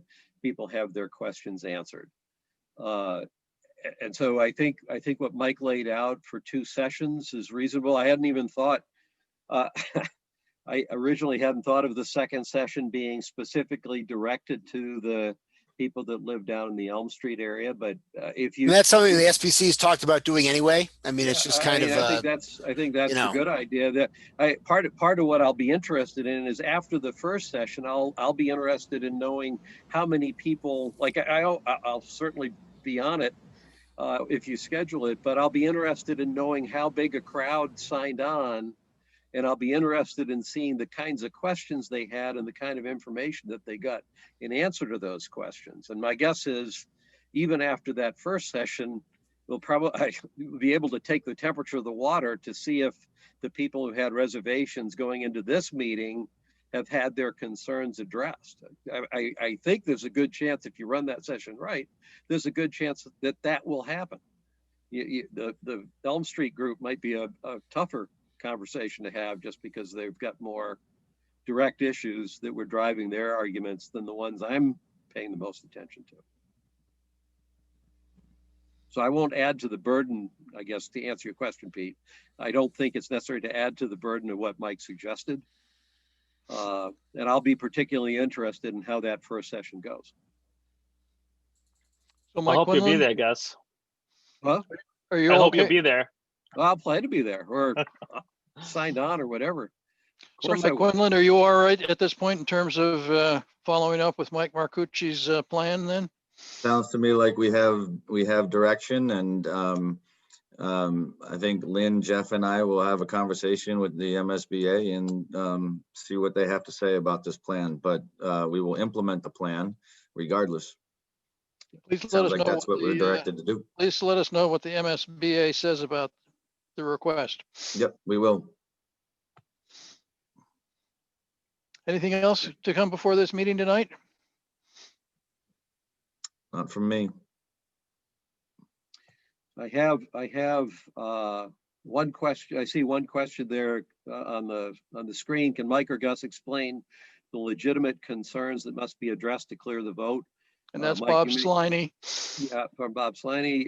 Mike, you may want to provide your own answer. I'll tell you what I'm looking for is some subsequent messages from some of the people that contacted me this week, who I don't believe were, had an agenda of just not having a school down in the Wheelock area.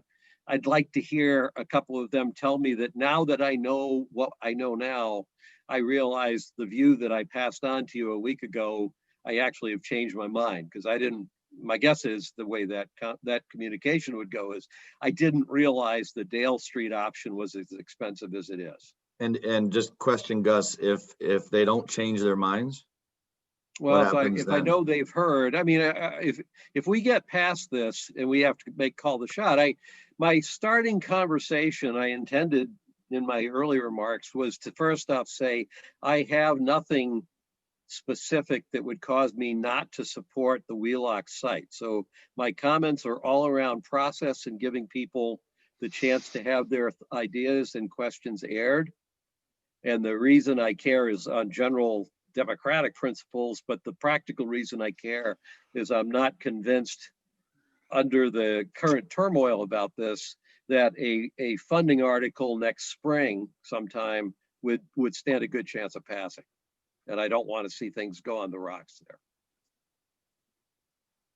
Like, I don't know if you have more than that, but I just. No, I guess my question, my only question, just trying to understand, is what I seem to be hearing was that this half dozen or so residents that you're referring to in the Dale Street area, and correct me if I'm wrong on those numbers, but that you're looking for us to convince them that after hearing what we had to say tonight, that maybe they change their mind, and if they don't, that you feel like the vote is in jeopardy.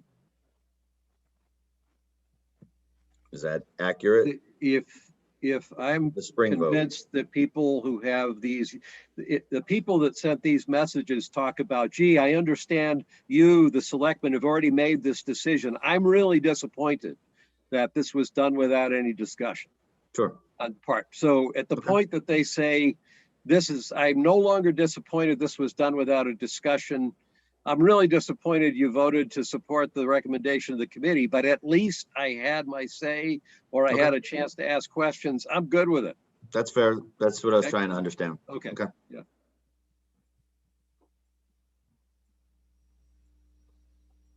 So are we all done at this point? Chris, anything else? We have nothing else on the agenda this evening. I will move that we adjourn. Second. Mr. Hey, Peterson? before we vote, one thing, both to Leo and Jeff, I commented on the building committee and the work they've done. I do, given that I've been such an obnoxious selectman today relative to what you're asking for. I also want to compliment and recognize just the overall balls you've been juggling to hold the schools together, to get the schools launched, and along with the rest of the school committee. I've been watching you for a while now over the past several months, and I don't envy just everything you've had to deal with. So just want to personally thank you for that. Quite independent of what I did here. I'm just a bit in awe of what you've been shouldering for several months now. I would second that too. Absolutely. Yeah, and I will say I do apologize for the element of this decision that puts something back on your plate that you might have hoped to be off your plate at least for Right. a period of time. But hopefully our judgment here is correct, and this will end in the right place for the town, because I think that's where we're all headed. So, Well, I don't want to speak for the entire committee, but I will say thank you for those sentiments. I will say that Dr. Marsden has worked tirelessly as he looks on the screen, his unshaven look. I think I was there's no going to doubt say about he looks none the worse for wear to me, Leo. Yeah. I was going to say he looks Yeah. great. Summer's over, growing the beard back, that's all. Yeah, exactly. Summer's over. When he was carrying the laptop around in his room, I assume he was going over to the beer cooler under his desk. No, I'm still at town hall, Gus. Haven't got home yet. So, no, I appreciate that, but actually the burden is on all of us. So it's now all of our jobs, because the school committee that Mike has led tirelessly.